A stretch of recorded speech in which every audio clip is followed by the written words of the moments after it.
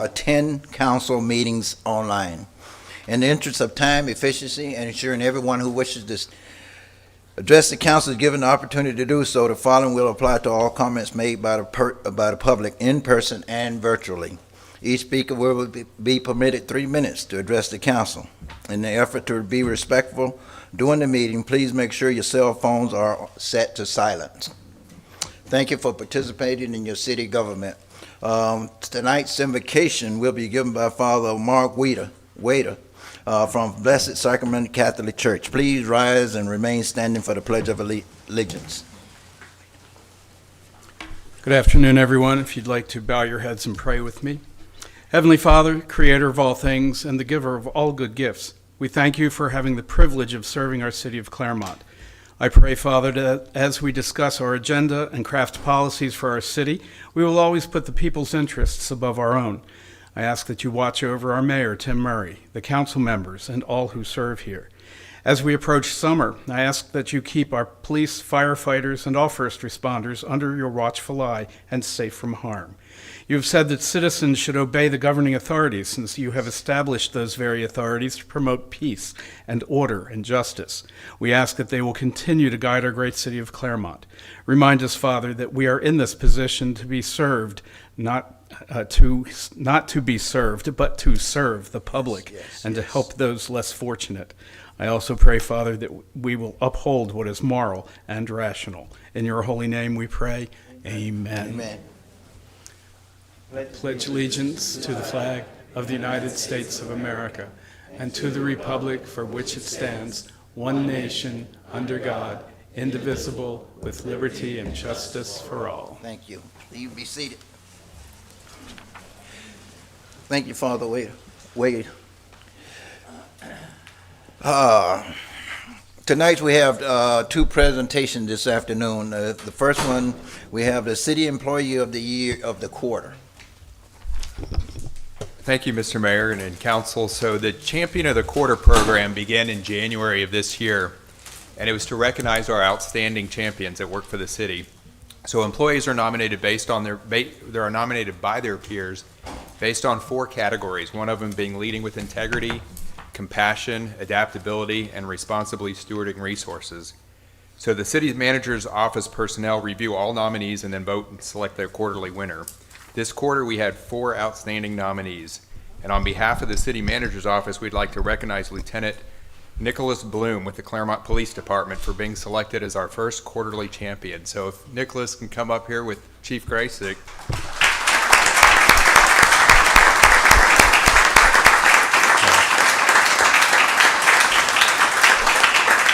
So Lieutenant Bloom was nominated by Ramsey Jimenez, and she wrote that Lieutenant Bloom consistently goes above and beyond his normal duties and shows a strong commitment to the city. He leads with integrity and responsibility, stewards city resources. He takes pride in his work and is always willing to help others. In addition, the kindness and compassion he shows towards coworkers create a positive work environment and have earned him the trust and respect of those around him. So congratulations again, Lieutenant Bloom.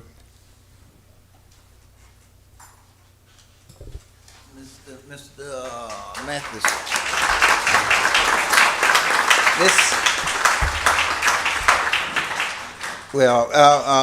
Lieutenant Bloom, you want to come back? I think the city manager need to come down and get a photo. You actually work for him as well. So, but this is the first one. With since it's the first one, can you share with us some of the criteria for this?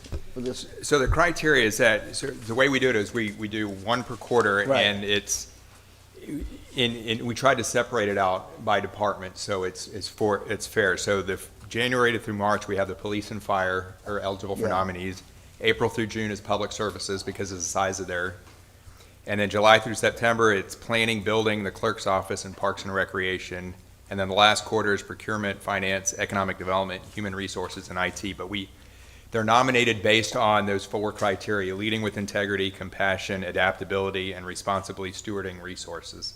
Okay. So once we get all the nominations, we take a look at them. The city manager's office, so it's Rick, myself, Melinda, Zane, and Debbie are the ones that kind of select And Jennifer, sorry, I didn't mean to leave Jennifer out, sorry. Okay. She also, we collectively look at all the nominees and we vote, and then Zane compiles all the votes and he tells us who wins, and we're very proud that Lieutenant Bloom was our first winner so far in this new program. Okay, well, good. Well, thank you, congratulations, I appreciate it.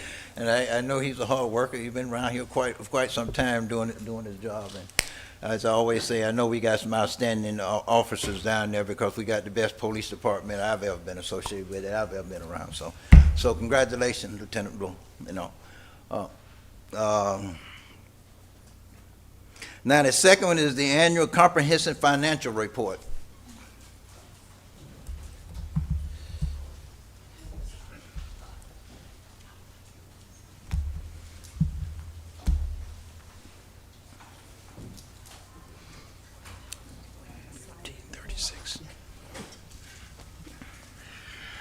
Scott Bohr, Finance Director. Thank you, Mayor and City Council. sir.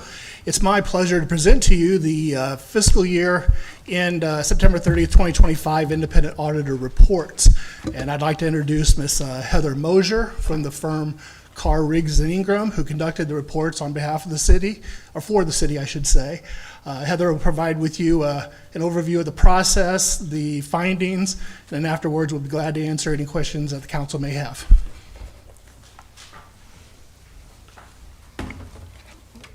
Good afternoon. As he said, I'm Heather Mosier. I'm the partner, the audit partner at Carr, Riggs & Ingram, performing your financial audit. This is our second year doing this for the city. Just keep in mind also, I'm going to talk about the results of the audit, but when I do that, it's also going to be talking about the CRA results as well, because you know that gets an independent financial report as well.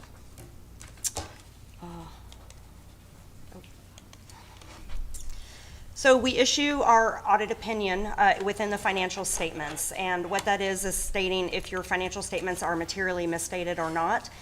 Through that, we issued an unmodified opinion, and what that means is that you had no material misstatements or findings through the audit process. That was also the opinion for the CRA as well. Because you are a government, we also have to issue a government auditing standards report. Through that report, we have to indicate if there's any material weaknesses or significant deficiencies or any issues of noncompliance. Proud to say through that report, we had no issues of any of that. So further, we have more reports. If you receive more than or if you expend more than $1 million in federal funding, you're required to have a single audit. And what that is compliance testing on those federal funds and the expenditures on those funds. For state funding, it's a requirement to have a single audit if you have $750,000 in expenditures. This year, you did have a single audit, and that was generated from expenditures through the ARPA funding.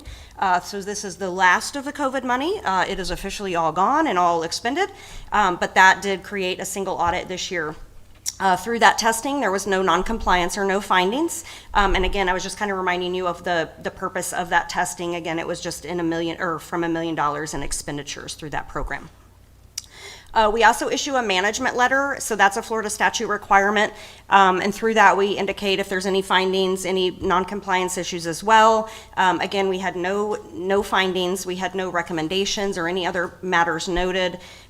We also issue a government investment policies report. That's a Florida statute. You have to follow investment policies, and through that you're required to issue a report on any compliance or findings through that. There was no findings, everything was fine. So I do like to talk about significant accounting policies, and I don't go into too much detail, but for the ones that were implemented in the current year, we did have GASB 101, and that is a compensated absence. That is a new standard. Through that standard, you're now required to go through sort of a complicated process in determining an estimate for sick days that could be potentially used during the year. And then, of course, you still have your liability that you record for any paid time off that you have to pay out to people at the end. So through that process, the finance department worked through these calculations and determined a liability that had to be recorded. But that is a new standard that was implemented this year. We did not have to restate prior year balances because it wasn't material in respect to that. GASB 102 was also a new standard for risk disclosures that didn't impact the city at all. Some upcoming accounting standards, GASB 103, this is a financial reporting model improvement standard. Basically, it's going to improve the management discussion and analysis narrative. They're going to require more specifics on that to really kind of detail the variances between prior year and the current year, budget variances from actual numbers. And then there's going to be some other presentation changes on your enterprise fund statements, but it's really going to be all presentation changes and purposes for that. GASB 104 is also going to be implemented coming in the next year. This is disclosure of certain capital assets, and again, this is just all going to be presentation based.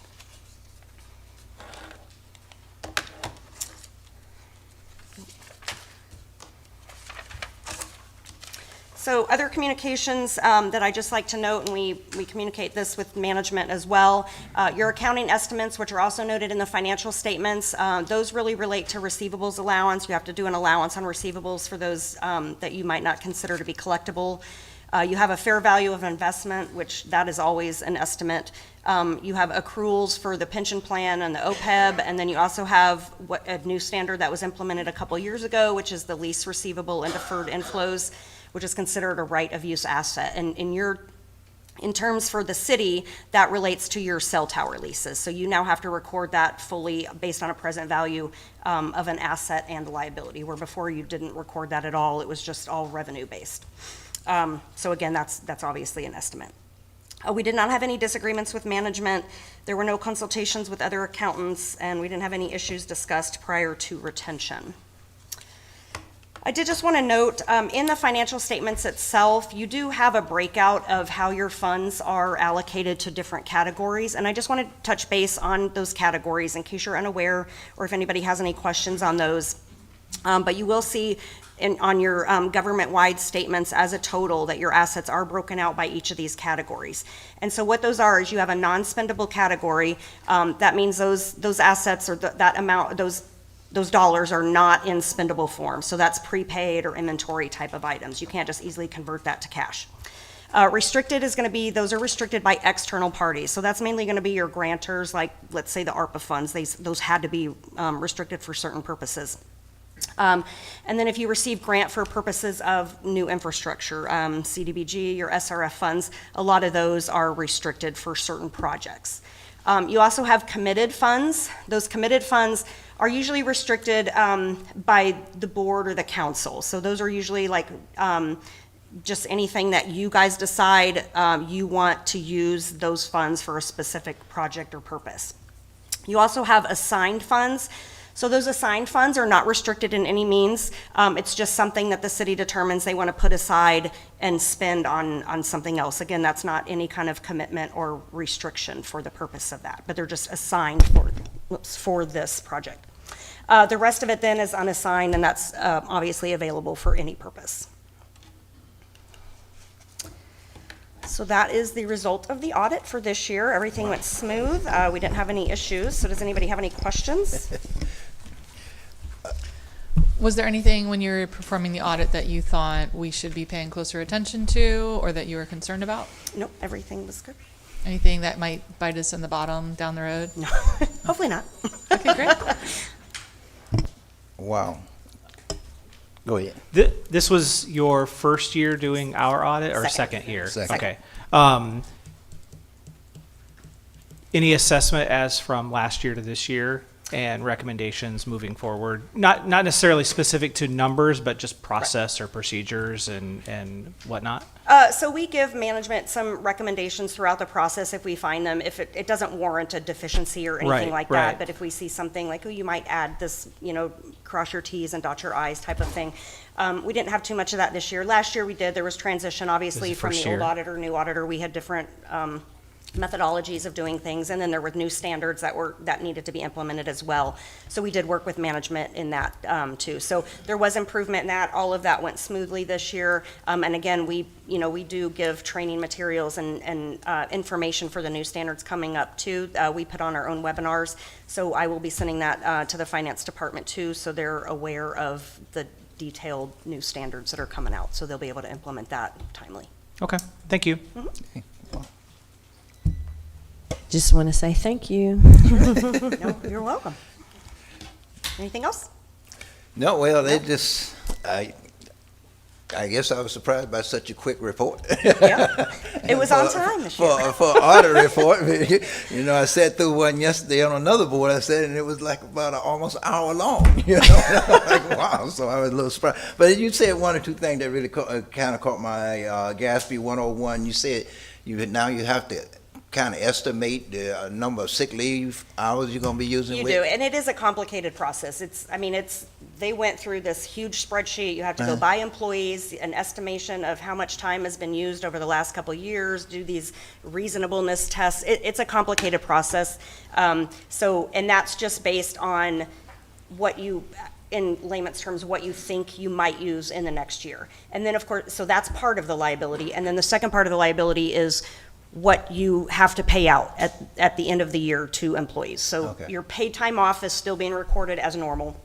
The new part of it really comes down, and there's other nuances, but I won't get into all that because it didn't affect the city much, but it really just comes into the sick hours that you use that you don't get paid out at the end, but you now have to estimate the liability for that based on what you think people may use. So basically, you're saying if I had 100 hours, but I got to guesstimate out of that 100 hours how much they may use. Correct. Even though they. Yes.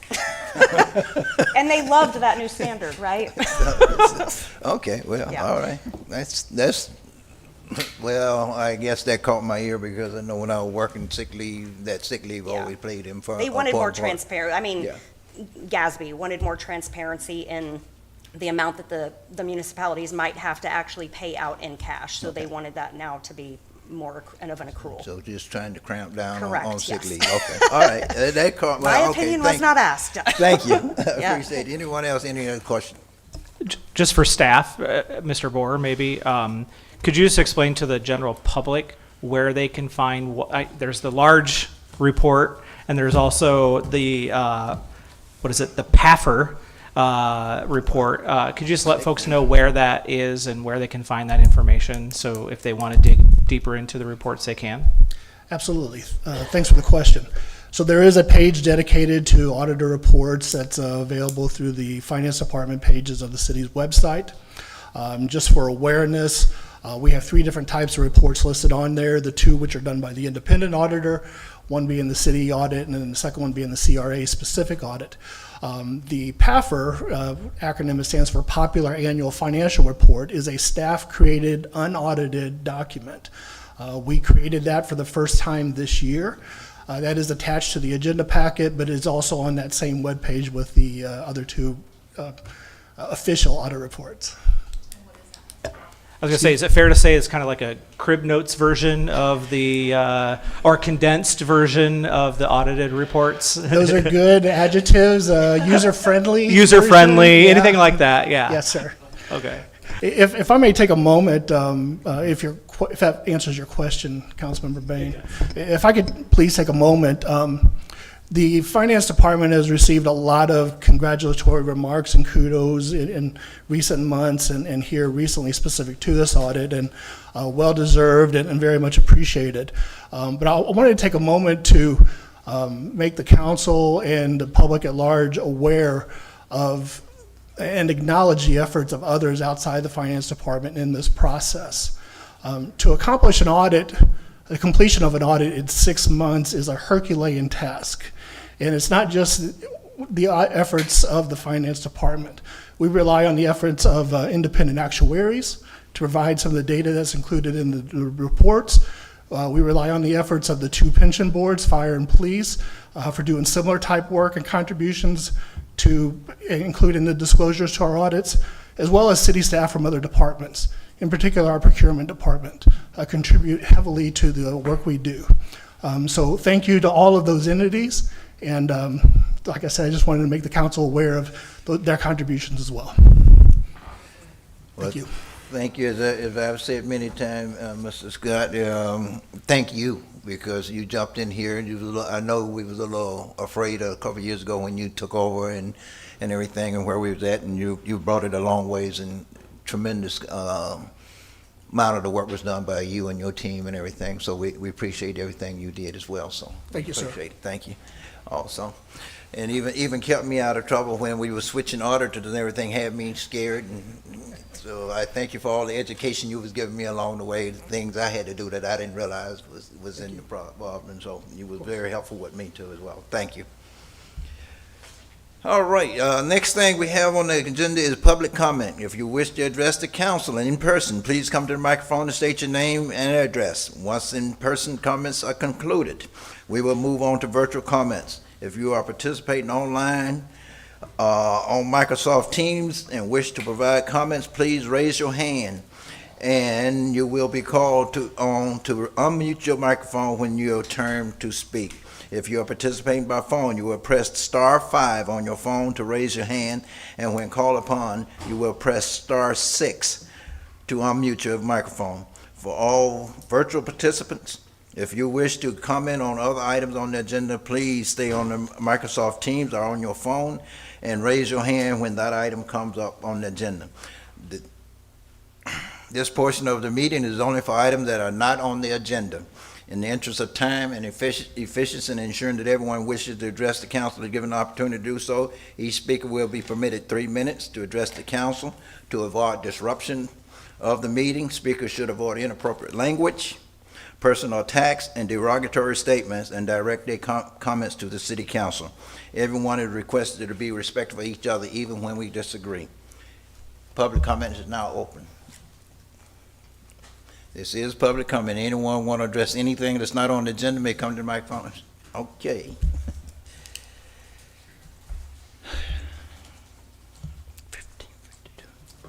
Good afternoon, Mayor and members of the council. Paula Hoisington, 564 East DeSoto Street.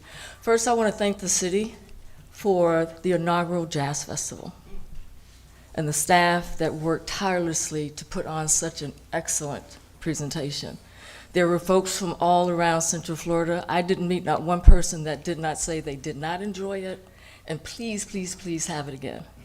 The weather was hot, but the music was good, the food was good, so if you missed it, you missed a treat. Please try to come out next year. This next issue that I'd like to bring before the council and the public, it's kind of disturbing to me. I received some information from someone who's a current sitting city manager, that they have been approached by a recruitment firm for the position of city manager for Clermont. Mr. Van Wagner, I hope you're not leaving. And that stunned me, because I was not aware that we were looking, seeking, thinking about getting a city manager. This came from a legitimate firm called Lean Solutions Group, who said they were acting in a confidential manner on behalf of the city. Now, if this is something that someone has hijacked our information, I'm concerned. Either way, if we're seeking a city manager and there's been no public discussion, I'm concerned. This person, who is a current city manager, was approached March 20th, April 15th, and April 16th, providing additional information with each inquiry to see if they were interested in putting their name in the hat. And Clermont, Florida, right here. Right. This city, this county. Okay. And that's disturbing to me. And if this is not a legitimate search, then every one of you should be concerned. Yes. If it is something that has been done confidentially, then I would request that if there was any type of payment, solicitation, that information be brought forth today. Because if it was paid with city funds, there's a record of something upstairs. Whether it was not, I think it still deserves a thorough investigation. I would hope that the city, if you give me a little bit more time, okay. I would hope that the city would not enter into any backdoor agreements But this claims that it's been going on, that this position has an anticipated date, 6 weeks. That they've been working on this for 6 weeks to put together their plan. And this wasn't just a matter of pick up the phone and say, hey. There's email traffic. Could you tell me the name of that group again that you said? Lean Solutions Group. Lean Solutions. March 20th, April 15th, and the third time providing additional information was April 16th. 2026. 2026. This is active. 2026, not 16 months, Yeah, yeah. 16 weeks ago when Right. we right. brought on Mr. Van Wyk. 2026. Thank you for bringing So this. I'm bringing this to your attention, here during open comments. Again, if it's false information, somebody's using our name to allege that we are seeking a city manager, then that's something I feel that you all should be concerned with and should look into it. If it is something that is actually going on and someone has gone beyond their scope of authority, again, it concerns me. Thank you, Ms. Horst. And here's what I want to do. I want to go ahead and, let me go ahead and finish public comment, and I want to come back and address this in a minute after we close public comments, because I would like to know more about this and have a couple of questions, but I want to get through public comment as well, okay? Is that all right? All right. Wow. Oh, this is public comment. Anyone else in the public in the chamber wish to address anything that's not on agenda, please come to the microphone and state your name, address, and have 3 minutes.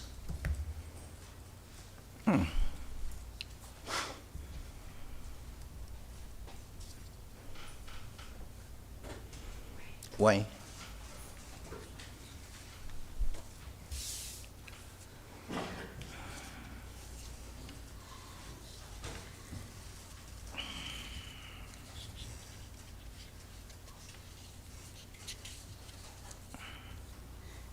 Good afternoon. My name is Kurt Shue. I'm a retired military officer. I have a restricted address due to the work I did in the military. When I was in D.C. this past month, there was a lot of celebration getting ready for the 250th coming up here in July of this year. A lot of excitement in D.C., the whole country. There is more merchandise you can buy out there than you can shake 2 sticks at. I want to thank the mayor, of course, city council members, senior staff. But we're coming into May, and for those who know about Memorial Day, it started out with Remembrance Day. And I don't know a single combat vet, those I served with, those in the VFW post here that I once commanded about 10 years ago, as a post commander, the district commander, who doesn't have someone they know in either Iraq or Afghanistan or some war that they were there when they died.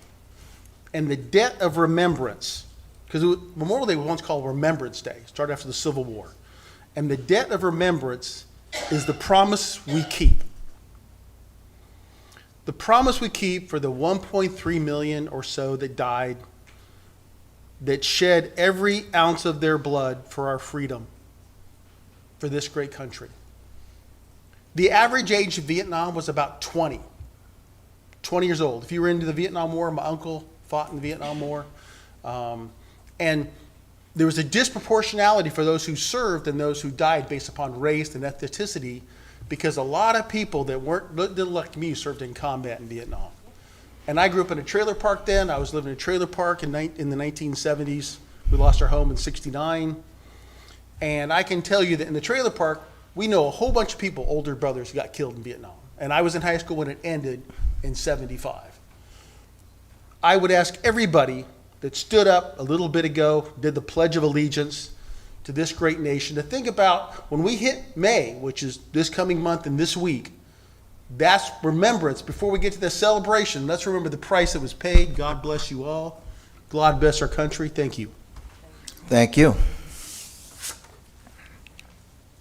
This is public comment. Anyone in the chamber wish to address anything that's not on agenda, please come to the microphone and state your name and address and have 3 minutes. Anyone in the chamber want to address anything that's not on agenda? Seeing no one, have anyone online? No, this time. We have no one online, so I'm gonna close public comment, but, as I said, I wanna come back to the, item Ms. Horsington brought up. The only thing Did I you found find- online is with the name Lean Solutions Group is more of an AI technology company. It has nothing to do with management, recruitment, or anything like that. I've searched for the Lean Solutions Group in different spellings. I've searched for city manager search for Clermont. Nothing's coming up.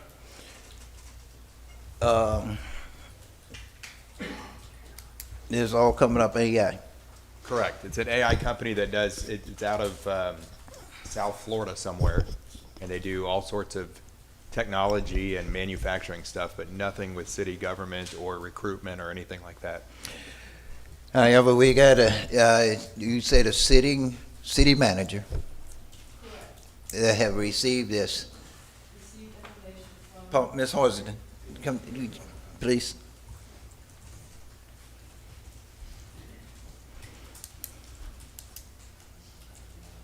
Correct. A current sitting city manager that received the information. And like I said, if it's been a spook on the city that someone, some other, whatever type of company is out there doing this, pretending that it's Clermont, we should be concerned. Yeah. We should try to get to the bottom of it. If it was done and nobody knows about it, either way, it is something that should be looked at because this person received multiple inquiries. I mean, with like information on what was required, what the salary would be, who you report to, information about the city of Clermont, the whole 9 yards. Mr. Ward, how do you spell lean? Well, I can jump in. Lean Solutions Group does do recruiting. Okay, so you found something on I did. Okay. Does anybody on this dais know anything about what she's talking about? Well, Because I do not. Well, no, that's why I guess I wanted to get into this because that's some serious, that's serious. We got someone out here, hiring, first of all, how did they hire a company without it coming through the council? Would be my first question. Bingo. Okay. All that kind of hiring and have to come through council. They'll have to go through procurement for us to vet the company and everything else before we hire a company. And I don't recall anything coming through here. Last I heard was when we was talking about doing a city manager, a year and a half, or almost 2 years ago for Mr. Van Wagner, which I could have, that wasn't lean, what was it, Lean Solution? Yeah. I don't think they even made the list of companies we were looking at. I don't recall that name, so. Well, we live in a world where you can't trust what you see on the television, let alone what comes on email. I mean, it concerns me in the sense of like, is this a spook, Is it a to spook use on your the city? word?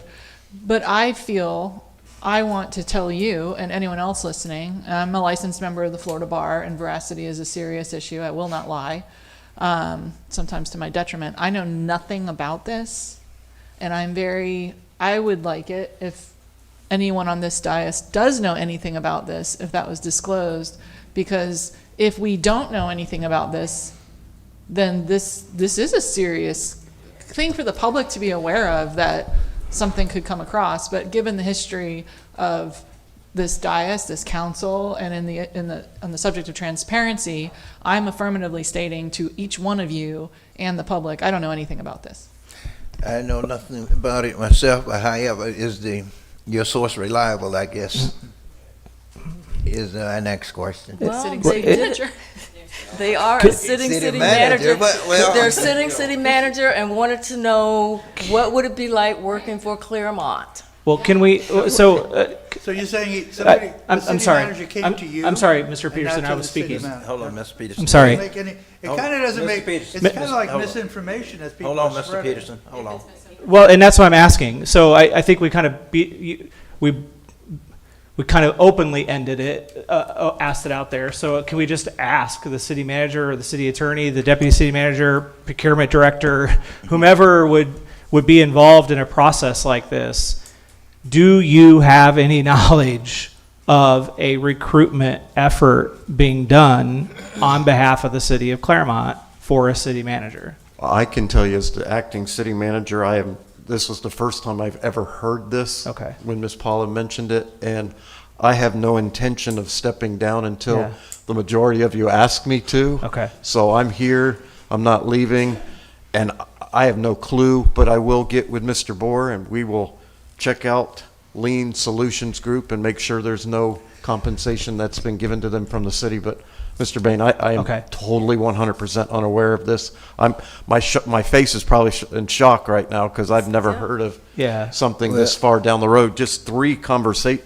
This is very troubling. Yeah, well, and that's why I want to, I think we need to be clear if no one I want to give everybody the opportunity directly to answer it, because if that is not the case, then I would, as a council member, want to authorize the city to take whatever steps and means necessary to defend the city and to quash this, both legally and ethically, whatever we can do to shut it down, And so, I support that. I guess, can I, city attorney or the deputy city manager, if there's, again, any other knowledge related to a city manager search that you're aware of or you've approved or been involved with?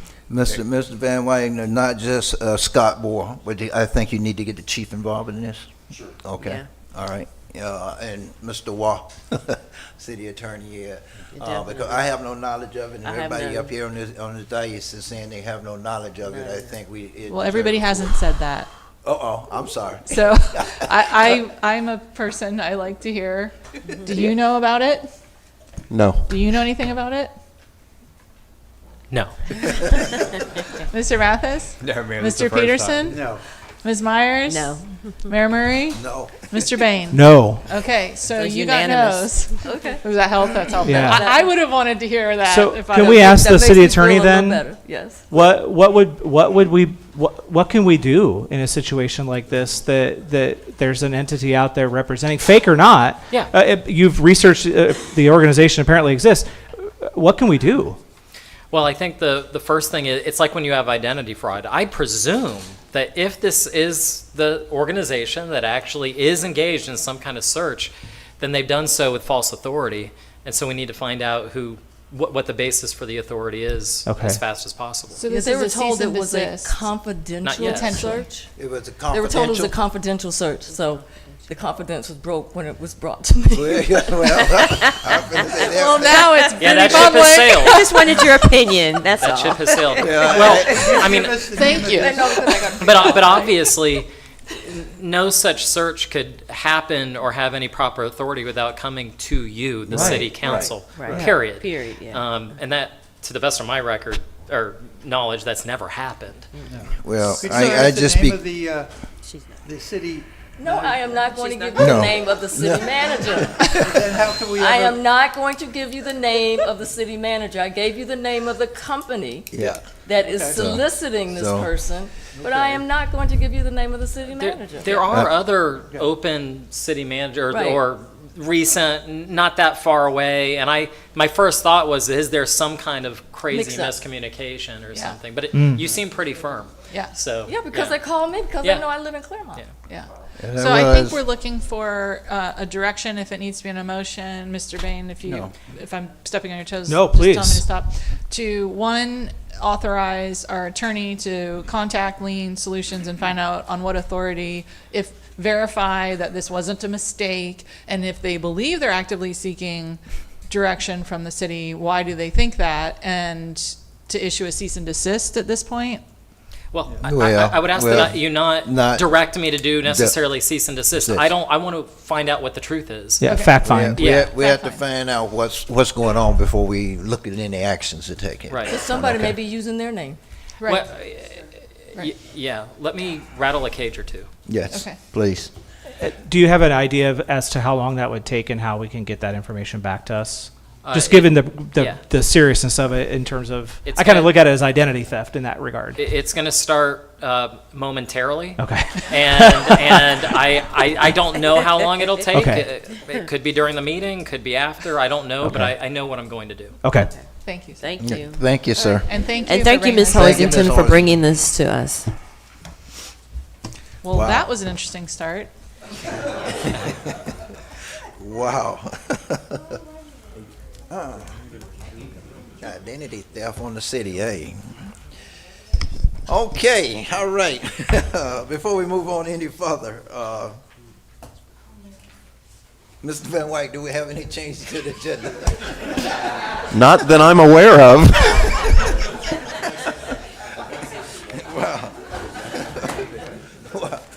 Wow, okay. All right, in that case, we're gonna move on to the next portion of the meeting for the consent agenda, which contain items that have been determined to be routine and non-controversial.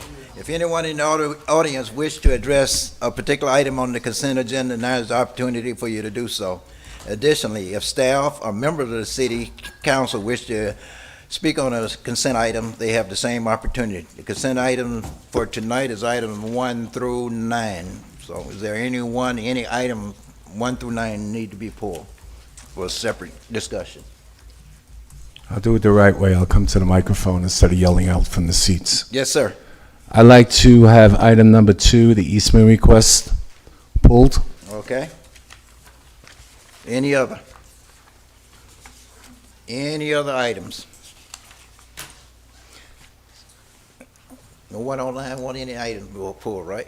Okay, seeing none other items, we'll entertain a motion on items 1 and 3 through 9. I move to accept items 1 and 3 through 9. Second. I have a motion and a second for accepting of consent agenda items 1 and item 3 through 9 as presented.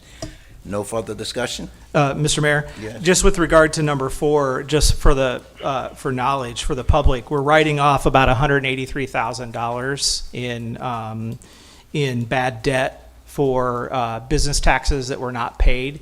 I asked the finance director for a list of that. It's 44 pages of businesses that haven't paid past business taxes going back to 2006. And so I just want this is an accounting thing for us to be able to write it off, but it's my understanding, and I just want to get confirmation before we vote, that the city will still use any reasonable efforts to continue to try to collect these bad debts, because we know that if these were homeowners and property taxes, there would be quite a bit of ramification for that, and I think we need to hold our businesses to that same standard. Well, Mr. Bain, Mr. War, since we we eliminated business tax receipt, is there any need to go back and try to continue to collect these so we no longer collect business tax receipt? We have discussed this with staff in the background, and it's a policy decision. It's a policy. So the answer to your question is it depends on what you think. Yeah. Okay. So either the city engages in some kind of write-off, in which it gets moved from one part of the books to the other, or we actually go and collect. And the recommended action has been to not spend time, effort, and money on collection. So that's what the recommendation is to you. Well, I'm assuming, the question I asked, because we're writing this off is because we cancel business tax receipts. Oh, that's exactly right. That's Yes. why Yeah. we decided to do the write-off. Okay. Yeah, and I understand that, and I certainly we did that effective. What was the actual date of effective of that? Was that 20? A year ago? 5? Yeah, A year ago. about a year ago. Okay, so, but, I mean, we're talking 2006, 7, 14, 18. It's practically every year is represented. They were on the books at that time. And I just certainly think that, if they're going to be good stewards and good community members, they should pay what they owe at that time, regardless of how we feel about it now moving forward, because policies do change as we move forward. My understanding is that some of those businesses aren't even in business anymore. Yeah, that's the thing. If they're not in business, obviously there's nothing we can do. But look at the list. There are several that a lot of us patron daily. Legally, we can collect. I mean, but we have tried to factor in all of those things that you just mentioned. Yeah, well, it's my understanding, as Ms. Myers said, majority of them is no longer in business. As you say, they go back to 2006, so most of them. So we may spend more money trying to collect than we actually collect. So Yeah. I suggest we just go ahead and write it off. Write it off. I'm not voting against Okay, all right. Just for the, hopefully the public understand, but okay. Again, I have a motion and a second for approval of items 1, consent items 1, and item 3 through 9 as presented. Any further discussion? No, sir. All in favor, let it be known by saying aye. Aye. All opposed, and chair vote aye as well. Motion passes 5-0. Item number 2, yes, sir. Good evening, City Council, Vincent Nemick, Regency Hills. I'm just, when I was reading this, I was a little concerned about this. If I could have somebody pull up the original that's in your packet, it seems like I can't, for some reason, the internet in this room is horrible. I had it before. Okay. If you could look at it and just stop me if I'm going off target on it, it says that we have to move the utilities. Now, see, this is the problem. I've been fighting this for day one to get this expansion going along, okay? And they finally, the brainiacs finally came up with an idea, and that's a bad, I shouldn't call them names. They came up with an idea to take a $12 million loan. And I'm just a little concerned when I read it saying that we have to give up easements, okay? I would like to know who's paying for this. Is the city of Clermont paying for it? Because they're the ones that took out the $12 million. They knew about this problem in 2007. So technically, they knew Hartwood Marsh would be a 4-lane road. So my question is, why would you allow us to build our utilities when you know we would have to move them? Once again, that's waste of money, especially the Clermonts. All right, so I would like to have those answers, so this way it's on record, and I could go to the county and complain about it if I have to. All right, because I don't have a problem, all right, complaining that they're spending Clermont's money when this is your problem to start with. Okay, so somebody could just justify why we're moving the utilities. Well, not justify, because I know we have to expand the road. All right, we're all for that. All right, there was just a big article how Clermont is a black eye for the biggest congestion. I just read it the other day, and we need this, but don't hold us, my point is, don't hold the city of Clermont hostage, saying we're not going to do this, all right? Now, I remember the council stating that we're not paying for certain utilities. Does that have to do with this? Because, I mean, if you guys passed it without us knowing if we're paying for it, I think the public would get upset. Well, Kurt. It's probably Jim, yeah. Jim Public here, Works too? is here. Yeah. Oh, okay, Ms. Meriwether. I didn't see, I'm sorry, I didn't see him sitting back there. Thank you. Yeah, I think it might benefit any public who wants to speak to hear what Mr. Mayworm says Yeah. about this, so they Yeah. can decide if they should come Well, up. it's pretty much standard. It's our utilities. Jim Mayworm, Assistant Director of Public Services. Short answer to the question, the utilities were in place, and I really don't know the history of this, but we have citywide utilities in county right-of-way all over the place. The agreement, the permit that we get from the county states that should anything ever happen, it's on us to move the utilities. So this is that case where we are obliged and obligated to move the utilities. Obviously, it's to our city's best interest to do that because we all want the road to expand. We've budgeted the money for it. We've known about it for a few years. We've had plans designed for this, and we're taking the utilities out of the right-of-way and moving them into a specific easement that we've negotiated with Lennar Corporation, believe it or not, right along the edge of Kings Ridge. So, I mean, that's really the story behind it. Is it fair? That's just a different question. The same application occurs to any utilities. Duke Energy, Spectrum Cable, you name it, they're obliged, if they put it in the county right-of-way, to move it. Whenever the county says, I'm expanding the road. We potentially will have a similar situation if the county ever does something to Hancock. Oh, boy. Let's not even talk about Hancock. As an example, that's what we're looking at. So that's what this is, right? This is on, oh, this is Hartwood Marsh. No, this is I'm sorry. Hartwood Marsh. This is Hartwood Marsh. I was looking, Oh, sorry. This was somewhat simple compared to what Hancock gonna be. We will have this situation with Hancock. Oh, yeah. It's- Oh, absolutely. Yeah. Absolutely. So can you explain for the public, in case someone wants to comment, why a prior administration would put the utilities in what is obviously an expansion right of way? Most likely at the time, and again, the history significantly predates me, Right. so I'm just speaking from past experience. Perhaps expansion wasn't contemplated at the time when the utilities were put in and/or permitted. And then, of course, something over time quickly changed. From year to year, situations can change.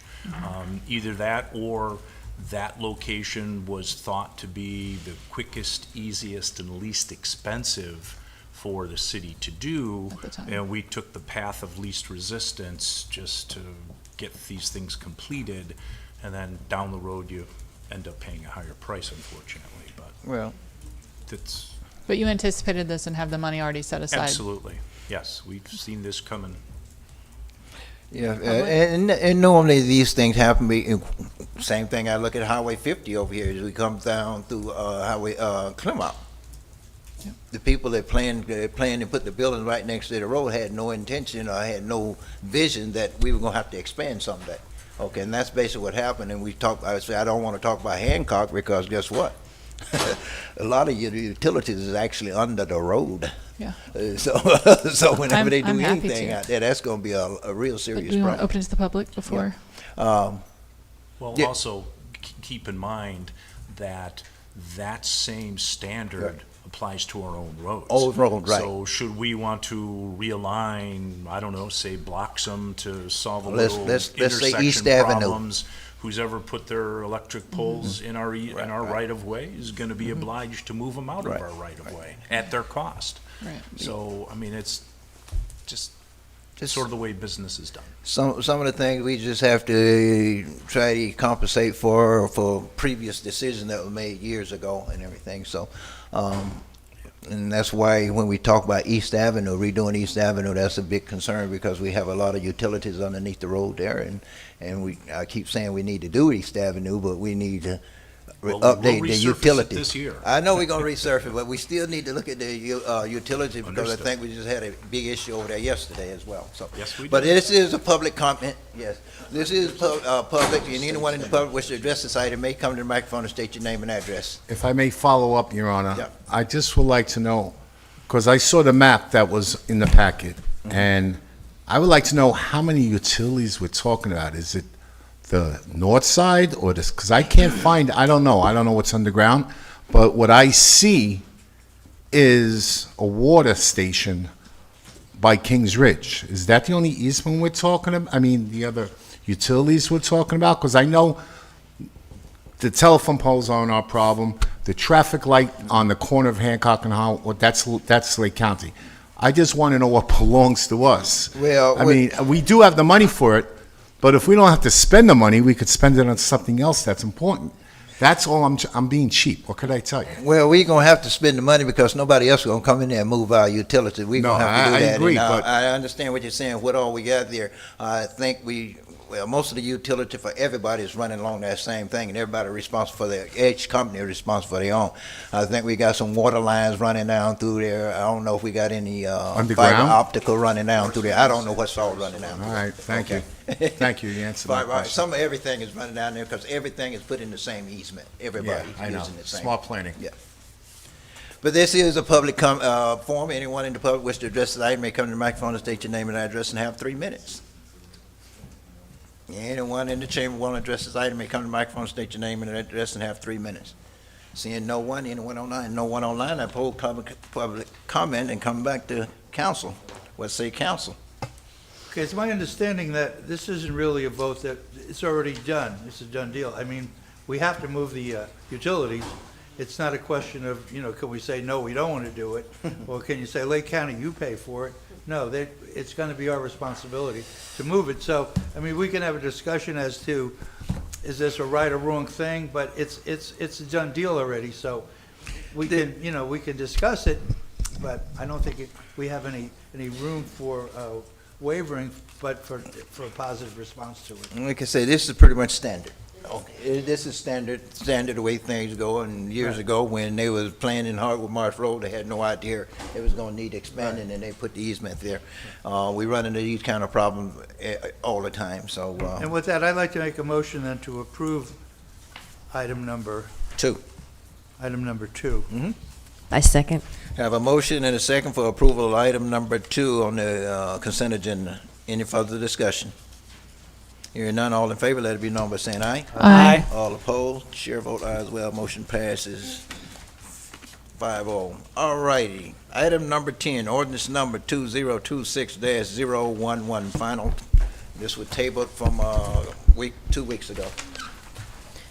An ordinance of the City Council of the City of Clermont, Florida, amending ordinance 2022-018 to contract the boundaries of the Wellness Ridge Community Development District located within the City of Clermont, Florida, describing the boundaries of the land to be removed from the Wellness Ridge Community Development District and describing the new external boundary of the Wellness Ridge Community Development District after contraction, providing for all other conditions to remain unchanged, providing for severability and repeal, providing for administrative correction of scrivener's error, providing for an effective date, and providing for recording.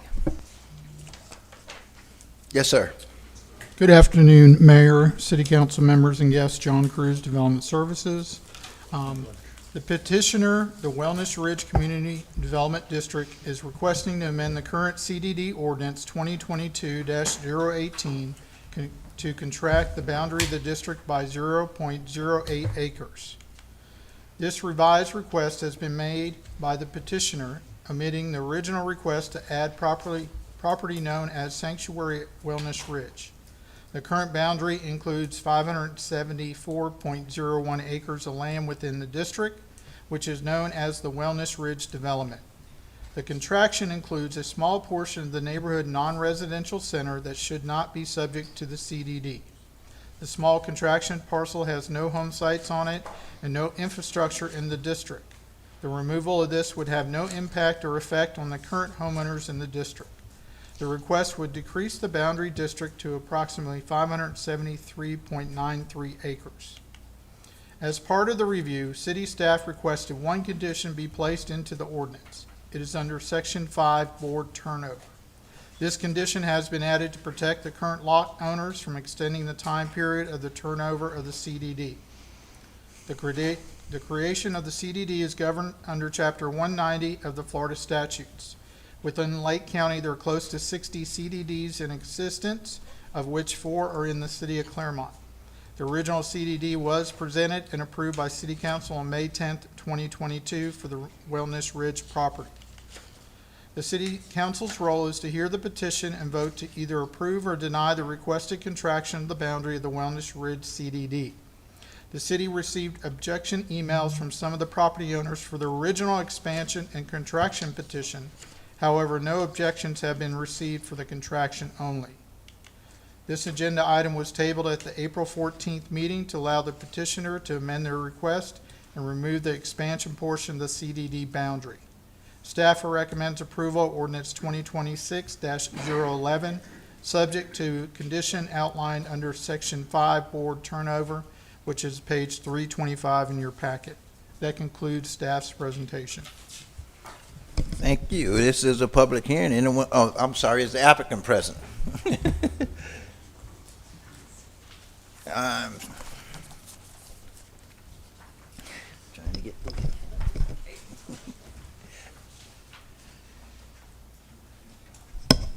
Hi, Jan Carpenter, Counsel for the Wellness Ridge CDD, 201 North Orange Avenue, Orlando, Florida. And as you know, we were before you with the addition and the expansion to add Wellness Ridge. With the concerns that we had heard, we thought it best to just do the contraction, which is less than 1/10 of an acre, and it goes along a roadway. And it was a surveying error. Once the road was built correctly, then that portion should not have been in the CDD. So this is just clearing up an administrative issue on our end. There'll be no impact on budgets, infrastructure, anything else. No impact on residents by this. Okay. Thank you. Thank you, ma'am. If we have any questions, we will call you back at a later time, but this is a public hearing. Anyone in the public wish to address this item may come to the microphone and state your name and address and have 3 minutes.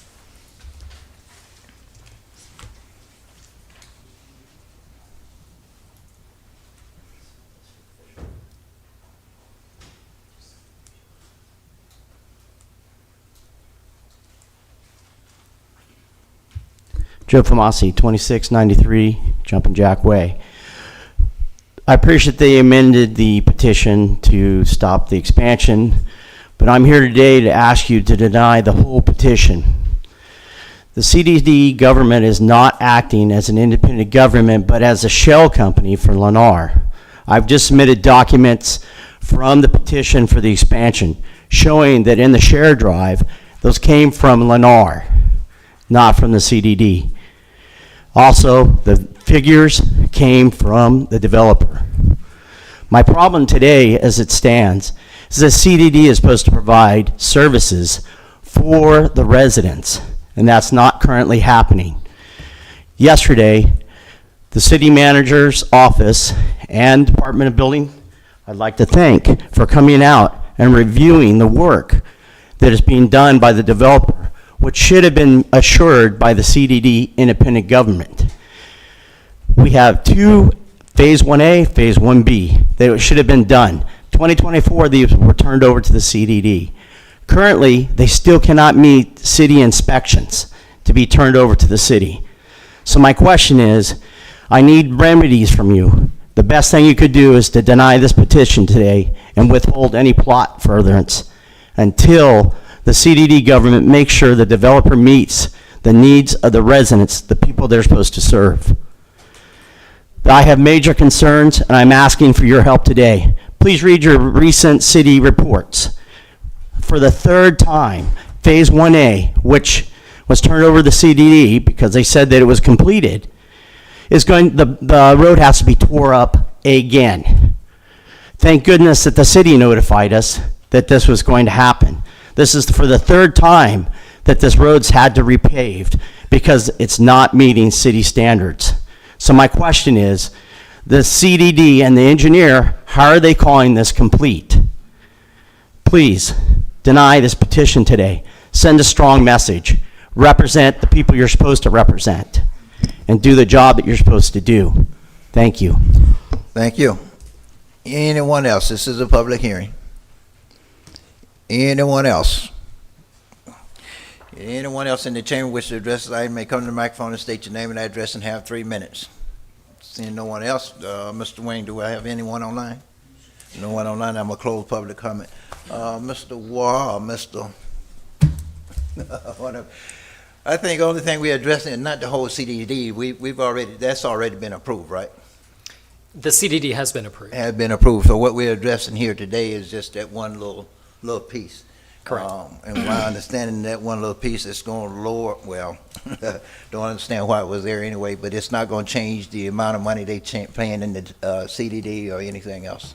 I think it's should have trivial or immaterial effect to those things for the CDD, is my understanding. So if we want to, we want to take a look at getting rid of the whole CDD, can we do that today? No.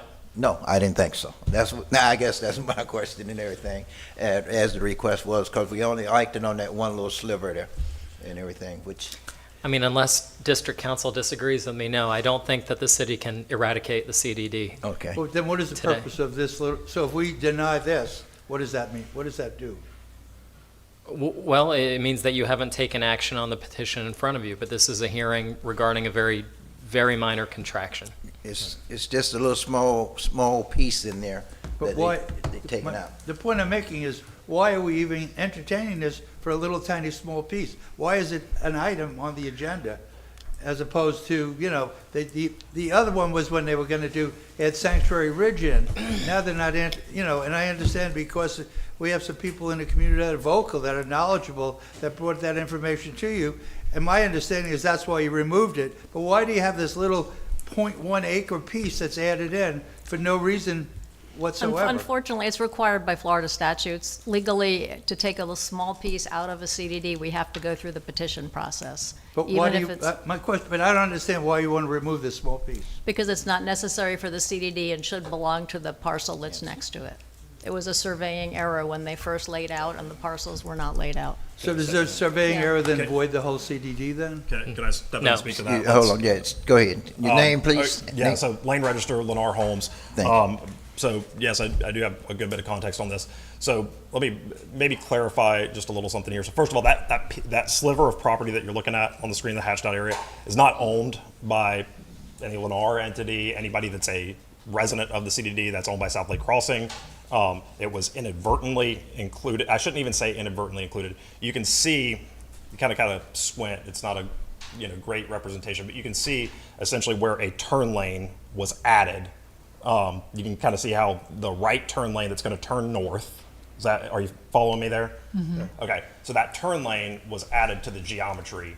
So kind of timing here, you got to work with me. The CDD was established prior to Wellness Way Segment B geometry being completely finalized, and like everybody having blessed it, the city, the county, and it actually, the right-of-way being dedicated. So to that end, that sliver piece was incorrectly included kind of up front in the establishment. It was correct at the time, but once the geometry of Wellness Way Segment B was set, then it essentially became, an error, an unforced error here, that should not have been included in the CDD. It's not, the owner of that property is not part of the CDD. They own that property. They're not entitled to any of the rights of the CDD. So, I mean, it's simply a cleanup, and this is the legal method by which we do it. So, denying this does not hurt Lennar. To be clear, it would be detrimental to that property owner. So, I just want to be clear that if the intention is to, have any kind of teeth with Lennar, that's not it. So is the property owner the V3 Capital Jimmy Carr Yes, property? correct. So this is, completely unrelated to your Correct. organization. Mm-hmm. So we are just facilitating this cleanup because this was, we were responsible for the design, and I'm saying we very generously here. But, Lennar was the kind of leader of the design out here through our consultants. Right. And so to clean this up for Mr. Carr and for his investor group, we are facilitating the 3,400 something square foot contraction of the CDD. So in simple terms, I guess for me, in simple terms, basically giving them a piece of their property back that we took by mistake. Is what it's We didn't exactly take it. It's just Well, a small portion of it is encumbered by something that it should not be because encumbered what I look at, it's all part of Wellness Way there and everything, which is, that should be, it wouldn't be taken care of under this CDD. It should be under the MSTU for Wellness Way and everything. Well, but looking at it differently, council, please correct me if I'm wrong, is this hashed area is actually in the road called Wellness Way, which No, means it is there's, not. it's in the right of way of the road? No, the right of way, the southern, I'm going to call it Yeah. the southern boundary of that hatched area is the northern boundary of the right of way. Oh, the right of way itself? Yes.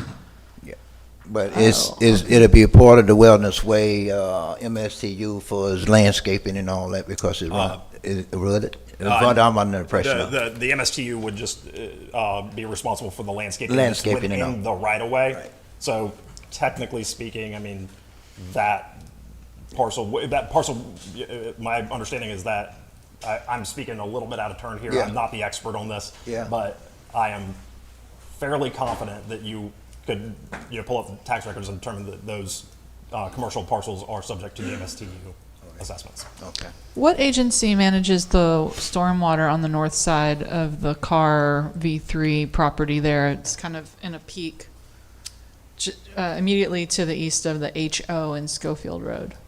You're talking about, just to the east of the HO is, sorry, when you're talking about a peak, I see a peak to the west of the HO. To the east, there's a slight kind of point where there's a stormwater. It looks like a pond. That is part of the commercial parcel. That is their wholly contained stormwater system. So it's my understanding that the purpose of the CDD is to manage the stormwater for this region. And obviously we're in the Lake Wales Ridge. No, I'm getting a no. What does the CDD do in this? To be clear, the CDD manages the stormwater system within the boundary of the CDD. That particular stormwater pond, which that's an older concept plan. I can't even tell you if that stormwater pond is there or is designed to be there today. For sure, that one on the other side of the road is, and that is all part of the SLC Holdings, like that's all of their stormwater system is wholly unrelated to our, I'm gonna say our stormwater Sure. system. The CDDs. Correct. Is there any connection at all between the stormwater system within the boundaries of the CDD and the properties on any side? I mean, it's water, so we. I mean, I'd have to defer to our engineer who's not here, so that's not something I'd be comfortable answering. Christian, do we have a Ms. take on that? Strange, Yeah. It's not, or there? I do not know. We don't know. Yeah, I mean, it's all part of the Water Management District permit, so I can tell you that. As I spoke a few council meetings ago, I had sent a letter, email to Mr. Van Wagner and everything, asking for them to spell out everybody's responsibility down there. And a month or so ago, a few weeks ago, you should have gotten a response back from Kirk and Mr. Waugh explaining exactly what the CDD is supposed to be responsible for, what the MSTU is supposed to be funding, what the HOA, all the areas of responsibility, because it is very confusing down there. And that's why I asked for that a few months ago and everything. But if I'm not mistaken, they finished it up somewhat and sent it out, should have sent it out. I don't know if you saw it, but if you take a look at that, it'll spell out the CDD responsibility, MSTU responsibility, how much, all this budgets and all this. So. Well, and my question relates more to the interaction between the stormwater system within the CDD, and when this was originally brought to us, it was because the sanctuary parcel has a stormwater system that connects to the Wellness Way CDD. And so what I just want to make sure, I think for purposes of today, when we're dealing with this strip of land, I spent 10 years dealing with random strips of land in Lake County, and I understand the need to clean it up. And for today, we're not dealing with sanctuary, so it's not before us, but I just think for all of us to be aware that there is a connectivity between these stormwater systems, and we are on the Lake Wales Ridge, and we do affect the Florida aquifer, and we do need to be responsible with how we're managing this stormwater system, so having St. John's involved is good. I'm going to be okay moving forward with this particular ask today, but I continue to be concerned with the overall health of the environmental ridge itself. Absolutely. And so I do want to make sure that we're not letting, I want to make sure that we're being good neighbors to one another and that we're getting along as neighbors to take care of the land that we've been entrusted with. And for today, I don't have a problem with this ask, but I do want to be mindful of the big picture as we move forward. Yep. And I will just kind of, jump a few meetings ahead. Sorry about that. I'll jump a few meetings ahead at some point. I'm saying a few meetings. It's going to have to go through staff, but we will be submitting a separate petition for a separate CDD for sanctuary. However, that petition will be accompanied with a draft of an interlocal agreement between the two districts to require cooperation for that very purpose. Yeah. So that's really one of the biggest concerns that we have is in the future that not being in place. Yeah. So. And Ms. Strange, I understand the concern, in that sanctuary, CDD that he's speaking of, I think that has four retention ponds. And like I said, if you look at the email that Kirk sent out, it should be a map in there showing you if there's any retention ponds, all that'll be showing on that map and everything. They put together a pretty good package for us, and finally got to go and you look at it, it'll show it all out where all the roads and landscape and everything, the CDD and the retention pond, this CDD is already responsible for. But I'm glad to hear one of the things I just heard was glad to hear that you're going to come back for a separate CDD on the sanctuary. Absolutely. Actually, the people in the sanctuary are going to benefit out of that. So, yes. Thank you, Mayor. Mr. Waugh, just to kind of make it maybe in some easier terms to digest, currently this 0.08 acre strip, if anything needs to be maintained in that, the CDD has to pay for it. No. No? I'm sorry, I'm jumping in here. Yeah, I'm going to ask the city attorney. Yeah, the answer is no. Okay, so who pays for it right now if there needs to be something done on that strip? It depends. What like for example, what would be an example? Well, it's land, is it so if it needs to be 0.08? mowed or it needs to be landscaped, it needs to be The owner, I think. Well, I think that's what I was trying to clarify before. Isn't that for that piece falling under the responsibility of MSTU along with? if you look at the package that they did for me, the MSTU Wellness Way, all the landscaping, lighting, everything along Wellness Way is fall under the MSTU responsibility. And that's why I say when I look at this, all that responsibility will go back to the MSTU, whoever the owner. and Within the everything, boundary of MSTU. the right-of-way? Right away. Yes. No. Within the right-of-way, but this is abutting the right-of-way. Imagine, Right. I'm gonna use perhaps, hopefully this doesn't turn into a controversial analogy, but let's just pretend for a second that was actually, Mr. Bain, let's pretend that was actually your home. Right. For just conversations. That's fine. It says future development not in CDD. Let's say that's your home. So that hatched out piece would actually be part of your property that would be, say, incorrectly included in the Wellness Ridge CDD, and you'd be saying, get this little piece of my property out of your CDD. Okay. So that property is owned and maintained by the owner of record. So any mowing or anything like that is all by SLC. Okay, so it's not, okay, now I understand that. That is private property, to be clear. So it's still owned by Correct. the property owner adjacent. The CDD never owned It just got included into the CDD through this process. Okay, all right. Now thank you. That clears it up. So I think that if there's a conversation to be had about holding the CDD accountable for things, this may not be the mechanism or vehicle for that, and it would be through conversations about what a new CDD would look like and that interlocal agreement and making sure we include our concerns and conversations in that area. So with that, I agree with Councilwoman Strange in moving forward on this item today. Here. I should say too, I think our rules require me to disclose that I did have a conversation with Mr. Register and Mr. McDonald from Lennar when this was the bigger package deal with Sanctuary and this contraction. I would say 98% of that conversation dealt with the inclusion of Sanctuary being included, and about 2% of that was this contraction, but I did like to want to disclose that per our rules. Okay, there is no further discussion. Now I entertain a motion. I move to approve item number 10. I second. Have a motion and a second for approval of item number 10, ordinance number 2026-011. Any further discussion? Hearing none, roll call. Councilmember Strange. Aye. Councilmember Bain. Aye. Councilmember Myers. Aye. Councilmember Peterson. Nay. And chair vote aye as well. Motion passes 4-1. Thank you, sir. Thank you for getting that cleaned up. Thank you. Thank you. Item number 11, 12, and 13 are for final consideration of ordinance number 2026-015, ordinance number 2026-016, and ordinance number 2026-17. As they are the same project, they will be presented together, and we will vote on them separately.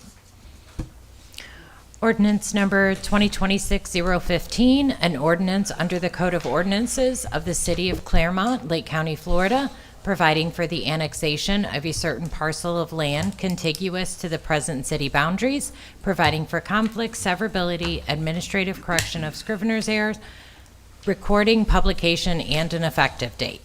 Ordinance number 2026-016, an ordinance of the City of Clermont, Lake County, Florida, adopting the small-scale comprehensive plan amendment for the City of Clermont, Florida, pursuant to the Local Government Comprehensive Planning Act, Chapter 163, Part 2, Florida statutes, setting forth the authority for adoption of the small-scale comprehensive plan amendment, setting forth the purpose and intent of the small-scale comprehensive plan amendment, providing for the adoption of the small-scale comprehensive plan amendment, establishing the legal status of the small-scale comprehensive plan amendment, providing for conflict, severability, administrative correction of scrivener's error, publication, and an effective date.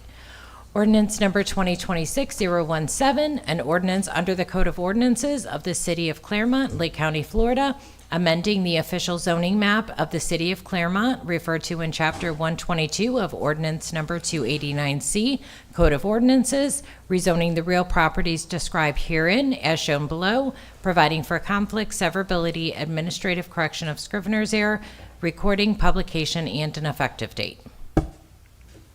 Yes, sir. Good afternoon, Mayor, council members, and guests. Nick Gonzalez, Development Services. This is the Kohl's Department Store annexation, small-scale comprehensive plan amendment, and rezoning.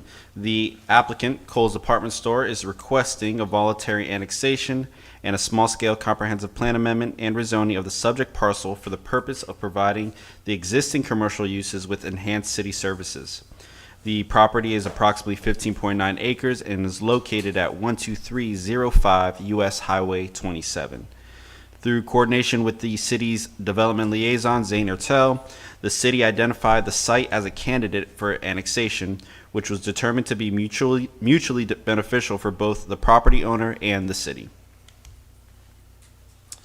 The subject property is located within the interlocal service boundary agreement area, as well as the joint planning area.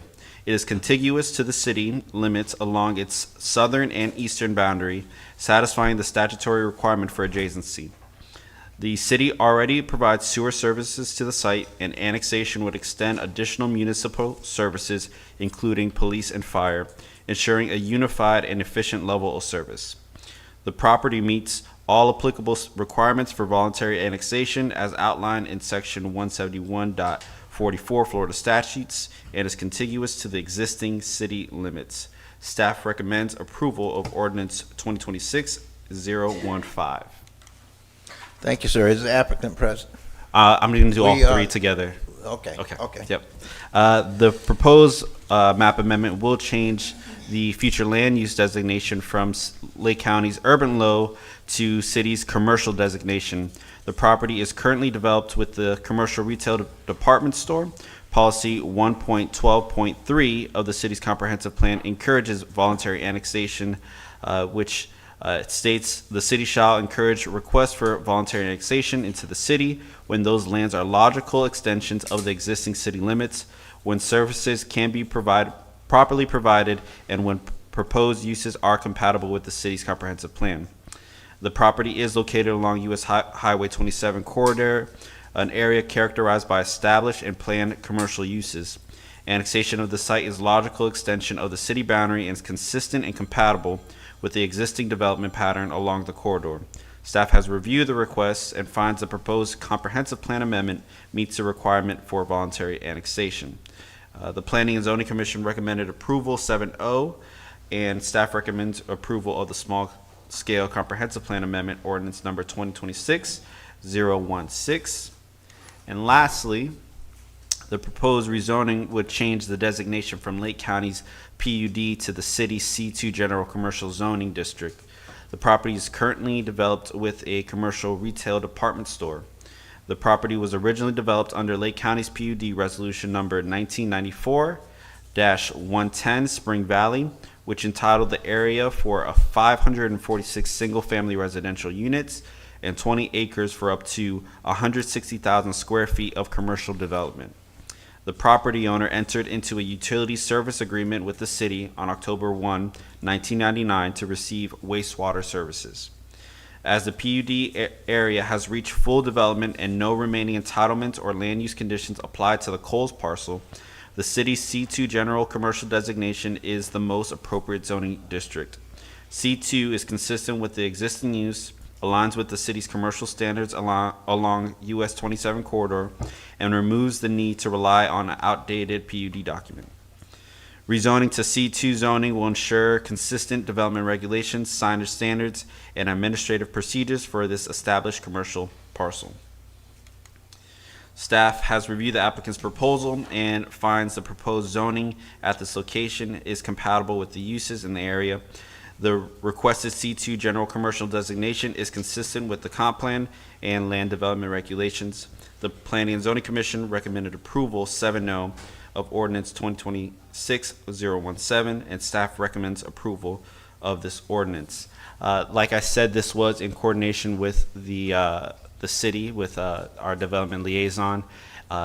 when Zane worked with their corporate office and their retail office that are out of the state. So the applicant isn't present, but Zane is here to answer any further questions if I don't have the answers. And that concludes staff's presentation. Thank you. Okay, thank you. So the applicant isn't present, so we will just go to public comment. Anyone in the public wish to address either one of these items may come to the microphone and state your name and address and have 3 minutes. Anyone in the chamber willing to address either one of these items may come to the microphone and state your name and address and have 3 minutes. Seeing no one, I close chamber public comment. No one online? We will bring it back to council. What say council? Move to approve item number 11, ordinance 2026-015. A second. Okay, I have a motion and a second for approval of ordinance number 026-015. Any further discussion? Hearing none, roll call. Councilmember Strange. Aye. Councilmember Bain. Aye. Councilmember Myers. Aye. Councilmember Peterson. Aye. And the chair vote aye as well. Motion passes 5-0. All right, ordinance number 2026-016. What say council? I'd like to make a motion to approve item number 2026-016. A second. I have a motion and a second for approval of ordinance number 2026-016. Any further discussion? Councilmember Strange. Aye. Councilmember Bain. Aye. Councilmember Myers. Aye. Councilmember Peterson. Aye. And the chair vote aye as well. Motion passes 5-0. And ordinance number 2026-017. I'd like to make a motion to approve item number 2026-017. I second. I have a motion and a second for approval of ordinance number 2026-017. Any further discussion? Hearing none, Councilmember Strange. Aye. Councilmember Bain. Aye. Councilmember Myers. Aye. Councilmember Peterson. Aye. And the chair vote aye as well. Motion carries 5-0. Thank you, sir. Mr. Mayor, may I mention one thing? Yes. I just want to publicly thank Zane for his efforts, because I know we've been wanting for a decade or two to have Coles come into the city, and his individual efforts, he's not going to say that, but he did what he needed to do to communicate, and I know we've been trying to do that for a long time, so I just want to give proper credit to him for his efforts. So thanks, Mr. Mayor. Well, we appreciate that, and I was looking at that map and everything there, we still just got them 2 little art parcels there in front, but great job, and like you say, it's been a long time, we've been trying to do that for a while, so. And of course, Kurt and his team as well worked on that, so thank you guys. And Kirk, they don't leave Gerber's, what's the name of the auto body?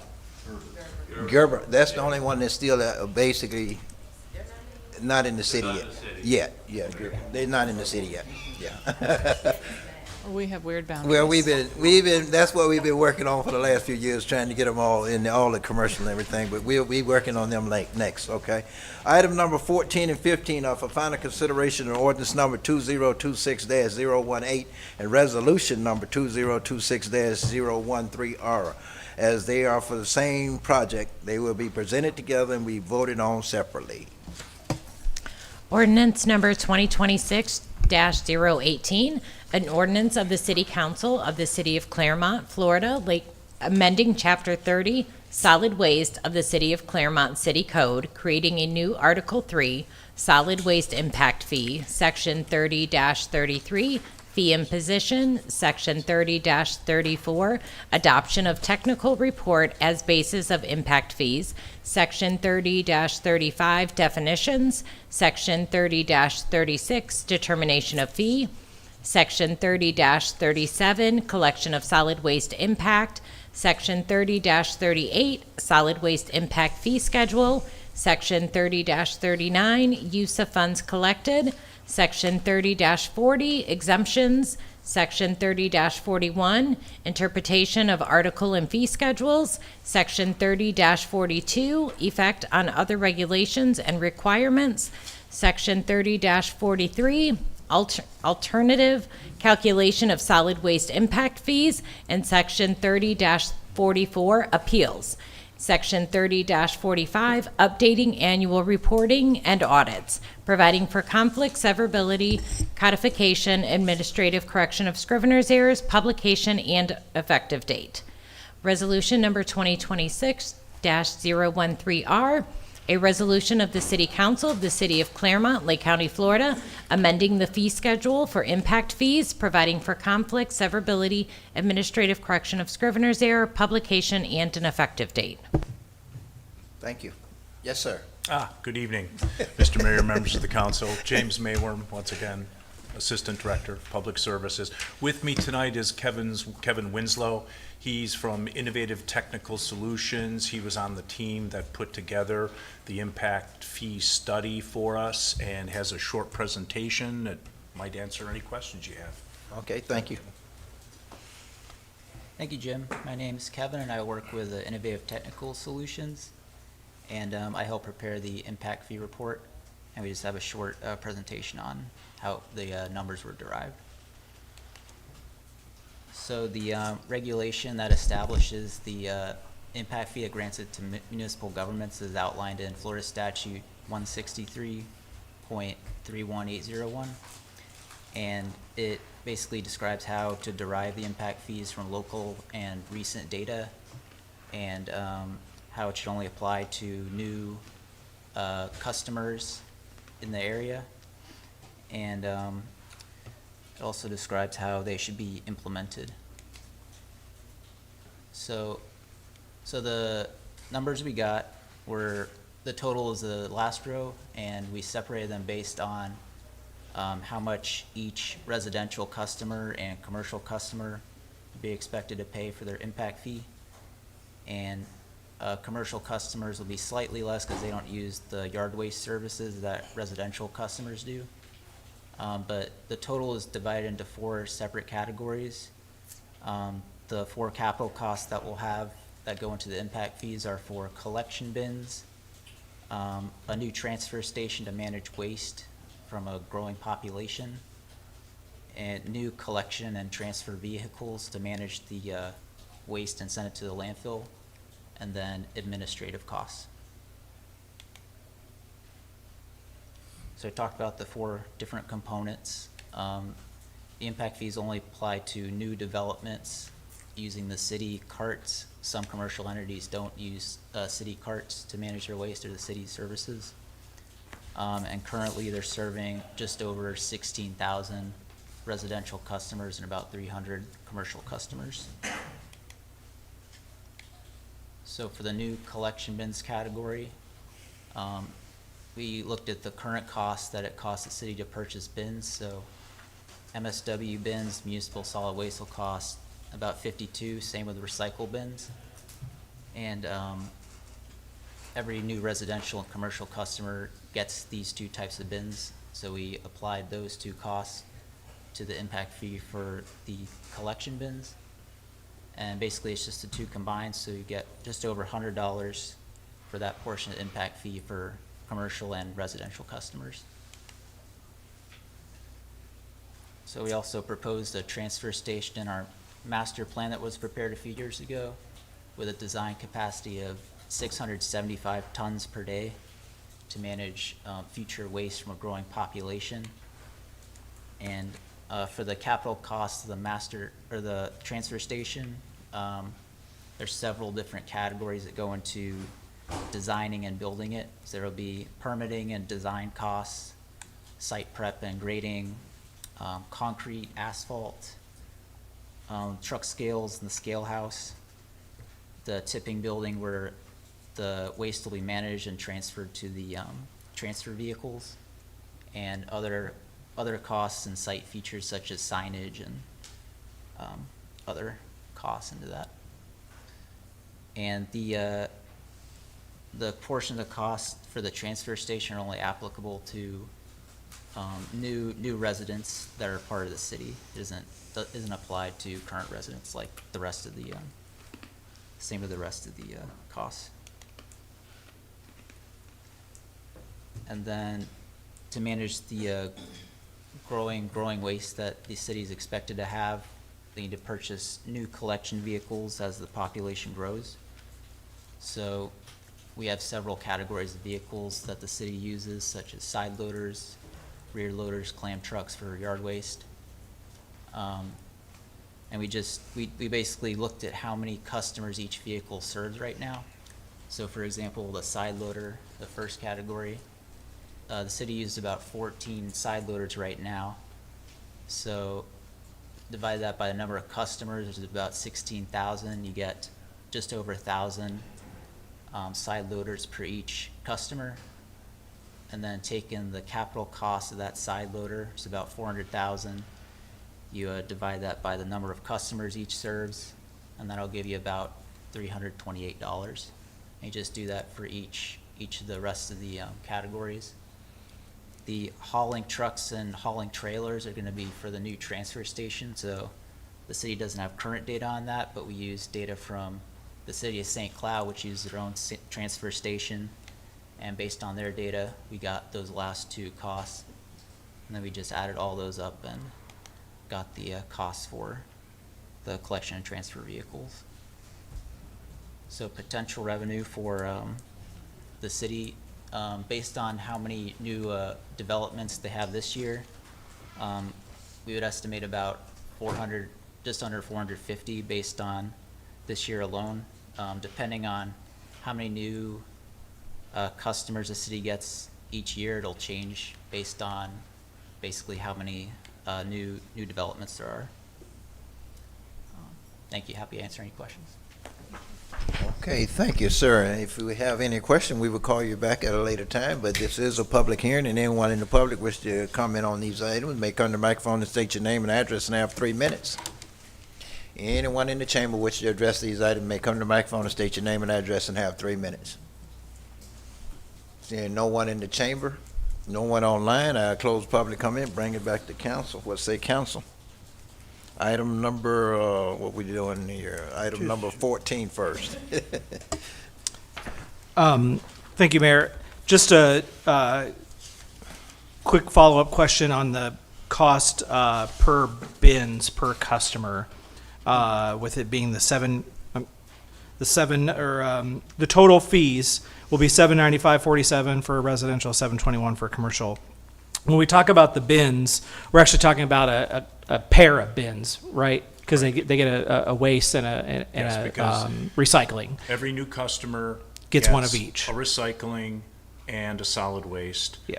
Should they want more, they can receive more, but there'll be an extra cost for that. But right off the bat, that's They what get you that. So if they request a second, it would just be the charge for that actual bin, Yes. not an In additional our impact schedule of fee fees, no. assessment. No, the Okay, that's what I impact want to fee make sure. I has- forgot to ask that yesterday, so I wanted to The impact clarify. fee has nothing to do with that. Okay. Typically what happens, and remember now, in terms of the process, any new resident to the city will never see the impact fee because Right. that is applied at time of building permit. Correct. So that's disappeared in the grand scheme of things. But when they establish, they have to call utility billing, establish their customer service with us.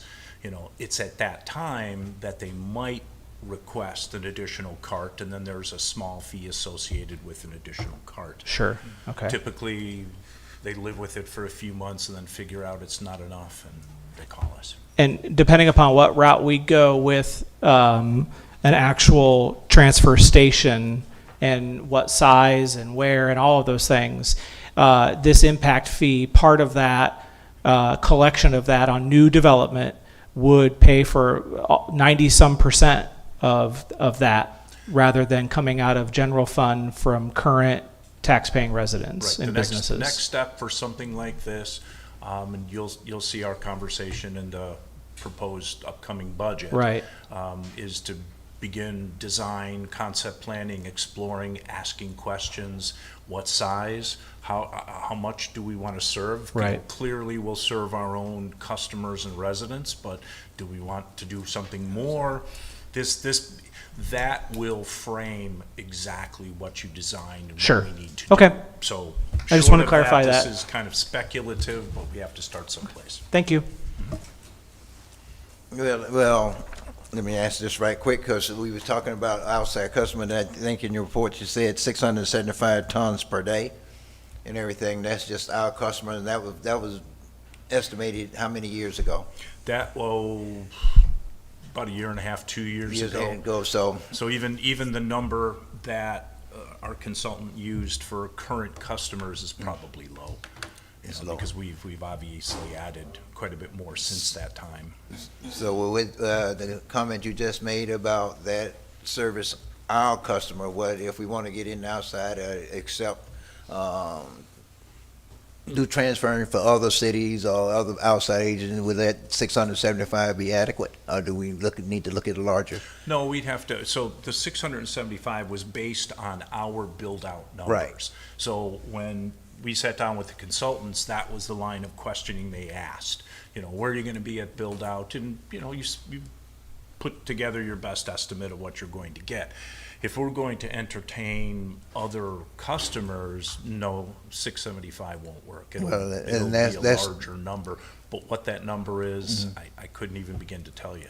Well, that's my concern because, why I asked that question because, well, there has been a request for us to do other transfer and everything for other cities, so I want to make sure we got something built in there that's big enough to handle that if we decide to go that route and everything, because I would anticipate those conversations would be during the design phase and contemplation, and then I would assume we would want, if that was a direction the council wanted to go, we would need some pretty significant commitments and perhaps even some contributions from other communities that wanted to participate with us, because that'd be a much bigger undertaking. Okay. Well, that was my curiosity about this 675, and I think that's, having our own transfer station is something I've been talking about for a few years as well, so. And I think we also need to take a look at the recycling program again. All right, keep talking about that because that's starting to cost us a lot and we really get nothing for it, and we pay more for recycling than regular trash and everything, yet and still. Sounds like we're going to have an interesting conversation at budget time. Yes, I think so. I'm gonna keep saying that because we need to have that conversation, because why we keep paying these extra high costs for recycling when we get nothing for it, when it's all just grouped one together, we just do one trash at a lower cost. Okay, so we need to look at that, so, but thank you. Certainly. Anybody else? Any other question? Okay. Move to approve item number 14, ordinance 2026-018. Second. Okay, we have a motion and a second for approval of ordinance number 2026-018. Any further discussion? No. Hearing none, Councilmember Strange. Aye. Councilmember Bain. Aye. Councilmember Myers. Aye. Councilmember Peterson. Aye. And the chair vote aye as well. Motion carries 5-0. And motion for resolution number 2026-013R. Move to approve item number 15, 2026-013R. A second. I have a motion and approval for item number 15, resolution number 2026-013R. Any further discussion? Hearing none, all in favor, let it be known by saying aye. Aye. All opposed? Chair vote aye as well. Motion carries 5-0. All right, item number 16 is for surplus property sale. Good evening, Mayor, council members, and guests. Kurt Henschel, Planning and Development Services Director. At the December 9th, 2025 council meeting, council voted to surplus, got ahead of myself.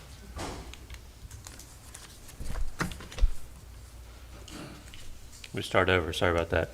At the December 9th, 2025 council meeting, council voted to surplus property that was originally part of the lumberyard development, which is approximately 5,220 square feet, which is the yellow area in that box on your right there. The parcel was remaining property left over for the location of a new city lift station. Staff advertised the property for sale per state requirements and received one sealed bid offer for $100. The offer was from Mr. Brian Hess, the adjacent property owner, who would be able to create and maintain a landscape buffer between his property and the new lift station and associated generator. Since the property is of no value to the city, and Mr. Hess would be responsible for maintaining the parcel for his own buffer, Mr. Hess has indicated to staff that he has no plans at this time to do anything with the land except sod, landscape, and irrigate it to act as a buffer between his house in the lift station and generator, but would like to reserve the right to build a garage or wall to serve as an additional buffer. Staff recommends council accept the offer from Mr. Hess with the condition that the property be combined with his adjacent property, not to be sold or developed individually for commercial purpose, and be limited to open space or a structure that would complement his single-family home to enhance his buffer between the lumberyard, which, again, it may include a garage or a buffer wall. And that's staff's report. Okay, thank you. Does anyone in the public wish to address this item? Anyone in the public wish to address this item may come to the microphone and state your name and address and have 3 minutes.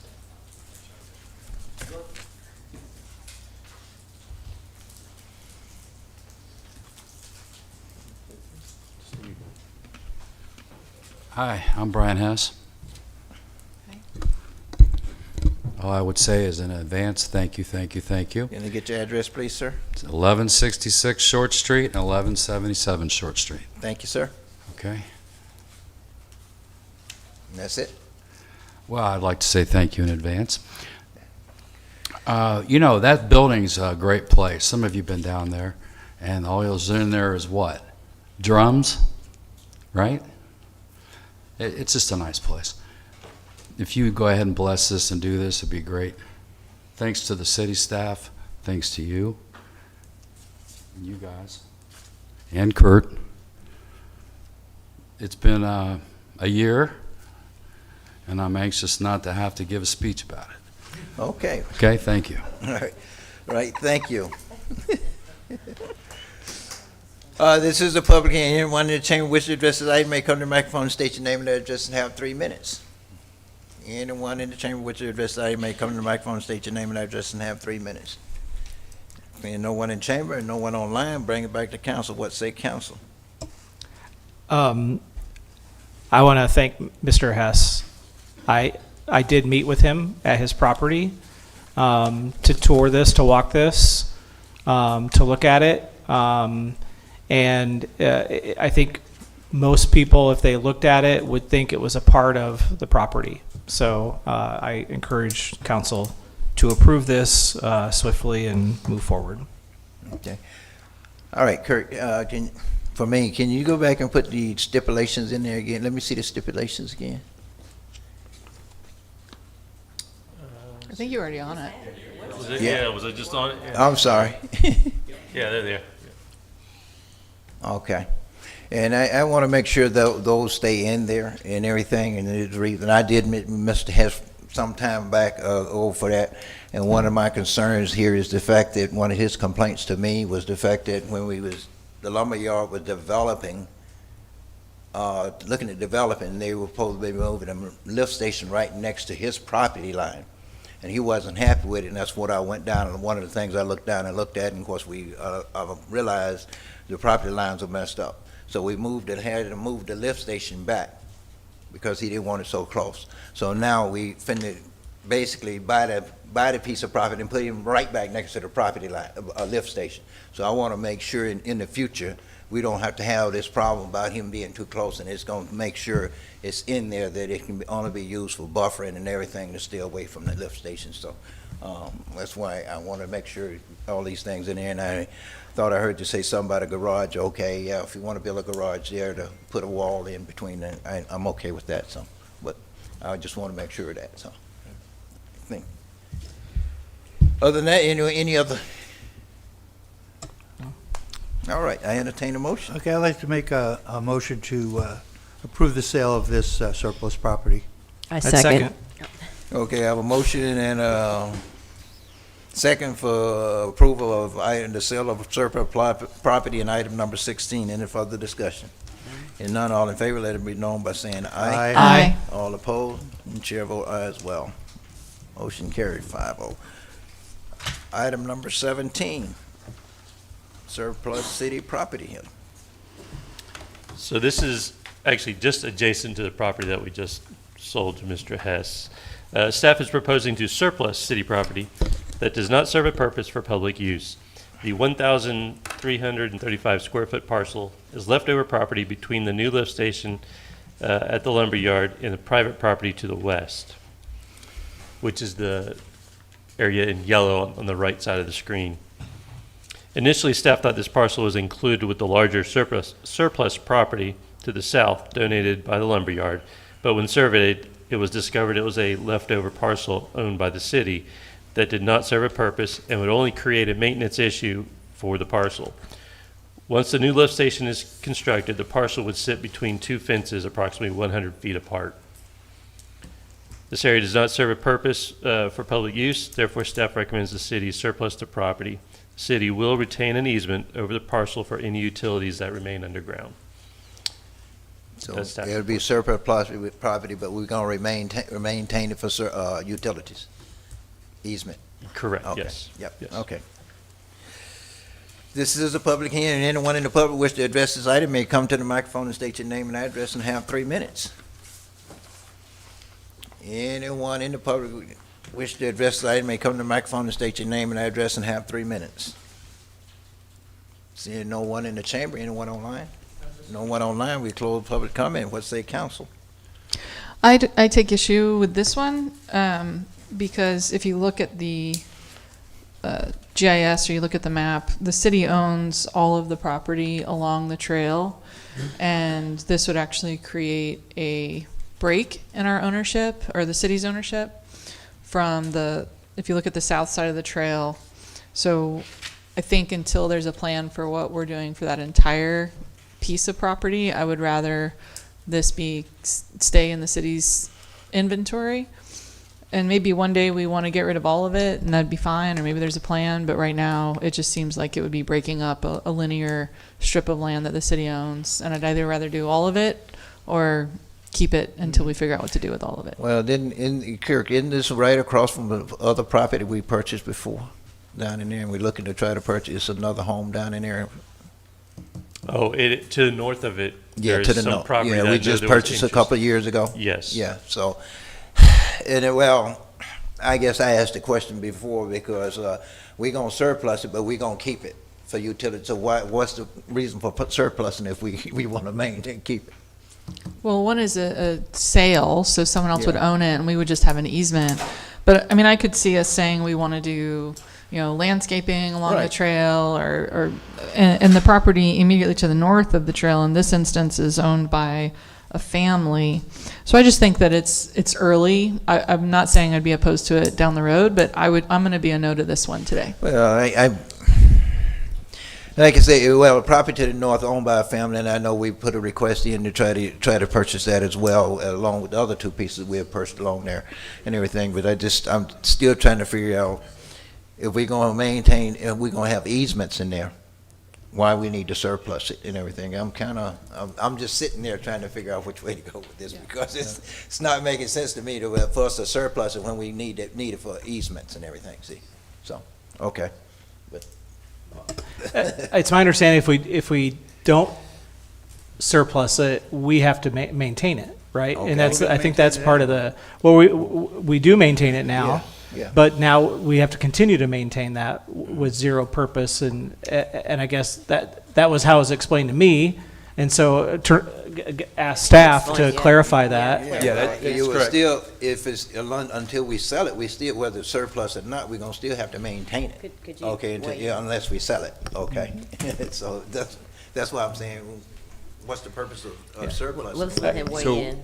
the reason staff is recommending surplusing this is that if you look at the property to the west, which is Mr. Hess's property, he owns all the way up to 5 feet to the trail. Right. And he's got it all fenced off. This would just shore that off to where it would line up with the other fence on the lumberyard.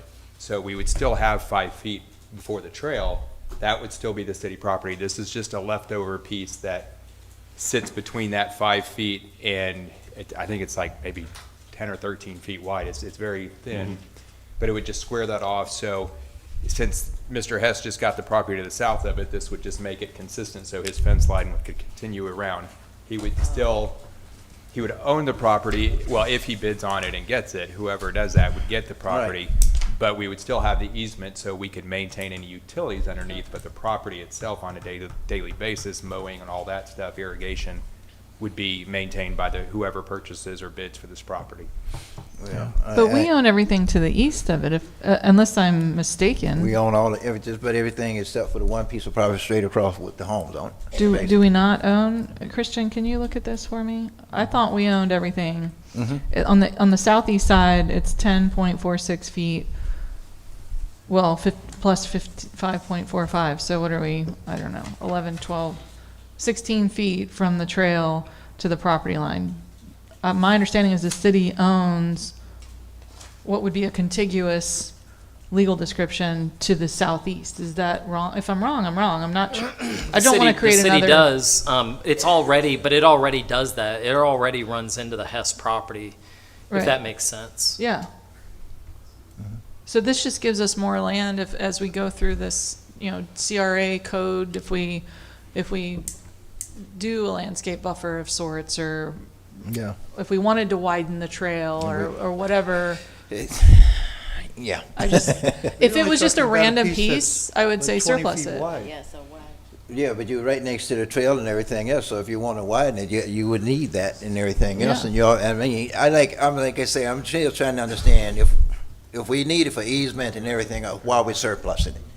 If the city there's a still need for it. See, I'm with you, man. I'd rather hold on to this piece of land and until we decide what we're doing with everything else down in there, okay? But This got confusing when Pendler went forward, and all we're trying to do is clean up this to the best of our ability with the staff.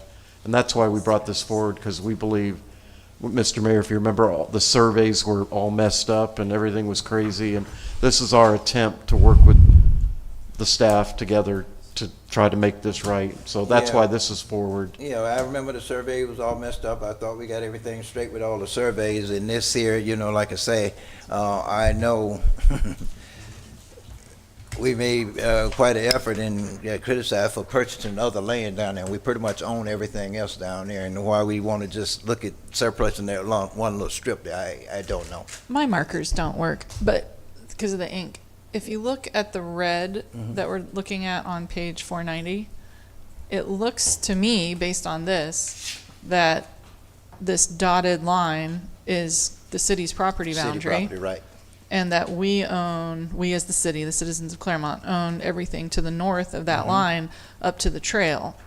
And if you look over here on the survey, what my understanding is that this line, if it continues, is city property. City property. So, to me, that's potentially park space, trail space, widening of the trail.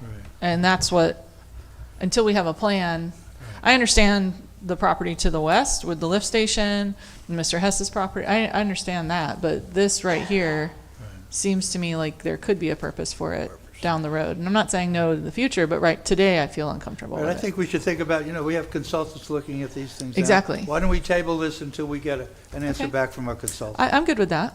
We did, yeah. Yeah. Okay, I make a motion to table item number 17.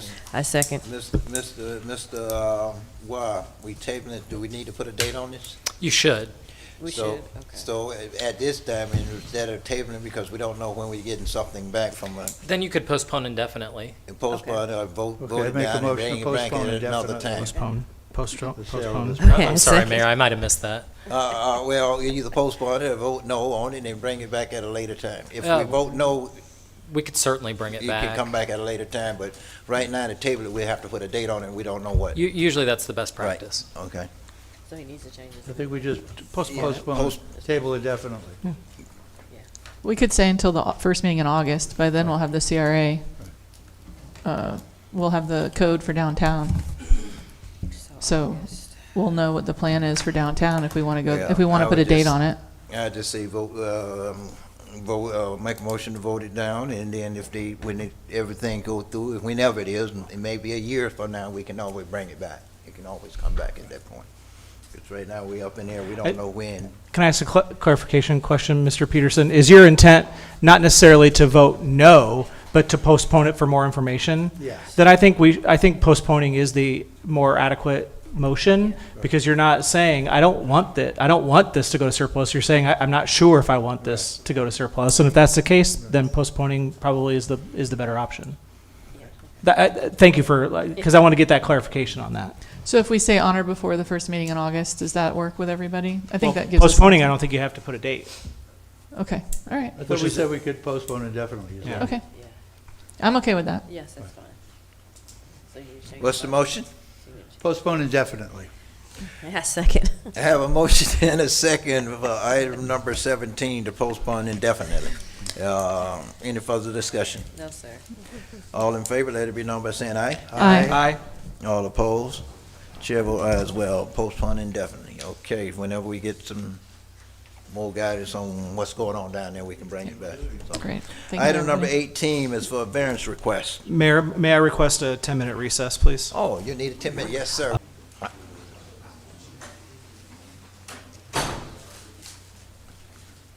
Item number 18, a variance request. Good evening, Mayor, City Council members, and guests. Justine Day with Development Services, presenting 4519 Lionsgate Avenue variance request. The applicant, Jean Malacqua, is requesting 3 variances to the Land Development Code as a result of a pending code enforcement case for installed pavers without a city zoning clearance. The property is within the Hartwood Landing subdivision and is designated with the Planned Unit Development PUD zoning district by ordinance number 2019-09. The first variance request is to allow for a side yard setback to be less than the minimum 5 foot required by the ordinance number 2019-09. This would allow for the existing paver walkways, which are estimated to be 210 square feet each, to remain on the property, encroaching into the side yard setbacks at 0 feet on each side of the property. The second variance request is to allow for a rear yard setback to be less than the minimum 5 foot required by ordinance number 2019-09. This would allow the non-conforming astroturf that was existing on the property prior to the pavers being installed to encroach into the rear yard setback at 0 feet from the rear property line. If the 2 variance requests are approved, the impervious surface ratio would increase to an estimated 90%, requiring a 3rd variance request to allow for an increase to the maximum 75% impervious surface ratio that is permitted per lot by ordinance number 2019-09. The applicant has indicated the area was flooding prior to the pavers being installed on the property. The lot layout indicates stormwater flows from the back to the front of the property. In order to account for the flooding that has been occurring on the property, the applicant proceeded to have 2 French drains and the pavers installed on the sides of the property. The French drains help direct the stormwaters towards the road in order for the development's main stormwater drainage to catch the excess runoff. The applicant mentioned a practical hardship and claims that the work was necessary due to the property flooding within the walkways towards the back of their property. The applicant is willing to execute any required agreements or accept reasonable conditions for approval of the requests. Upon review of the applicant's request, staff is unable to support the variances requested. Land Development Code Section 125-484 specifies PUDs are specifically approved after thorough evaluation of the project's concept plan by the City Council. Ordinance number 2019-09 was approved for minimum side and rear yard setbacks of 5 feet from the property lines to accommodate for the minimum drainage and utility easements required on each lot. Allowing encroachment into these easements and increasing the developable area may negatively impact the abutting properties and the subdivision's overall stormwater capacity. Under Land Development Code Section 101-246, a variance may only be granted with a positive finding on all review criteria. Staff finds the application fails to meet 3 of the 5 required criteria. Therefore, staff recommends denial of the variance request. This concludes staff's presentation. Thank you. Is the applicant present? Yes.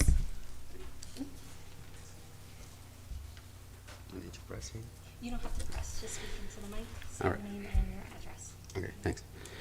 Good evening, Mayor and Council members. My name is Jean da Silva Malaquias. I'm the homeowner of 4519 Lionsgate Avenue. I respectfully I respectfully request approval of the variance of my property. Staff has already mentioned found positive findings on 2 of the 5 review criteria. Staff has agreed that there is a practical difficulty on the property and agreed that my request is consistent with the city's comprehensive plan. I would like to address the remaining concern as honest as I can. The improvements of my property are part of a one drainage solution, not separation additionals. So in 2023, the synthetic turf was installed with a drainage base, but in late 2025, the side yard pavers and the French drains were installed to fix a long-standing drainage problem on both sides of the home. I don't have the proofs of, staff was mentioned, but I have a performance. During the 2024 hurricane season, when many properties in this area had drainage problems, my property did not flood, did not pound, and did not push water onto my neighbors. So my French drains worked exactly as was designed. This is a common problem that neighbor in Hartwood Landing. Most of the neighbor has a pond in between the house. Is a problem that probably was from the lender. And this was my first house right after I moved to US, so I was zero in knowledge of how I need to investigate those things. And my adjacent neighbors have provided support letters confirming no objections and no impact in the properties. Relate to the 9% impervious surface ratio in the staff report that is described as estimate, and the synthetic turf is counted as fully impervious, even though the turf systems are normally installed over a permeable base. So what my ask here is not to ask the council to set aside the staff estimate. I'm only asking you to weigh against the actual performance of the property and what was presented. So with that said, I respectfully ask the council to approve this variance with whatever reasonable condition you guys find appropriate. Thank you. Thank you. This is a public hearing. Anyone in the chamber wish to address this item may come to the microphone and state your name and address and have 3 minutes. Hey, good day, good evening. My name is Ken, but I'm actually the neighbor. I live at 4523 Lionsgate Avenue. We shared a video with a neighbor yesterday. The side of our house close to theirs is more water versus the other side. We're okay with any variances they want to make as long as the amount of water drainage over is reduced. You're okay with it as is? No, there would have to be an improvement in the amount of water that's draining on our side, because again, we shared a picture with him to where you can see the side closest to his house when it rains pretty good is pretty bad versus the other side. There is some water, but it's not nearly as much as on this side. So again, we would have no objections to changes as long as there's no water on our side. No excess water. So what you're saying is when it rains, water from his is flowing into yours? Yeah, because the pavers, right? Like it's got to go somewhere. That's my concern with the whole thing. Yeah. Okay. Yeah. I mean, but again, we did speak to him. Very nice, good. Yeah. And I guess there's some things that the folks can do. So we just wanted, for the record, to have this noted. Okay. So in case something happened down the road, we would have some yada yada. I guess I don't really know. I don't really know what these things are, but I just wanted to make sure that we came and stated the impact to us. Right. Thank how you it's for your affecting candor. your property. Yes, Okay. yes. Yes. Thank you. Thank you for that, because I was curious. Before you leave, I do have a clarifying question. Right here. Okay. Is it because where you saw the water running off, was it different where the turf was versus where the pavers were? We only took pictures of kind of next to the pavers. The wife didn't go in the back and get whatever. So I can't answer that question, honestly, because we didn't really check for that. It was more between the house and the fence there that we were really concerned about. Got it. Okay, thank you. All right. Who's the owner of that fence? Pardon me? Who owns the fence, you or him? So he put the fence up. Okay. We put one up in our backyard, and we extended there a little bit in the front beyond where there was, Yeah, but the fence running alongside, Is they, his. yeah, they put that fence up. Okay. Thank you. Thank you, guys. Thank you. This is a public hearing. Anyone else in the public wish to address this item may come to the microphone and state your name and address and have 3 minutes. Anyone else? Seeing no one else, anyone online? If not, bring it back to council. What say council? Is my understanding is pavers on both properties? I see No. that, now that I'm looking at this picture from the front, it looks like there's pavers on the fenced side and the unfenced side. He has a front door on his fence, right? Yeah, so the neighbor on one side has the pavers as well, and the gentleman who spoke does not have pavers on his side. Can I speak? Yes, Sure, please. yeah. Yes, related to my neighbor, this came to my attention last evening when they first showed this to me this video, and the same situation they have now was the exact situation I have before have the drainage. The pound, it's not because I have the paver now, it's because the land doing that. So when they came to me last evening, what I proposed, I hired a new engineer this morning. They went to my house, they went to his house this morning to evaluate the situation. And the engineer said that is not related to the pavers or the synthetic grass, but was the way that the land was implemented, was like a pound in the middle. There is no way that even that I remove the paver now, it's still going to have that amount of water. And the only reason I have the paver now, because they are approved, I replaced the grass on that side 3-4 times because the water was killing the grass all the time. Even one of the changes that I changed all my side grass, I changed their side as well because the water between my house and their house, it's huge when drains. So what I proposed to the engineer this morning, if we could do something to help them from my side, he said, no, that is not to do because the water flow is not to their side and the video does not show the water from my side to their side. But what he proposed is might be have an extra drainage pipe between our land together to drain all the water between those lands. But his property is the one with the grass. If you look at the video, there is almost nothing grass because the grass already killed it. But you have one neighbor with pavers, and you have the one that neighbor was with approved. grass. Yeah, one with paver and one with grass. And he's the one with grass. He's the one with grass, yeah. Or dirt. Yeah. Yeah. Yeah, now it's dirt I'm because with the you. grass is Yeah. gone. I understand. Thank you. And for staff, is the property with the pavers one of the ones that we approved a couple months ago? Yes, so the property just directly to the north of them, I believe that's 4519. So that would be one of the properties that we previously approved for pavers on the side of their property. Yep. Yep. And that's why I'm always a little leery about approving these type things because then we started avalanches things. They start reoccurring. Well, I got a question for you, sir. Before you did this, did you check with your HOA?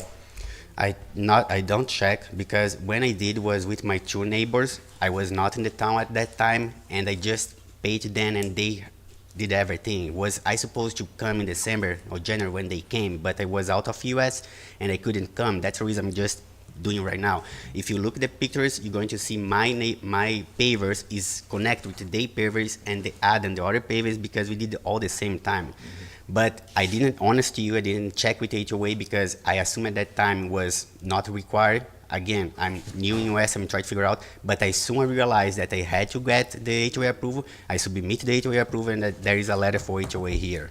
Wait, when you moved in, didn't you get a package from your HOA telling you, spelling out what's your requirements, and if you want to do certain things with your land, you have to come to them? Yeah, I got that back. But you didn't go and ask them, and then most likely that was spelled out in the HOA paperwork. Yeah, I missed Before that. you do any improvements and everything on your property, Yeah, you have to do it. yeah, I missed that part, but it's not an excuse here. For example, the enclosure that I had on back of my side, I got all the approvals, but that side, as I mentioned, was not an excuse. I was out of the town. I just went to the flow of my neighbors, and now here I am. Yep. Yes, sir. Thank you, Mayor. The letter that's in our packet from your HOA association, dated it November of 2025, when did you actually start the paver project? Was November 2025, the paver project. The HOA came to me and notified On Monday, on Wednesday, I submit to the HOA. Okay, so you started the project relatively days before you actually applied to the HOA. Was 2 days, yeah. Okay. Did you see in your HOA letter that it indicates that they hold no liability for ensuring compliance with city requirements? Yeah. Did you apply for a city permit? No. Okay. And then my other question's for staff, I believe. Is there a way for a homeowner to mitigate their water concerns, their water retention concerns through like a French drain without pavering and removing all of the pervious surface? I'm gonna have to defer to potentially Kurt for that. Yeah. I guess my question, Mr. Henschel, is there a way to do a French drain or some sort of draining or mitigating act to try to address water retention that would not also require adding impervious surface to the parcel? I believe I follow you. So I know. Those parcels I get that a lot. are designed without adding a drain, right? They're designed to have a swale between the houses that Right. conveys the water out. Yes. And these go back to front. So this is supposed to go to the front. Correct. That's right. I did just notice something on the picture that may help. Yeah. Some mitigation. Previous variances, I'm not trying to compare. Understood. But there's some gutters on the house. This one does not appear to have any gutters on that side of the house. So just a heads up, if you go that route, you may require that if you approve it. Yeah. Good. So does a friend, I guess, let me ask this directly, and it's okay if you can't answer. Does a French drain system require removing the pervious grass to accomplish? Yeah, because it's underneath the paver, so it have to So be- there has to be something, does it have to be impervious that's put on top of that? Or can it still be pervious? material on top of the French drain? Yeah. I've seen them both. I've seen some with a grate goes straight down to it. I've Yep. seen some with pavers over them. So there could be a grate There could be. rather than the whole thing. There could be It's on how you design it, yes. Right. I guess I'm trying to get at is that I understand. I want to be sympathetic and understand if there's a drainage issue that residents in this neighborhood are experiencing in between their houses.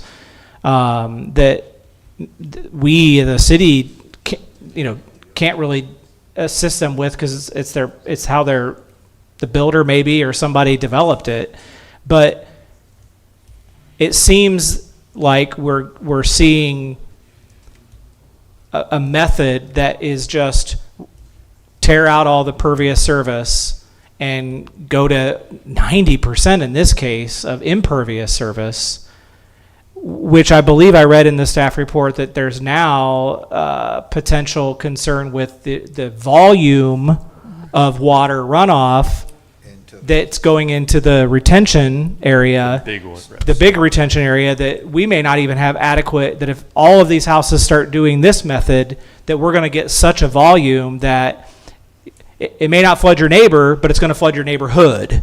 And I think we have an obligation or responsibility to consider neighbors, but also the neighborhood.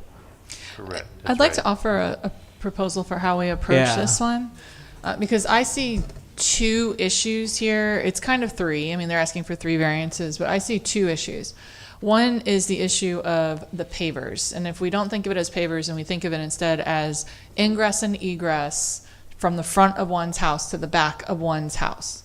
These particular homes were built with 5-foot lot lines, which means there's basically just enough room for a person, whether they have a walker, they're in a wheelchair, whatever that might be, whether they're pushing their fill in the blank, to pass through this. And some homes are built with 5-foot lot lines, and some people like that. There does seem to be a preference in this community for the neighbors to be able, in a way that does present itself as beautiful. I mean, I think it's well done. I'm going to suggest that we break this into two pieces. One is issues related to ingress and egress from the front to the backyard using pavers, ideally permeable pavers, but in any event, pavers.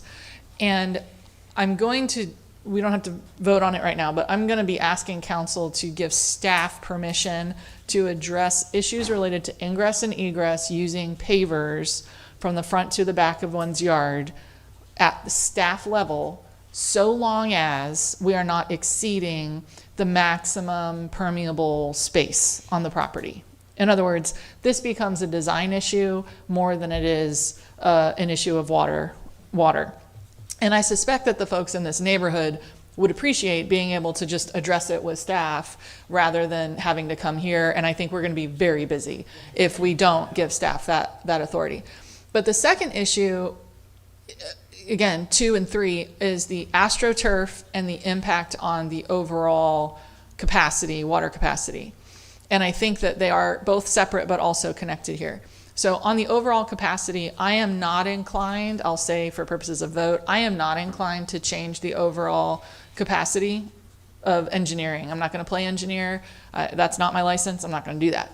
So if the property has a 75% impervious surface ratio that is permitted, then as far as I'm concerned, that's the law, and I'm not inclined, for purposes of voting, I'm not inclined to give a variance to that. However, AstroTurf is not one of the approved materials in the New Yard Pattern Book, which we've adopted in the effort to encourage people to enjoy their Florida yards, to be able, clean air, low water management. I mean, the New Yard Pattern Book was designed by people in Central Florida who know what kind of yards we can have in Central Florida. What does AstroTurf bring you? Low maintenance, it's green all the time, or it's beautiful, one might say, but it's also full of a number of toxic chemicals, and it affects the runoff. So that's why it's not on our approved plant list. For me today, if we want to break this out somehow, I am for approving for sure the side yard that the property is sharing with the neighbor. I think that I think staff needs to address with comfort the runoff.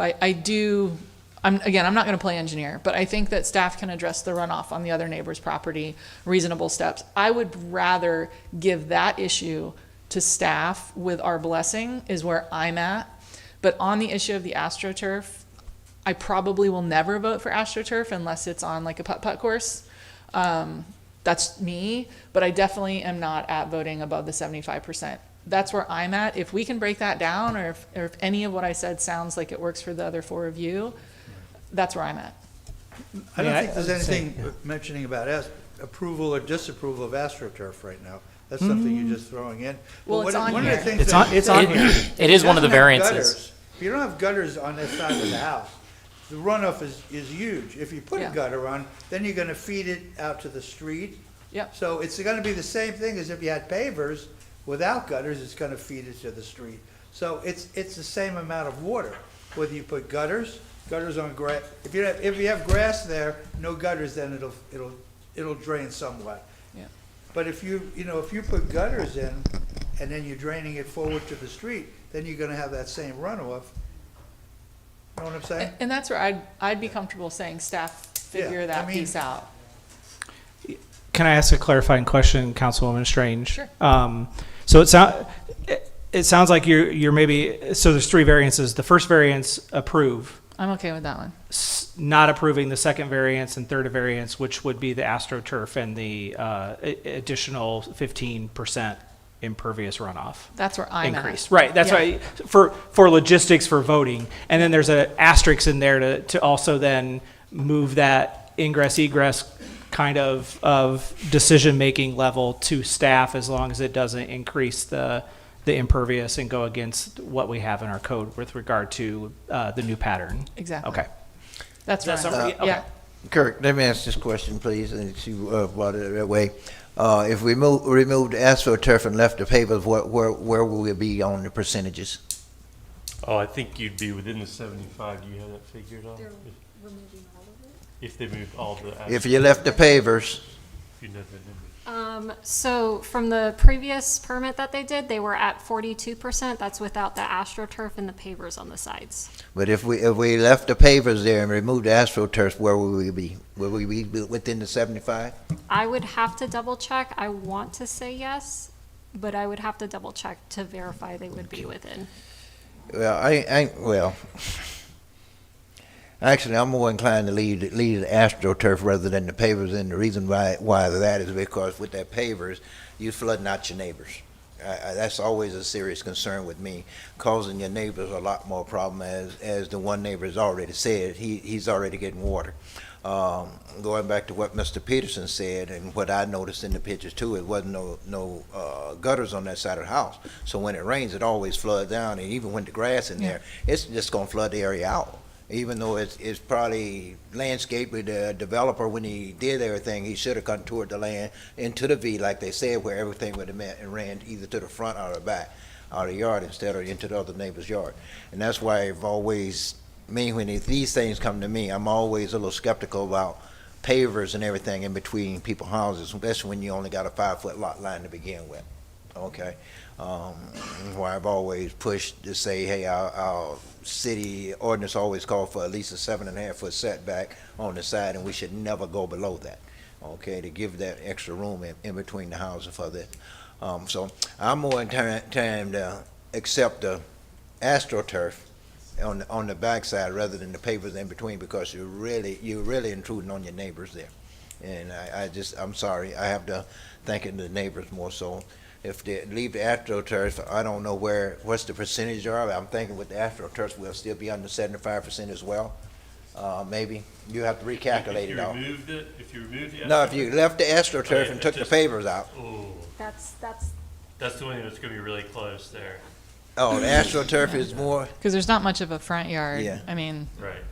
Yeah, see. AstroTurf is a big part of that impervious right now. Yeah, but see, you can come in here, but going back to Mr. Baines' question about a French drain, yeah, you can come in there in between on his property line, put a French drain in there with a little bit of gravel maybe, before a couple of inches or 3 or 4 inches of gravel with a drain at the property line where everything drained, hit the French drain and carried out but to remove the pavers, Okay. but then you've got ingress and egress, and you start dealing, now you get people who say, I have a handicap, I can't get from the front to the back without going through the house in that situation, because they're having to go through the grass. Yeah, And you'll be hearing those requests. Yeah, you're gonna hear it. Well, you're gonna get that. Well, now, you're gonna end up, when we do this, you leave it there. Everybody gonna come in and say, hey, we got a problem with handicap, and we want to be able to pave everything, and not just in that subdivision, but all over the city.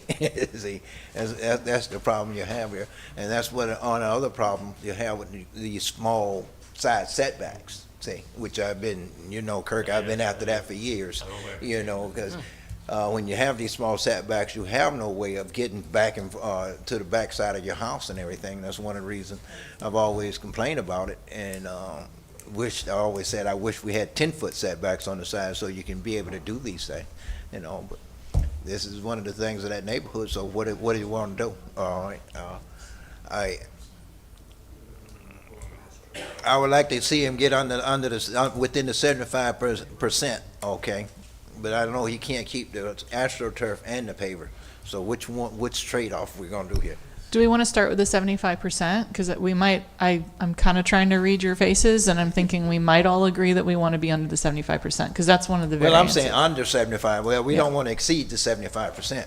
Yeah. Okay. Is that somewhere we might want to start to tackle this one? One of the things, I think the gutters is a huge thing here, because if you want to put pavers, then you might have to mandate that you put gutters if you put pavers in. And then it really, the runoff doesn't really come into play anymore, because the gutters are going to carry the majority of the water off. The little bit that comes in is just, so the French drain is almost like not really even necessary. I think in one picture we see is there's pavers on both sides. So both neighbors aren't going to complain because they both have it. Right. As long as they put gutters in, that mitigates the additional. Now, AstroTurf, I understand what you're saying. It's going to put toxic chemicals into the ground and everything else. Well, and it's just not an approved I don't material. think that's We're not really voting on the AstroTurf at this point. No. It's variance number We 2. looking at the variances, there's two different variances here we got, and then of course, we approve these two variances, then that comes into play a third variance, okay? And back to what you're saying about the gutters. Oh, I'm sorry. Even without It's the not gutters, AstroTurf. if it's grass there, it's Oh, still yeah, gonna cause non-conforming. flooding, because you got so much water coming in, that's what So was it's kind of happening 4 before. variances. Okay. I was just about, so Kurt, do you think that is a feasible solution, what Mr. Peterson said about the gutters for the, because I want a solution for the Oh, it would homeowner. definitely It would help. That's what I definitely- was saying earlier. Okay. I'd highly recommend, if you decide to approve it, Okay. require the gutters that on the they put house, gutters yes. on there. Require the gutters, but then we still need to get under the 75%, so which, the pavers are the AstroTurf. Right. I need you to Well, he doesn't- we need y'all to calculate that for us, I guess. Well, Yeah. Nick and John were over here calculating, they were very confident, removing the AstroTurf, they'd be within the 75%. That's not a question. It's if it's the other way around, leaving the AstroTurf and removing the pavers that's gonna be really close. Can I take a stab? It doesn't sound like they're gonna meet it. Okay, I'm gonna move to approve the first variance number 1 and not approve the second and third variances. And my rationale for that is to address the ingress egress side yard. But the reality is we're not, I don't think I can support the decreased rear yard setback, which is a result of the AstroTurf, and I cannot support increasing the impervious surface area from 75% maximum to 90% maximum. I don't necessarily feel the need to require an individual homeowner to put gutters on. I think it's up to them. Do they put the gutters on to address the? Well, but I don't know that we need to tell them that it's gutters or pavers. I think we tell them you can't supersede what's required, and you have to get to that percentage. And that's where I would be a little bit more comfortable with approving variance 1, but not approving variances 2 and 3. I'm going to second for purposes of discussion. Oh, okay, good. But here's the problem right there. We're gonna have to put something in there because you're flooding out your neighbors next door. Yeah, I was just about to say, what about the Okay. neighbors? With those pavers to the other side, your neighbors are being flooded due to his runoff. If you don't put something up there to prevent that on them pavers, I agree with all, what I think are 3 of you. I fear we might be crossing into engineering, and I don't want to do that. So that's my hesitation. I completely agree with you as the homeowner. Yeah. But I do want to be careful, and Christian, I'm probably going to ask for your take on that one. But I want to ask you, Mr. Bain, are you comfortable if they have the mandatory setback but still have AstroTurf? Because both are non-conforming. Like if he was to say, I'm going to cut in whatever the setback is, but keep the rest AstroTurf? How do you feel about that? I think they're pretty close to the setback, right?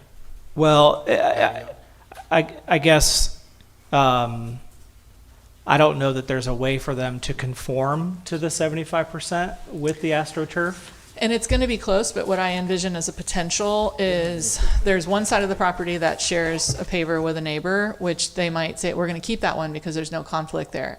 Yeah. And so if you go to the back on that side of the property, you could be getting to AstroTurf, cut in a landscape buffer along the back and sides of your property, and you might be getting under your 75 foot, which still creates a scenario where the AstroTurf is, I'm not saying they'll do it, I'm just trying to envision what they could do. I'm not a fan of the AstroTurf. It's not something that I would like to see used in large numbers throughout the community, just because I think it's there's a misnomer that it is actually helps with water runoff, and it actually doesn't. It's like putting concrete down, basically, in terms of the water runoff. Yeah. Well, I'm concerned with the 75 feet. My other real concern is the neighbor that's being flooded out. Okay. Yeah. Are you comfortable if the neighbor speaks again? Yeah. Come on, sir. So I'm sorry, I guess my concern here is the flooding on my side. Yeah. Right. That's why I'm here. Right. And it kind of seems like you want to approve the one with the pavers that impacts me. So again, I'm very concerned that I'm going to lose out here if there's not something done to ensure that there's not as much, I mean, we took videos and all kind of stuff of the amount of water. So again, I'm really concerned about the long-term impact on my home here. That's kind of why I'm here and been sitting there for hours, right? Like, and it's kind of, it's like it's being missed here. And I want to just pause and say, the side of my house is flooding because of the pavers, we believe. Right. I just want to, on Do the you have any record, pictures of so your we all. No, we didn't have any pictures, but I know when I met I got with video. I don't know. You know, of the two sides. Again, I don't know if I can upload it to something for you guys to review, but I do have proof showing yesterday when it was really, really hard raining, the side closest to my house to his, and then the other side where there's a lot less. So again, I'm not real comfortable with kind of the direction we're shifting. I don't know. There's no picture of your house. Do you have gutters on the side of your house? I do not. We actually got an estimate today, but we do not have gutters. Okay, see? Is it- So you got it rain from his house, but then again. Nobody's got gutters, yeah. Nobody has Everything gutters. coming in, that little V or whatever they should have put in there and everything, it's not gonna handle all that, so you almost need gutters. Is there a way that he could upload the video so we could see what he's speaking of? Well, Is there a way? well, first of all, I take him at his his word. testimony is evidence. Yeah. Okay, I so mean, just leave it yeah. at that. we're not Yeah, I swearing mean, yeah, people we in, but. shared this. I mean, this is not Yeah. like, you know. So it's it's your determination as to the credibility and is it enough and that kind of Sure. thing. But I will say that, normally when you deal with a variance, the burden is on the applicant, Yeah. right? And you have to have all 5 of the elements in order to justify the variance. So I don't think it's necessary to prove a defense. It's the applicant needing to prove you the 5 elements are there. Right. What about the issue of crossing into the line of being engineers versus Well, like? I'd rather you not be. Right, that's what Yeah. I'm saying. But you do have the discretion to make conditions. I mean, I don't. Okay. So if we made a condition to put gutters in this case because we have the neighbor saying, Oh. that's what I'm talking about. I don't want to make it sound like that works and therefore the city's Okay. liable because we say put gutters and that will solve your problem. It's really a staff question, I guess. Yeah. I don't know. Are gutters, what kind of gutters? Would that be appropriate? That seems dangerous to me. That's where I'm at. I'm We with ain't you. going, I think, Wayne can put the video up for you, so. You got video on your phone? Okay. Can we get that? Will we be able? He can send it to us. Yeah, okay. Also send it, yeah. So let me, find the I think video. we've already established that there is gonna be, just as testimony is that, we're gonna be able to So see what do I rain. need I'm to- assuming We can it's flooding. understand we're gonna see rain. Yeah, let me help. That, I mean, the thing is, do we wanna, like, Ms. Stranger said, do we wanna get involved in engineering where we say, well, That's one how much side. water will the gutters take off, whether it be, can see all the water. 5-inch gutter, a 6-inch Now gutter? this- What's the volume? This is the other What is side. it discharged You to? can Does see it have to be all discharged? down there. There we go. Just a moment. Yeah, that's pretty. Sorry. That's a lot of water. So, yeah, that's what I'm saying. So, And this from What is yesterday the other rain, side which look really like? wasn't that bad. yeah, the wife's hands were not steady, but you could see all that. Yes, all that's the water we're talking about. But it looks like that's coming off of your roof and hitting his gutter, his wall. Do you have a picture of the other side of the property? Of my house, not on that side. The other side that doesn't have pavers? Yeah. It's right here. Wait, hold on. Now, be careful what we end Yeah. up showing. Yeah, no.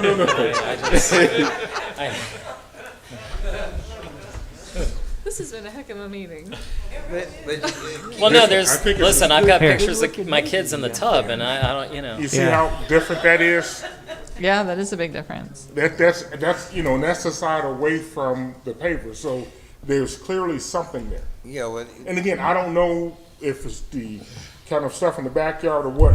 We just were concentrating on the side of the house there. well, when I'm looking at from the other side, what I think I'm seeing is the fact that you got this water coming off yours, and of course they're meeting in that swell there, Right. and causing the congregation, collection of water there, and it should have been, I don't know, tilted and drained back towards the back of the house or the front of the property, towards the front, so it doesn't just sit there. But with all the extra water coming off here, because of the pavers there, his hot water has nowhere to go higher. Mr. Bain, if you would entertain it. I'm going to withdraw my motion. Okay, there we go. So I'm gonna take a stab at this one. Let me see if we can, let me break this down. I'm going to move to approve the pavers on the, what is that, the east side of the property where the other neighbor has it? Other neighbor. So let's start with those. I'm gonna move to approve a variance for the pavers on the east side where the neighbor also has pavers. I'll second that. Okay, let's call that question. Okay. I'll second Okay. that. So we're gonna make that, so. I wanna treat 'em- They both have to do it, and then that could be a precedent. No, I don't think we want to establish that precedent either. Because Well, as she stated legally- earlier, if we start doing that, everybody gonna come in, everybody gonna have pavers, we gonna. Well, and legally, I think our attorney would tell us that a variance does not establish precedent. No, That is correct. no. Yeah. Each variance has to be considered on its own merit. So are we comfortable calling this one? Well, was it seconded? Yes. Yes, I second it. Okay. So can we have a can discussion? discuss, yes. I think something the city attorney just said clicked with me. And I feel like, no disrespect at all to the applicant, but I feel like we are working harder to get this variance request approved than the applicant is. Yeah. And really the burden of the proof really relies on the applicant to tell us and show us, okay, we hear staff said negative to 1 to 5 things. Here's where I disagree with that, and here's how I've mitigated that, or here's how I've worked with that, here's how I've accomplished something to not negatively affect my neighbors and my neighborhood. And I just feel like maybe in this case, that has not happened. I know we had some conversations about individuals with disabilities and working with their pavers and access, and you know, they presented material that essentially addressed the negative findings, and I just don't feel like we actually have that. And thank you for the city attorney. I don't know if that was intentional or not, but you really refocused me on that. And I think, I'm sorry, sir, but I can't support the variance request at all. I feel like we're doing the heavy lifting here, and trying to make excuses for why the negative findings should be overturned, rather than actually being presented it and judging it. And that's kind of what we're supposed to do with the variance. So I'd like to see us just move forward with denying, and if he wants to come back and has a new plan, we can entertain that. I agree with you, Brian. We have spent 40 minutes on this. Okay, well, give me another motion. I think Well, there's a motion on the floor. You withdraw your motion, right? I did earlier, but then Ms. Strange and Ms. Myers have a motion on just the pavers on the east side. Okay. So that's on the floor. I look at it differently, that he has letters from the neighbors and the neighbors, I mean, I'm seeing that they're working together on that. I'd like to keep the motion for the pavers on the east. On the east, okay. Just those, and Just to those. address the rest separately. So you want us to vote on just keeping the pavers that he has with the neighbors already? And then do we want to deny the rest of it so that this gentleman's property isn't continue with the excessive rain, water or whatnot? And we get back back below 75%. Yes. Okay. So I'll amend the motion to say to approve the pavers on the east side that adjoin the neighbor who has pavers on the east and deny the rest of the variance. Okay. And I second that. So basically what we're saying, you gotta remove the paper from the other neighbor's side Yes. and the astroturf. Yes. Okay. And I would like to address one other issue when we're done that doesn't relate to these variances. Okay. Okay. So we need a vote? Okay. Yeah. Yes, I have a motion. Everybody understand the motion? Yes. Okay. No, any further discussion? Hearing none, all in favor, let it be said, aye, let it be known by saying aye. Aye. All opposed? Nay. And the chair vote aye as well. The motion passes 4-1. Okay. And I probably am seeking, it's related in the context of it came up because of this, but I feel like this could have been addressed at the staff level, and I don't know the proper way to direct this in the future to staff, or to give Yeah. staff authority if we want to be able to address that issue of ingress, egress, pavers, 5 foot, under the permeable surface. I think staff could have done this because they got everything right. It's a non-conforming material, it's under 75, it's over 75%. I mean, Staff could have done this. Well, staff would have done this had he come to staff and asked to begin with. The problem is, he didn't ask the HOA, and he didn't come to the city and ask for permitting or anything. Had he done that, all would have been accomplished. Talk me through the difference of that, because this came from a code enforcement Yes, violation? it calls from a code enforcement action that caused this. We brought it here. See. So, is there, if these people had come, they still would have gone through this process, right? Of having to go through the variance with council, Well, even if they had wanted to- applied for a permit. Yeah. They Yes. still would have had to. Yes, they would need variances. They would have had to go through the variance process because that all would have been explained to them in the beginning before they did the work. And there are some cities and counties that actually have a policy that says if it gets to the point that they have a code violation, they will not grant the variance. Yeah. Like they won't Yeah. even Some do it. cities does. Yeah. There's some that do that. That's a policy thing that you all could take up if that's the way you feel about it as well. We don't have that yet, so that's why it's in front of you. And Ms. Strange, that's one of the reasons I asked the question about his HOA. Did he talk to his HOA to begin with? And all this stuff, these type things would have been spelled out through the HOA policies. They went to the HOA, they probably would have directed them, hey, we don't have a problem, you need to go to the city. Well, that's what the letter said from his HOA. Yeah. That Yeah. we'll approve it if the municipality approves it. Right. See, So they but- just kind of pushed it to us, and we're not approving it, therefore, they're not approving But it. keep in mind also, he started the project before you even went to the HOA still, Yeah, see. and that's why I don't want to make it about his particular Right. application. I'm questioning how we feel, because again, we have a neighborhood that's going to have these situations. We've now dealt with them more than once. Mm-hmm.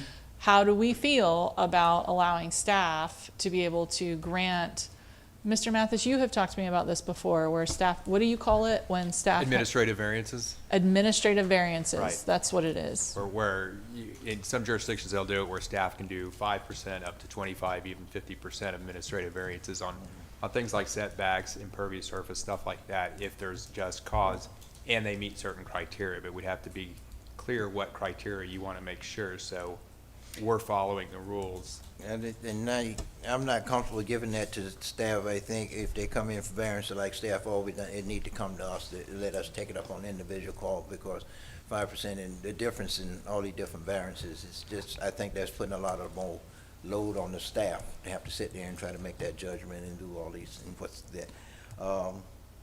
Might we Like be, I say, in the past, when we've done these granted these before, I mean, I think we've done several of these, and we've always tried to stipulate that hopefully we don't have anybody else in the community coming to do these things, because we grant one, and really try to stress to the people residents out there, they really need to talk to the HOAs and always check with the city to see what the city says.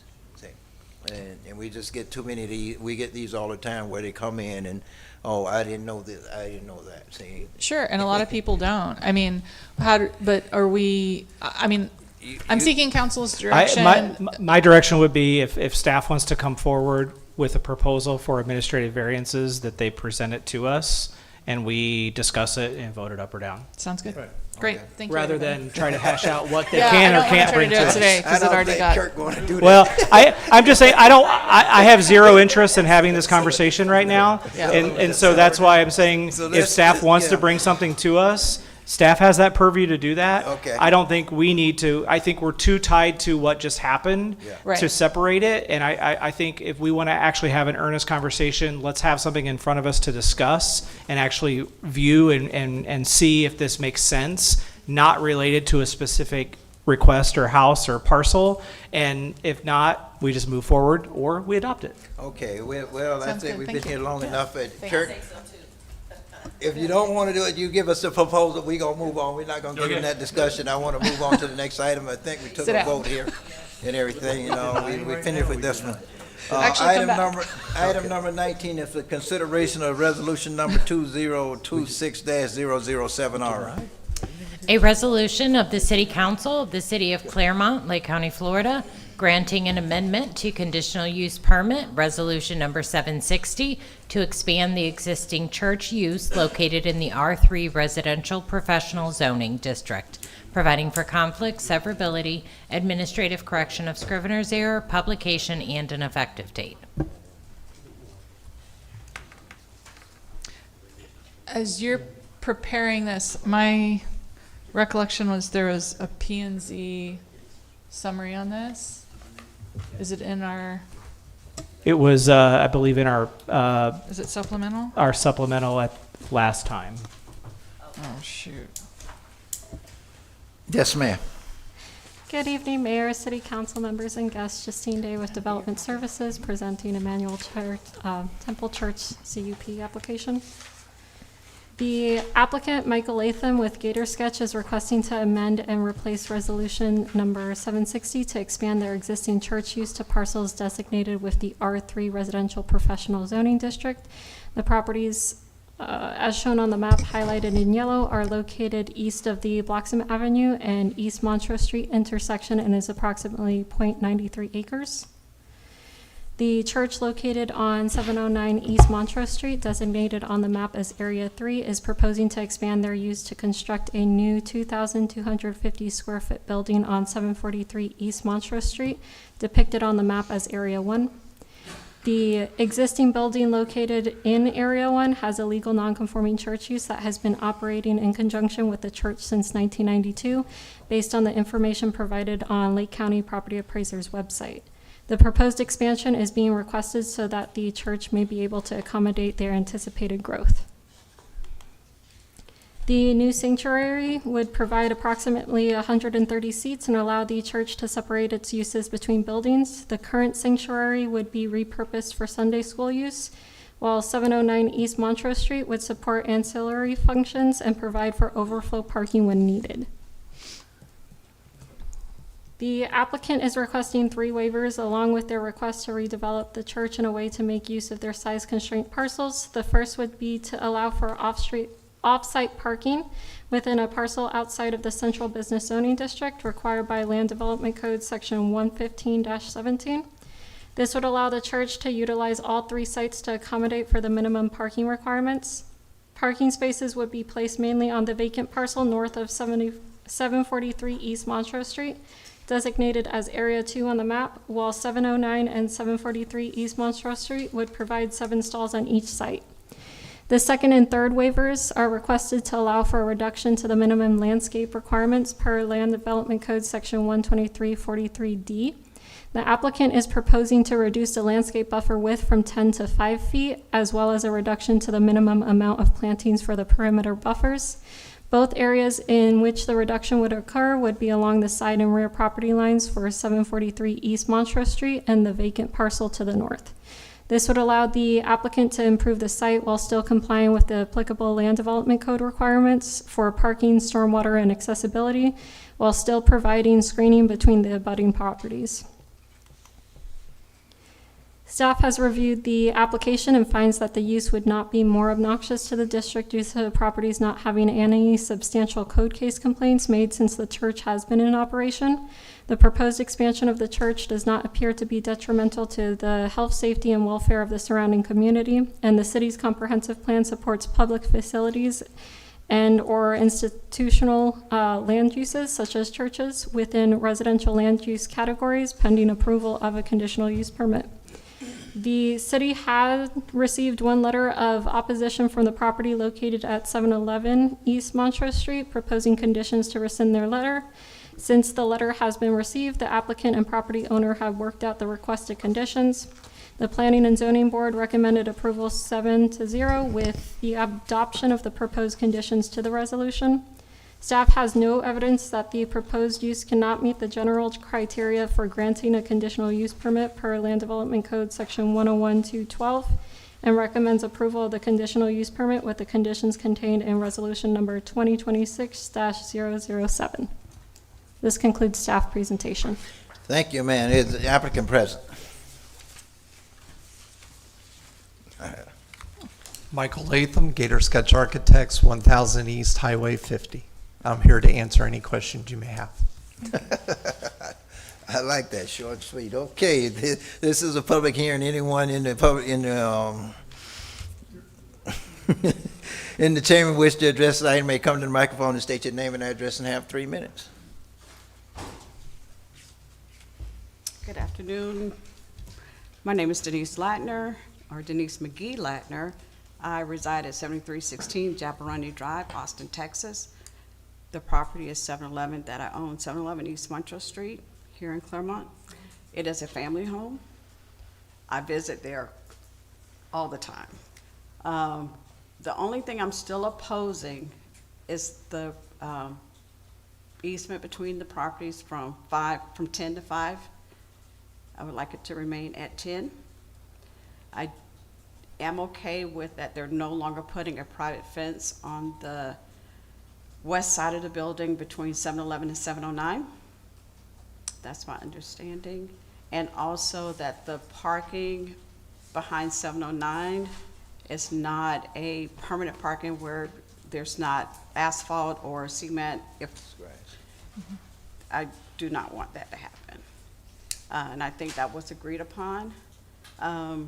Also, my other concern is that I live in Texas where we have no water. There is a lot of ways to improve the property, put in shrubberies, drought-resistant shrubbery that will last without someone being there to tend to it all the time. So because it's going to be a large footprint with the new building and the parking, that's a large footprint on that street. It needs to be updated and the property needs to look nice. That's my only concerns at this time. Okay, well, thank you, ma'am. Mm-hmm.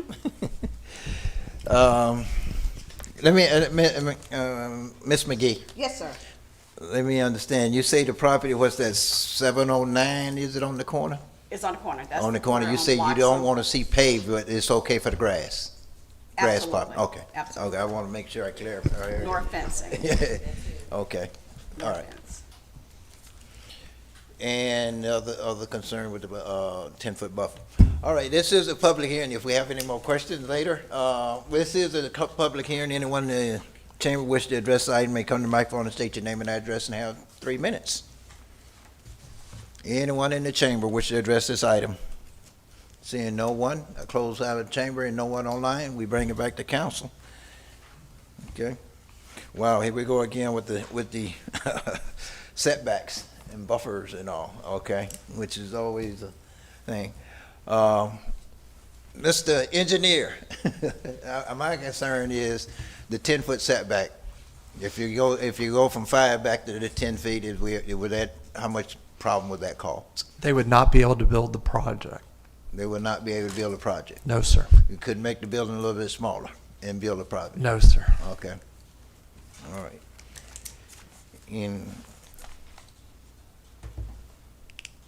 Which setback are we talking about with the 10-foot? Sorry, there's. Right. So to Which the parcel? north, we're talking about site plan area number 2.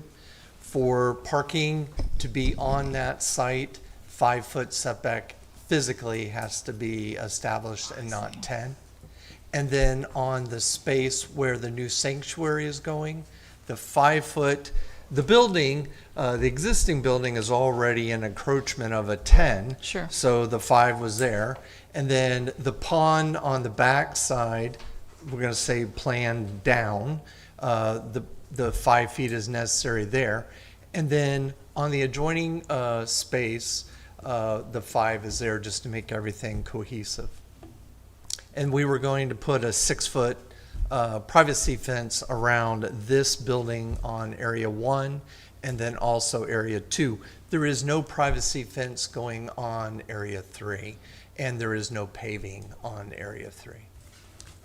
But the paving on area 1 is not restricted to the handicap spaces. It's all of it? Or it's just restricted to the handicap? There's already an existing some sort of gravel paving, there. We're yes. not changing that. We are only putting concrete for the 2 handicap spots. Okay, that's what I understood. And then on the north, that's grass parking with parking stops. And so the north, the issue is where the landscape buffer is, the 5 versus 10 feet. That's correct. And they need 24 because of the code? We need 24 plus a parking space on either side because of the code. Can they do golf cart parking instead? Unfortunately, no, ma'am. I don't think most of his members gonna be driving golf carts. Oh, A lot of his members are from out of town and everything. So I'm very familiar with the property and everything. But that's why I was saying, can we make it a little bit smaller? I want to see him do something. I've been wondering how long it was gonna be before they try to put a bigger building in there and everything. But I think we may be trying to go too big for the piece of property. If you're encroaching on the neighbors. Again, I have to be aware of the neighbors and everything, so that's why I asked, can the building be a little bit smaller and we end up with a 10 feet? Because Gator, I see 32 feet here. Is that 32 feet? I'm trying to figure out where that 32 feet is. That between the building and the fence line there? This 32 feet here that you mentioned here? I'm sorry, I didn't hear the I'm trying to question. figure I was out answering a question. This 32 feet here, is that from here to here or what? That is between the building and the property line. So we couldn't take off 5 feet of that and move that back a little bit more to The give them the 10 foot. 32 is to the AC unit, Yeah, but also, right? we're draining the property off the left-hand side between the building and the 5-foot setback to the pond. So can you speak at the? It can't, Oh, I'm I sorry. apologize. it can be, you drain it to the west, Yes, sir. not to the east, where you got the big opening back here between the existing church and everything that opens. The church wants to use that space. Okay. What are that gonna be used for? I don't know. We can ask. Yeah, I'm curious, I mean, you got the existing church and you got that opening in there, so, Yeah, all the to me, that'd be entrances, more logical to do the drain back there, your drainage back there. all the entrances to the existing building are on the right-hand side, as well as the new sanctuary. Yeah.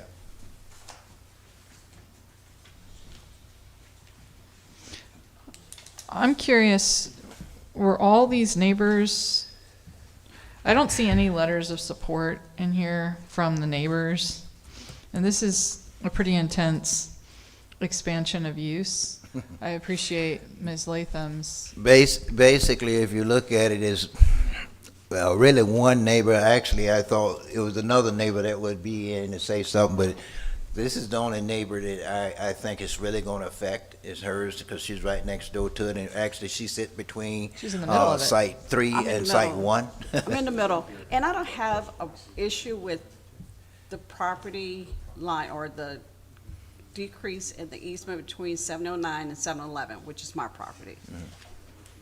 No, let me take that back. I don't have a problem with the easement on between 711 and 743. Okay. Between your Between property. your property and the one to the east. Right, to the You're okay east. if that one's at 5 feet? I'm okay. My other concern is that they've been great neighbors. Okay. The church has been a great neighbor. That's good. However, I own that property. If something comes down the line, I have to sell that property. No one's gonna buy that house. Let's just be frank. They might buy it. I'm not suggesting they should. But, So, maybe I'm mistaken then, so you're not concerned about the 5-foot setback between the church and your house, but the other piece? I'm more concerned about the easement between SPA 3 and my property. Because I would, currently, I will not have access, with them putting a fence up, I would not have access to my backyard at all. And that's why it comes in, they've been great neighbors, because we've had to use their property and get onto our property whenever there's large Right. issue, construction or whatever is happening. The other thing is that Duke Energy has had to come on their property, which they have to go through their property in order to service my property. So I understood your concern with the setbacks being on site plan area 2, the parking lot, but your concern No. is No. 709. Yeah. And why can't, that's not a parking issue No, then. well, Well, then I'm mistaken too. I was under the impression you were concerned with the setback on 743. No, and I give kudos to your P and Z board. They were very thorough, and we went through all of this. Okay. And her sister was here. We were and we all agreed to that we would not change anything on the west property. We would not put up a fence. We would not do any paving or anything, so that she could maintain, the quality of her property. So 709, the site of 709 gonna remain as is? Yes, sir. Nothing being done? Right. And can you be happy with that, ma'am? I am happy with that. Okay. Because I was under the impression you were concerned with the setback at 743. It's already so tight, it's not gonna make a difference. The Okay. other thing, my other concern that I already brought up is that when the gentleman was talking about the circle pond or the center pond, Yeah. when he brought up, it increases the value when you do landscaping. Yeah. Oh, I see. So your concern, I understood you had a concern with the setbacks on one of these three parcels, and I think That's I was. one of two concerns I had. Okay, yeah, so one is landscaping. Yes. I'm with you. And then the other one, which parcel is the one you're concerned about the setbacks? Or the landscaping buffer? Site 3. Site 3, and we've agreed, and it's planning and zoning, the conditions of planning and zoning reflect your concerns? Yes, they did. Okay, so today the biggest concern is that we have an appropriate landscaping plan that will increase the value of your real estate, considering how much parking we're adding around your real estate. Well, Parking and the footprint of And the the whole footprint. project. around their project, Around have adequate landscaping around there, which Yes. they should have to submit a landscaping plan anyway, so, yeah. Is that how that normally works? From here, if we give the approval, then they come back with a landscape plan later, or it's included in this? Site plan. It would be part of the whole site. Site. It just come back to, they got requirements, so many trees, so many plants, so many this, that has to be out there, okay? So- And that'll have to be all done through their site plan and everything with landscaping site plan. So what's different though is, correct me if I'm wrong, our current code for commercial property, which this would be, does not require the New Yard pattern book. And the project that Ms. Latham, you're Latham also? I'm Ladner. Ladner, I apologize. That's okay. The concern that Ms. Ladner is expressing is that we beautify the project consistent with that of Central Lake, which would fall under the New Yard pattern book. So I'm hearing that we might want to see the landscaping plan in the site plan be consistent with the New Yard pattern book residential requirement, not our current code for commercial property. And I'm getting a bunch of head nods. So I would say, Well, I know we got a bunch of ordinance and everything you gotta follow, and I know we just updated our landscaping code a little bit, a few months ago, I think, if I'm not but mistaken. only the residential. It doesn't apply to commercial. Well, the commercial one here Church can would still have be considered a residential. solid row of shrubs, that's what's required per code.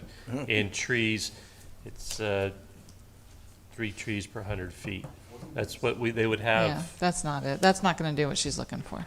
I'm not disagreeing, I'm just saying, Yeah. that's what code is right now. Yeah, it's gonna be much less beautiful than what Yeah, she's but, asking for. Mr. Ward, correct me if I'm wrong, but I just think because it's a church, I think they can still be considered residential, right? Not commercial. You don't have to. We can make that a condition. Are you well, yes, that's true, Mayor. But I'm not sure what the zoning is. Well, a lot of churches that stay residential, they keep listed residential because it's a little bit cheaper than Yeah. commercial. But Easier you for- can still apply conditions Yeah, as you. yeah. So I'm gonna move to approve item number 19, resolution 2026-007, with the added condition that the property be compliant with our residential landscaping code adopting the New Yard pattern book plans, and that it go by staff Second with that. those conditions. All right. I need a second anyway. I don't A know if I got second. one. Okay, I got a second. So she's okay with the current shrubbery buffering trees on the east side, which is between site area 2 and her home. It was site 3, sorry. Site 3. Yes. No, you're okay with that? But I thought you said on SPA 1. That's where you have. Yeah, yes. SPA 1 is good. Good. SPA 3 is where she she wanted more. That's where she want to maintain all of the buffering and landscaping and everything, okay? And of course, you all gonna put up a fence on 2 across the street, but it's gonna remain grass? 2 and 1. Yes, okay. Call for a vote. So there's no paving on any of it. It's in the site, Other than- one area gonna remain gravel. So I'll amend my motion to apply to areas 3 and 1. Okay. Second. Okay. All right, do I have a second? Yes. You amended and another second, okay, I have a motion and a second. Are there any further question, discussion? I'll just add this. Mr. Mayor. I've known Bishop Forehand for Yes. 20 years, and I find him to be an exceptional human being. Just for your own, as a pastor, I just want you to know he's a quality human being, and I believe he's going to do everything in his best interest, or in the best interest of the community, to do the right thing, just for whatever that's worth. And I agree with him. I actually grew up with him. He was a little younger than me, but I used to work for his dad as well. And he's been doing a great job in the community. And like I say, I've been wondering when they were going to do something, because I know they've outgrown the building. When I passed there on Sunday, I know they've outgrown the building they're in already. And so it was just a matter of time before they came and everything. So I have no further. Would I say we have a motion and a second if there's no further discussion? All in favor, let it be known by saying aye. Aye. All opposed? And the chair votes aye as well. Motion passes 5-0. Item number 20, resolution number 2026-009R. A resolution of the City Council of the City of Clermont, Lake County, Florida, granting a conditional use permit to allow for a food truck to operate on an improved parcel located in the C2 General Commercial Zoning District, providing for conflict, severability, administrative correction of scrivener's error, publication, and an effective date. Yes, sir. Good evening, Mayor, City Council members, and guests. Nick Gonzalez, Development Services. The applicant, Adaptive Provisions LLC, is requesting a conditional use permit to allow the operation of a mobile food dispensing vehicle on an improved parcel designated within the C2 General Commercial Zoning District. The proposed location is at 1530 East Highway 50 within the Home Depot parking lot. The food trailer is proposed to be located near the pro section of Home Depot on the east side of the facility, positioned at least 10 feet from the building. The placement will not impede the designated fire lane. The final location will be confirmed during site review to ensure compliance with all applicable building and fire safety codes. The food trailer will also require connection to electrical power from Home Depot, for which the applicant will obtain the necessary permits prior to installation and operation. Additionally, the applicant has indicated that a contracted service provider will handle the collection and disposal of gray water and waste oil. The applicant proposes to operate a single food trailer, Wahlburgers, offering takeout service only. The use is intended to be family-friendly in nature and will not involve alcohol service, amplified entertainment, or late-night operations. The proposed hours of operation are 7 days a week, 8 a.m. to 8 p.m., consistent with the Home Depot's business hours. The applicant has provided written authorization from Home Depot allowing the use of the property, including access to restroom facilities for patron and mop sinks for operational needs. The city's land development code does not identify mobile food dispensing vehicles as a permitted use within the C2 General Commercial District. As such, Section 125-313 requires approval of a conditional use permit for this type of operation. Although the C2 district permits restaurants and food establishments when conducted within an enclosed structure, staff finds that the proposed use is compatible with the district and would not be more objectionable than any other permittable uses.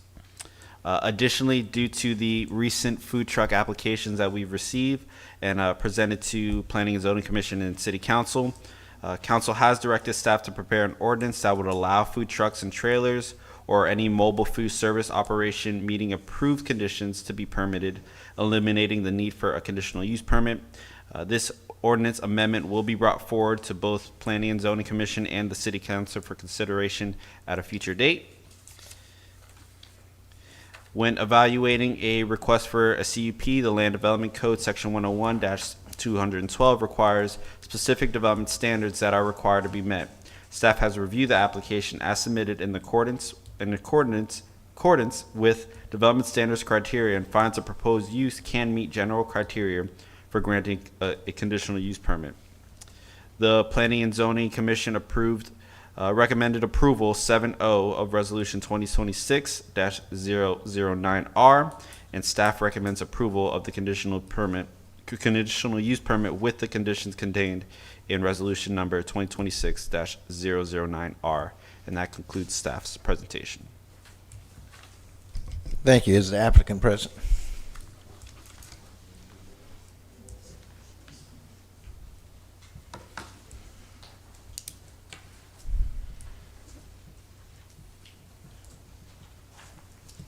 Hi, my name is Brianna, and I'm the NSO manager for Wahlburgers Adaptive. Good evening. My name is Eden. I'm our head of training and development for Adaptive. So Okay. this evening, we're here to present our idea for... Excuse me, I'm just 1 second. Can I get an address from one of you at least? Yeah, of course. I actually am local, kind of in Orlando. It's 661 Sable Lake Drive, Longwood, Florida. Thank you. Okay. Sorry about that. So we are here to present our idea to potentially bring our Wahlburgers concept to the Home Depot here in Clermont.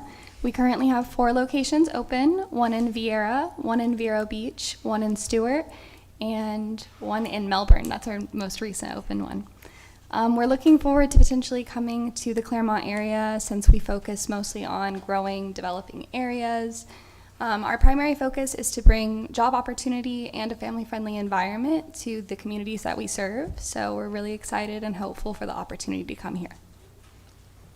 Thank you. And we would be happy for any questions. Yes, ma'am. If we have any questions, we will call you back at a later time. This is a public forum. Anyone in the chamber wish to speak to that, may come to the microphone and state your name and address and have 3 minutes. Yes, sir. Good evening. I'll keep this one brief. Vincent Neiman, Regency Hills. This is the perfect example of a food truck. Okay? Think about what I've been asking or what we've all been asking. Does it meet the criteria? Gee, you got your lighting, you got your bathroom, you got your parking, sanitation, and the best part, it don't have areas where they sit. It's not going to go against the fire code, and I can't wait to see this new ordinance coming up because this went beyond and above it. Okay? It's not going to take the beautification away from Clermont because it's already in a commercial area. And it is walkable when you're going into Home Depot. I got to tell you, when I first moved, I'm hungry right now, okay? Been here almost 4 hours. No, but really, think about it, people. In New York, we have hot dog vendors and everything. Yep. Okay? At least when I'm going to spend thousands of dollars in a Home Depot, I want to treat myself to something. Okay? So please think about it real hard on approving this. Thank you, and God bless you. And we're almost done. This is a public forum. Anyone in the chamber wish to address this item may come to the microphone and state your name and address and have 3 minutes. Anyone else? Anyone else? No one online. Okay, we're closed. Bring it back to council. What say council? I'd like to approve it. I have no problem with it. I have no problem. Okay. I'm excited. Okay, well, I'm still waiting on the real ordinance because this is something we talked about for some years now, allowing places like the Home Depot and public supermarkets and places like this to be able to put food trucks out there. We're just waiting on the ordinance. That's I would like to make a motion. On behalf of all of the 90s moms, is there a chance one of the Wahlberg brothers would be here for opening day? Not for opening day, but there is a chance they're coming out to Florida. Oh, okay. Well, that's good to know. I would like to make a motion to accept item number 20, resolution number 2026-009R. Second? Have a motion and a second for approval of item number 20, resolution number 2026-009R. Any further discussion? All in favor, let it be known by saying aye. Aye. All opposed? And the chair vote aye as well. Motion passes 5-0. Good luck. Thank you so much. Thank you. Welcome to Clermont. And when can I expect to see this at Home Depot? I go up there just about every day. We are shooting for mid-May. Mid-May? Oh, Yes. that is quick. Okay. Okay, well, welcome. Thank you. Yeah. Thank you. you Item guys number so much. 21, resolution number 2026-014R. A resolution of the City Council of the City of Clermont, Lake County, Florida, authorizing budget amendments for the City of Clermont for fiscal year 2025-2026. Scott Bohr, Finance Director. Thank you, Mayor and City Council. The proposed budget amendment before you is a single issue item. It's a request from the police department to add staffing requests, 4 additional sworn officers and 4 additional community service officers. Within the resolution, you'll see the fiscal impact, or the estimated fiscal impact for the remainder of the current fiscal year. In a general fund, that being $480,962, and in the police impact fund for the purchase of vehicles, $480,000.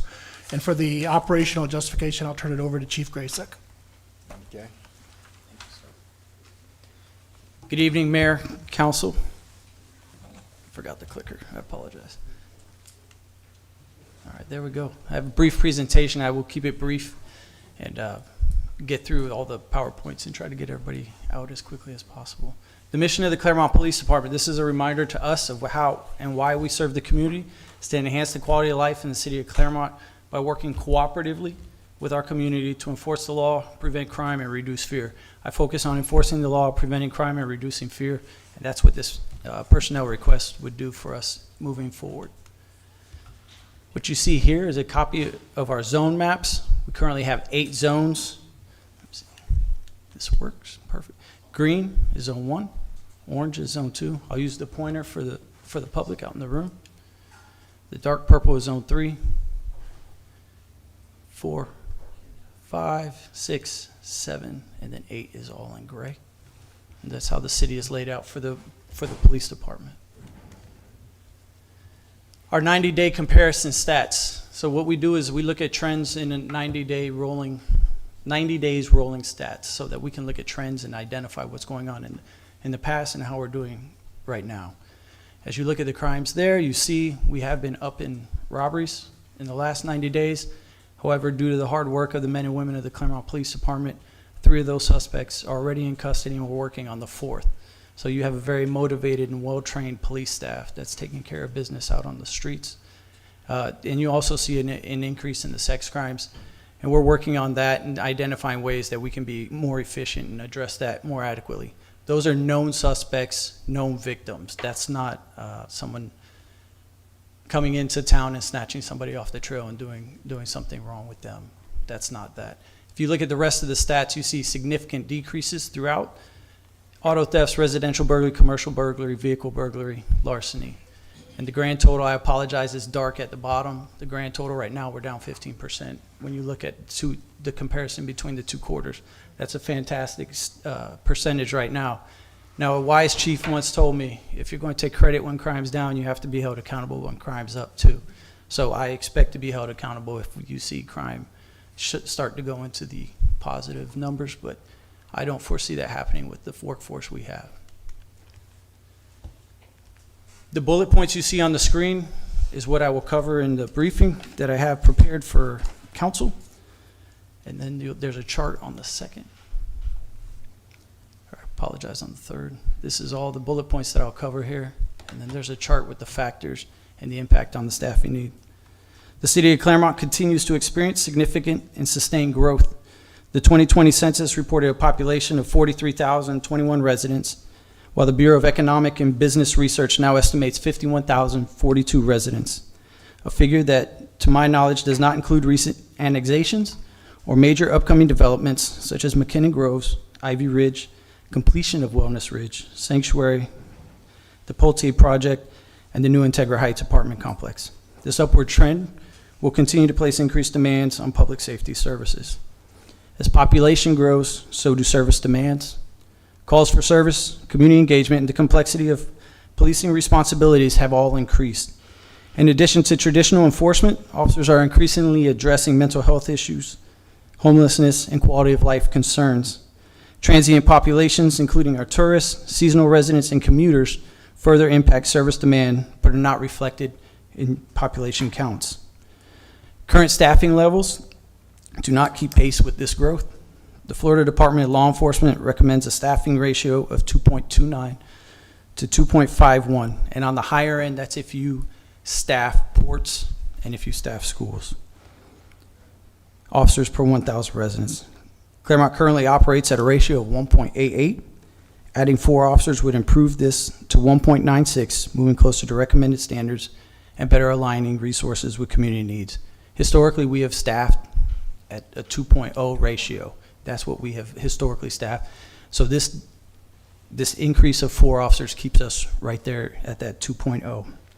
And I believe that's sustainable, barring any huge changes in crime trends, historical crime trends, when we look back at our data.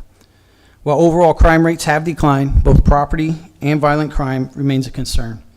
Additional staffing will allow the department to maintain progress while expanding proactive policing strategies. This includes precision policing, which uses data-driven approaches to focus on emerging crime trends and deploy resources more effectively. Enhanced staffing will also improve patrol coverage and visibility. More officers on the street means broader coverage, increased presence in neighborhoods, and greater ability to deter crime. It also allows for more consistent services in areas that have been underserved due to staffing limitations, such as downtown. I know I hear a lot about our beloved downtown officers who we had to put elsewhere, and I'm happy to say we should have a downtown officer here pretty quickly within the next month or two. And in the Wellness Way area. Community engagement will benefit as well. With increased staffing, officers will have time to build relationships with residents and businesses, address concerns early, and strengthen trust. This proactive approach helps prevent issues from escalating and supports long-term public safety outcomes. From an organizational standpoint, additional staffing supports officer wellness and operational effectiveness. Reducing overtime and workload fatigue lowers the risk of errors and burnout, while improving morale and retention. It also ensures officers can attend necessary training without compromising daily service levels, keeping the department aligned with best practices. Recruitment and retention remain challenges nationwide, but Clermont has made strong progress through competitive wages supported by the City Council, thank you, and the City Manager, thank you. The department currently has 4 vacancies and continues to receive qualified applicants. Based on our current hiring trends, we are confident in our ability to fill both existing vacancies and 4 additional positions by the end of this calendar year. Overall, this request for the additional officers is not simply about increasing personnel. It's about ensuring the police department can continue to meet the needs of a growing and evolving community while maintaining high standards of service, safety, and professionalism.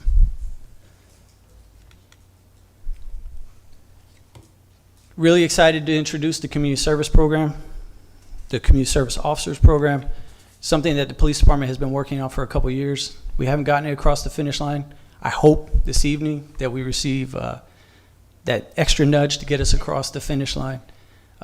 Once again, the bullet points will cover what I'm going to go over. I didn't want to bore you with words on the PowerPoint. Currently, sworn officers are often required to respond to a wide range of incidents, including many non-emergency situations that do not necessitate the presence of an armed officer with full arrest powers. Assigning sworn officers to handle tasks such as minor traffic crashes, parking enforcement, abandoned vehicle reports, lost or found property reports, and directing traffic diverts their time and focus from higher priority calls, proactive policing efforts, and critical incident response. Community service officers are uniformed, non-sworn civilian employees specifically trained to handle a variety of non-emergency calls for service and support functions. The addition of a community service officer program would allow us to optimize sworn deployment by freeing up sworn officers to focus on emergency calls, criminal investigations, proactive patrols, and community policing initiatives. It will also allow us to provide a more timely response to non-emergency calls. A community service officer can be dispatched specifically for these incidents, reducing wait times for residents needing assistance with issues like minor accidents or parking complaints. If the patrol officers are busy right now and a parking complaint comes in, that is considered a low priority call. They could wait 30, 40 minutes if we are busy out on the road. The ability to have the CSOs there and answer that call for service within a shorter time period greatly assists the community. It'll also allow us to streamline the handling of routine reports and tasks, improving the overall workflow and productivity of the department. They can handle initial report writing for specific nonviolent crimes, gather information, and manage traffic control at accident scenes, school zones, or special events. They provide an additional visible presence in the community, assisting citizens and contributing to a sense of safety and service. They can also assist with community outreach programs and events. Utilizing community service officers for appropriate tasks is a more cost-effective approach than assigning sworn officers, considering differences in salary, benefits, and training requirements. This allows the department to expand its service capabilities responsibly within budget considerations. Community service officers will be held to similar physical fitness standards as police officers to ensure they maintain operational readiness and continue to meet the minimum requirements of their job description. A community service officer program also creates a valuable recruiting pipeline by offering individuals a structured, hands-on introduction to law enforcement without the immediate commitment of becoming a law enforcement officer. It also allows those who may lack experience or feel uncertain about entering the profession to build confidence, develop practical skills, and gain firsthand exposure to police operations. Over time, the experience helps identify and prepare motivated candidates who are better informed, more capable, and more committed when they choose to pursue a career as a sworn police officer. The addition of 4 community service officers represents, in my opinion, a forward-thinking investment in the safety and well-being of the Clermont community. It allows the police department to adapt to the demands of a growing city by implementing a proven, efficient, cost-effective model for service delivery. This initiative will result in enhanced resource allocation, improved response times across all call types, increased capacity for proactive policing by sworn personnel, and enhanced services to our residents. At this time, I'll take any questions that the council may have. All righty, sir. Well, I tell you what, Chief, let me open this up to the public, and if we have any question, we will call you back at a later time. But this is a public forum. Anyone in the public in the chamber wish to address this item may come to the microphone and state your name and address and have 3 minutes.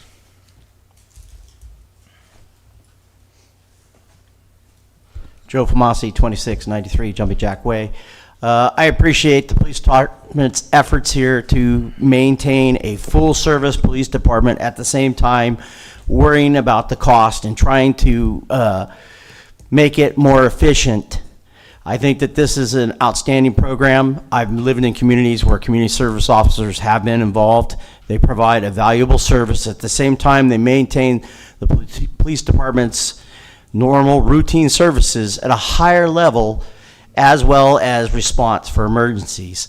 Also, I appreciate that this department is thinking about their officers and trying to reduce ways for their officers having lots of stress related cause injuries, injuries cause officers to be off. So for a police department to focus on the mental health of their staff and to take that into priority, that's amazing. That takes good leadership. I hope that you will pass this. I think that this is going to affect the city of Clermont majorly in a positive way. We complain about traffic all the time and traffic accidents and those kind of things. Having that resource to be able to dispatch quicker to accidents, minor accidents, can maintain even smaller accidents from turning into bigger accidents. So I'd like to thank the chief, his staff, and the police department, and the men and women that are serving under him for coming up with this program. Thank you. Thank you.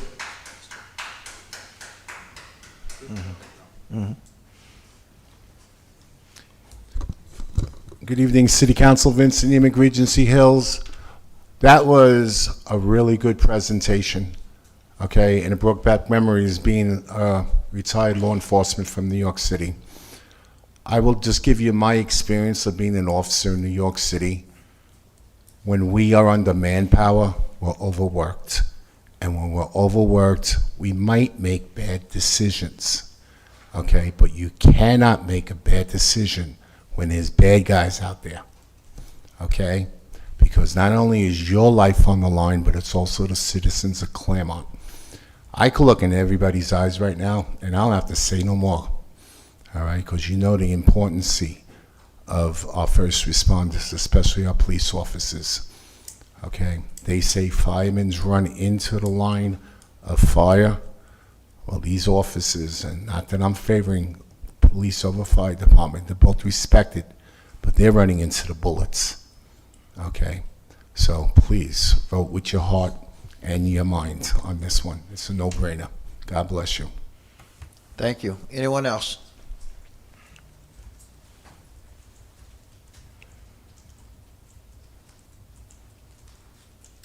Paula Hoisington, 564 East DeSoto Street. I just want to echo everything that the two gentlemen just spoke regarding this initiative.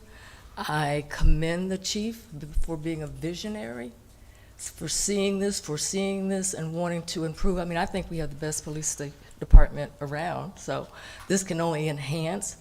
And I agree with the gentleman that just spoke, the both of them. I hope that you will think with your heart what's in the best interest of the city and do what the chief has requested, find the money, whatever we need to do so that we can enhance this program and enhance this department. Thank you, Chief, for having vision. Thank you. Anyone else? This is a public forum. Anyone in the chamber which address this item may come to the microphone and state your name and address and have 3 minutes. Anyone else? Seeing no one else, anyone online? No one online, we will close public comment and bring it back to council. What say council? Well, nothing. For me, it's a no-brainer. I want to approve it. That's where I'm at. I'd like to make a No-brainer. motion to approve item number 2026-01. I second. Okay, I have a motion and a second for approval of resolution number 2026-014R. Any further discussion? I do feel the need to. I know that this is going to pass, and I just want to caution any council from and respectfully, from thinking with our hearts. We're talking about a $1 million commitment to the budget for 2027, and we haven't gone through the budget process yet. So I want to be careful that we don't set a precedence of saying, well, it's public safety, so they get whatever they ask for. I've spent a great deal of time with Chief, and I just want to frame this for us in a way that I can be held accountable, that Chief can be held accountable, and that Mr. Van Wagner can be held accountable. The first is we've had 4 open seats for this year that were funded. So the addition of 4 new seats of full-time officers actually has a net zero on our budget for fiscal year 2026. I like the community service officers program in that it helps us transition into the growth that we're expecting with the annexations that will likely hit our budget in 27. But I think we need to be prepared for the ask to come for 27 for additional officers. I'm also mindful that since 2022, we've never actually had a fully staffed police department. So nobody in the police department, nobody on this council has experience with having a fully staffed police department. We actually don't know what it looks like and how it feels when it is fully staffed, which can be both a blessing and a curse. So I want to be careful with how we're approaching morale, public service, the way that we interact with the public and with each other as we go through this process. I do want to reiterate at least something we had talked about when we went through the budget last year of having the standard of being the safest city in Florida. And I think that what Chief is presenting speaks to that. Finance is doing their part, fire is doing their part, public works is doing their part, and I think that this goes towards that goal. But I do want to continue to hold the police to that standard of having the safest city in Florida. And the third thing we've talked about at several council meetings as of late has been that July 1st date that we've asked fire and finance to come to us with a 5-year plan for how we execute the 6-minute response time, for all citizens in Clermont. And I've asked Chief, and I want to speak to you, that I've asked Chief to be part of that conversation with fire, with finance, and with public works, so that we're looking at this from the lens of how do we make Clermont the safest city in Florida. So I approach this with temperance, and I made a comment at a previous meeting that I felt this was premature. I have since learned that we actually have 10 officers or 10 persons in the queue taking the test. So this is actually something that can be executed rather quickly. So that's good. But I do want to make sure we're continuing to work together and communicate and not get wrapped up in the excitement of it, because it is a massive financial commitment by the citizens. And I want to make sure we're giving it that respect. That's all I wanted to say. I understand every point. Thank you, sir. Appreciate it. I appreciate it. Anyone else? I think we've given a lot of respect to them. For you to say, like you said, in 2022, it's been that long since they've been fully staffed. Exactly. And we've staffed our fire department, but we haven't staffed our police. And I think it's time to give the money to the police department. Well, they couldn't fill it. That was the issue. It wasn't underfunded. It was they couldn't find the officers to staff it. Well, and I guess that's one of the reasons I have no problem with this. We've always promised the police department, if they ever can staff their police department, at least that's one of my promises, I'll be happy to authorize the position, so I have no problem with it. And as Ms. Myers said, we have had no problem in the past few weeks, our councilman authorizing and committing to next year's budget for the fire department to keep us safe. So I think we need to do the same thing with our police department, as I know for a fact that, yes, crime is rising, as you saw in some of the stats out there. And I've always been very big fan of community policing. Yes. Okay. And so to me, I think that's one of the main steps in helping reduce crime in our neighborhoods and everything. And I was a witness of a couple of incidents just happened, and I was very shocked and amazed at the same time that actually some of the community residents actually helped the police department out, and that come from the presence of community policing that we do have out there. So to increase it would be a great thing. So I'm all for it. So. Can we vote? If I may interject, I feel like I have to say something as the police chief. When we talk about staffing, our staffing is different from the fire department staffing. Right. It's like, I don't want the police department to be the lightning rod for anything coming down. The fire department was able to fill their vacancies. We weren't. And whether that's because of societal issues or because of recruiting or whatever it was, that was the case. The new version of the police department is committed to filling all of those vacancies. Good.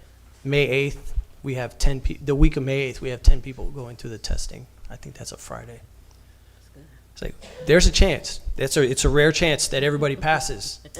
But if everybody passed, I just filled all the vacancies in 2 CSOs. Yeah. Just like that. Yes.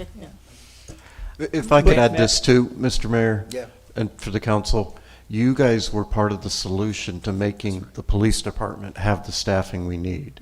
So I can't say thank you enough to all of you who voted, because part of our issue was a pay issue. Right.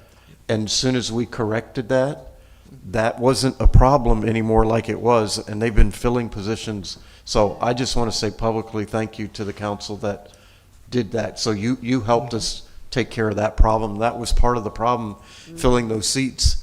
We had people that were paying higher wages in the area, and it was just very difficult. So I don't have any problem with their recruiting after looking at it. I think it was a pay issue, and it's evident just because after you did that, things have turned around drastically, and they did some signing bonuses as well, and things just started to turn around rapidly. So I just want to publicly thank the council for their support of the police department, and that's why I believe one of the reasons it's turned around in recruitment. And I agree with that, and I just think, I'm just thankful this time when we gave the pay increase, all the other agencies didn't try it out. Right.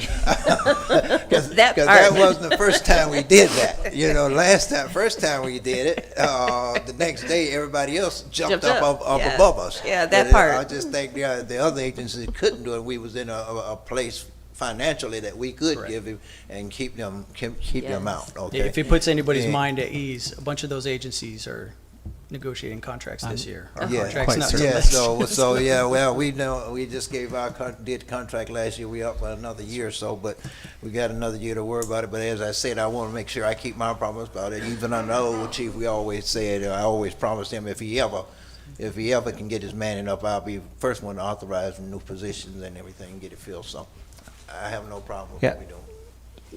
If I may, I want to go back to our last meeting when we talked about funding for fire as well. And the reason why I asked my fellow council members to have this conversation collectively as public safety is because what I don't want to do is create this narrative or situation that we're pitting perceivedly or actually our two public safety entities against each other with regard to staffing and funding and resources, because they do work hand in hand to make Clermont safe.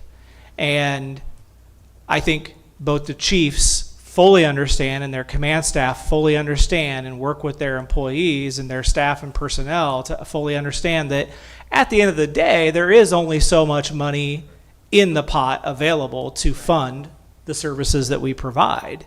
But you know, I also think we have an obligation. We have a police department here today, and I'm really glad we're funding this, because I was worried that we weren't going to, and I'm glad it sounds like it's going to be a unanimous vote, because we are spending money in areas of where we hope to provide a service, and we've allocated quite a few dollars to do so, and we didn't have the conversation of what also those dollars might be able to be utilized for services today, for departments that exist today. And I hope that we will continue to move in a direction where we talk about public safety collectively, so that we're not even creating the narrative that it's one department's favored over the other, or one's more important over the other, because they both provide a invaluable service to our community. And I'm incredibly, I have an incredible amount of respect for our chief today for bringing forward the vision of the community service program. I remember reading one of the very first articles that you were interviewed in after you were named chief. And one of the things that you said was, you see this as a catalyst for us as a community to provide a better service, both from a sworn law enforcement perspective, but also a service to our community in ways that don't require a sworn officer to be there, but still provide the same expectation and level of service by a CPD officer, and somebody who encompasses those 5 values that make up CPD. So I am very happy to see us move forward with this, and I look forward to us hopefully having a more collective conversation about public safety, so that we don't create perceived or actual narratives of department funding versus department funding in the narrative out there. Thank you. No, okay, well, I have a motion and a second on the floor for approval of item number 21, resolution number 2026-014. If there's no further discussion, all in favor, let it be known by saying aye. Aye. All opposed? And chair vote aye as well. Motion passes 5-0. Item number 22, city Thank you for your continued support. Yes, sir. Thank you, chief.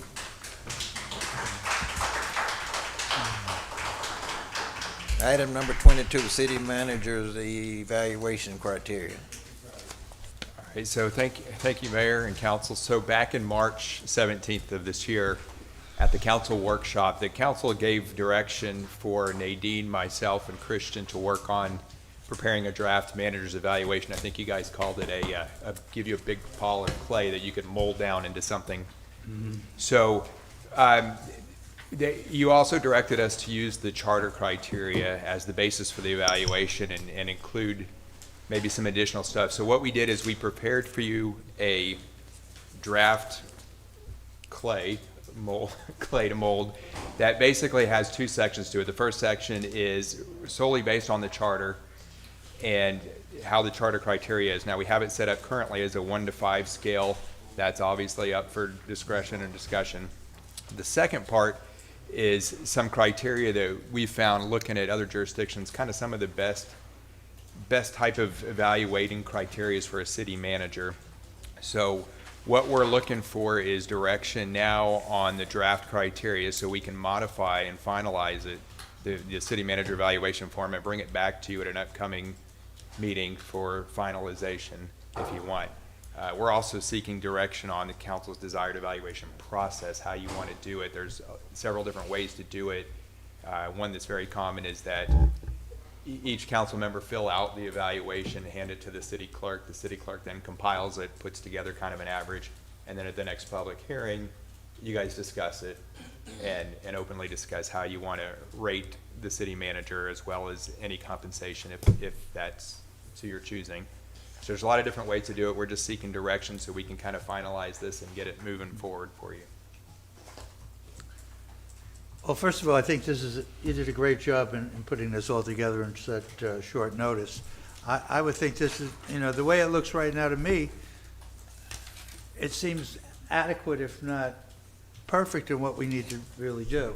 So I don't know what you're seeking from us as a vote to move it forward. Is that what you're looking for? Well, if there's any edits, if there's any deletions or additions that you want to add in there. Well, we can always do that at a later. I like what you have in here.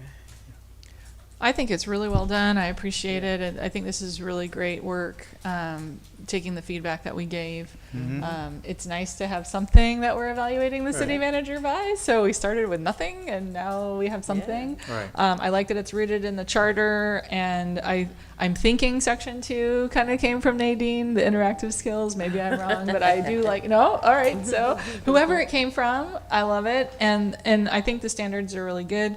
The only edit that jumped out at me, and maybe if I fine tooth comb it, I could find something else, but the one that jumped out at me under Section 6, policy execution, not the blue letters, but implements council's actions in accordance with the intent of council. I would ask that we clarify that to say something to the effect of as publicly communicated by council versus maybe conversations that were had that weren't in public or that weren't a majority of council. So I think that would be good for both the city manager and also the public when it comes to him executing the intent of council. Other than that, I thought it was really well done, and I'd be prepared to say, let's make it final. Yeah. And Yeah, I went back and looked at, I think a resident spoke at the meeting and also emailed us all about the Florida City and County Managers Association. And I don't know if, Mr. Mathis, if you guys used the samples on there. It actually, there's a lot of mirroring of there. They have some kind of, I think they have 3 variations on their website of what you can do. And I'm not married to the fact that this has to be what we do every year. I think it is just going back to, Councilmember Myers, you were first elected in 23. Yes.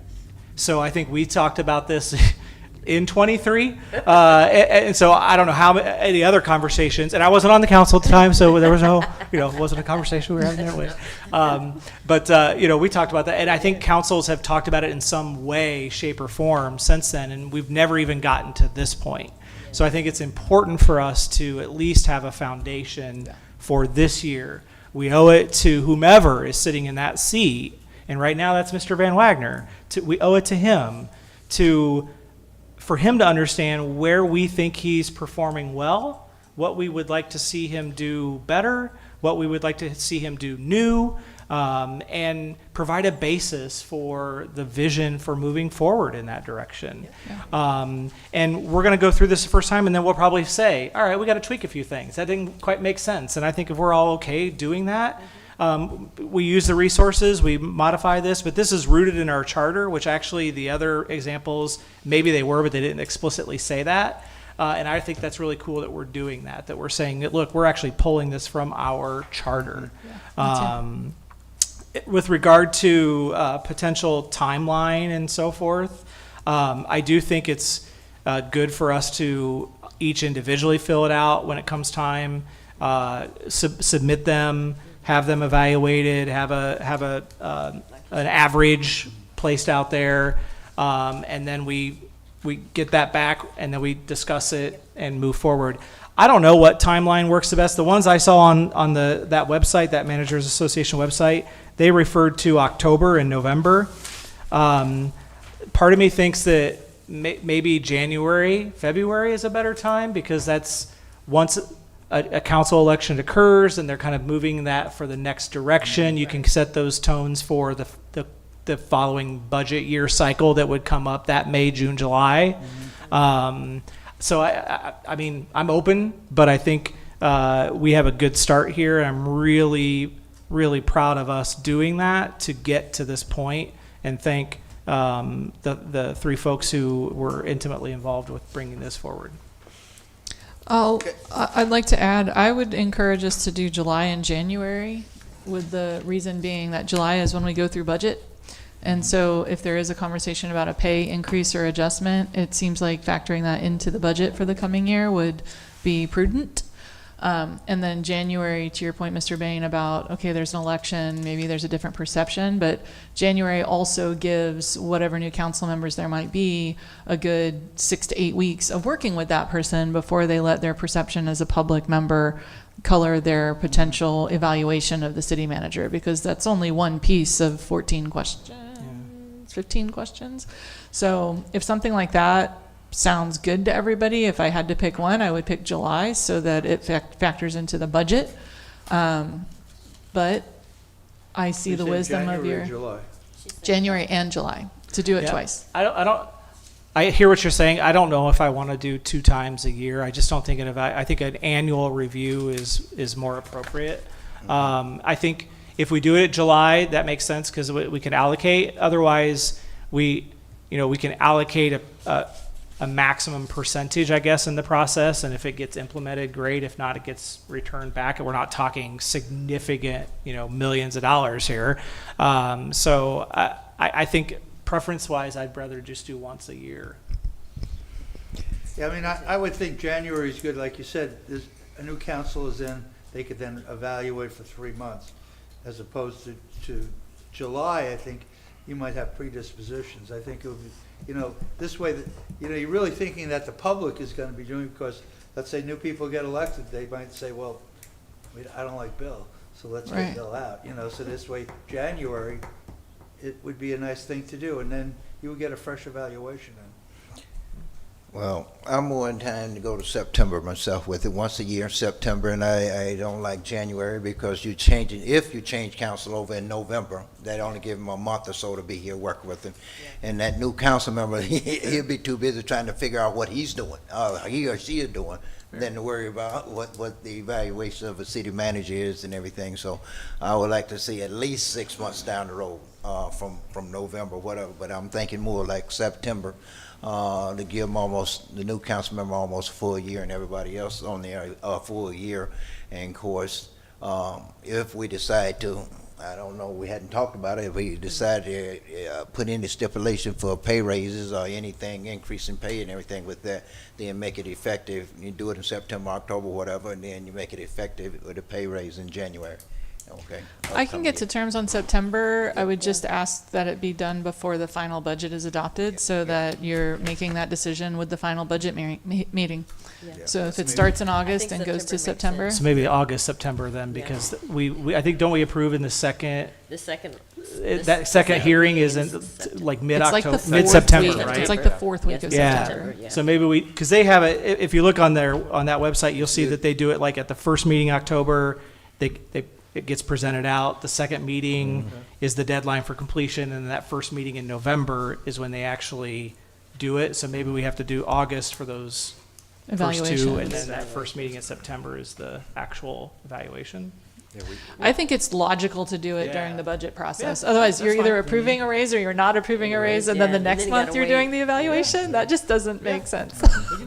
Yeah, and you can, we can absolutely do that. We can get it to you in early August and have it due back to us by September 1st. So Yeah. we can compile the information and have it to you on the agenda, that first agenda in September. Yeah, you can always say a policy is, hey, we're gonna do a 3% increase or 3% merit, and always have that built into your budget or whatever. Of course, if it don't man out, then he just doesn't get it. Right. If Yeah. he does, Right. it's That's there. true, too. So, Yeah.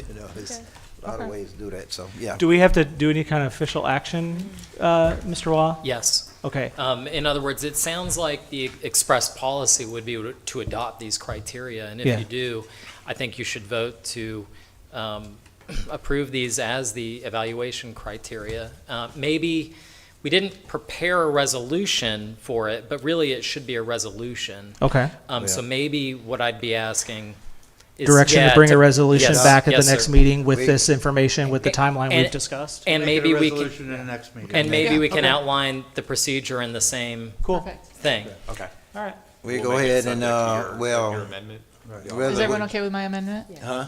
Is everyone okay with my amendment, that his responsibility is to execute the public Yeah, that's fine. Oh, Uh, that's changed. opinion of council? That's fine. We can. Correct.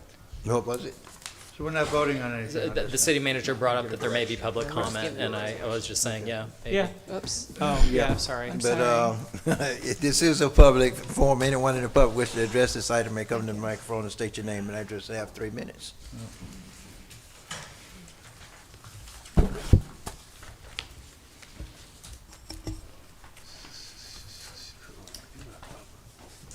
Joe Famasi, 2693 Jumpy Jack Way.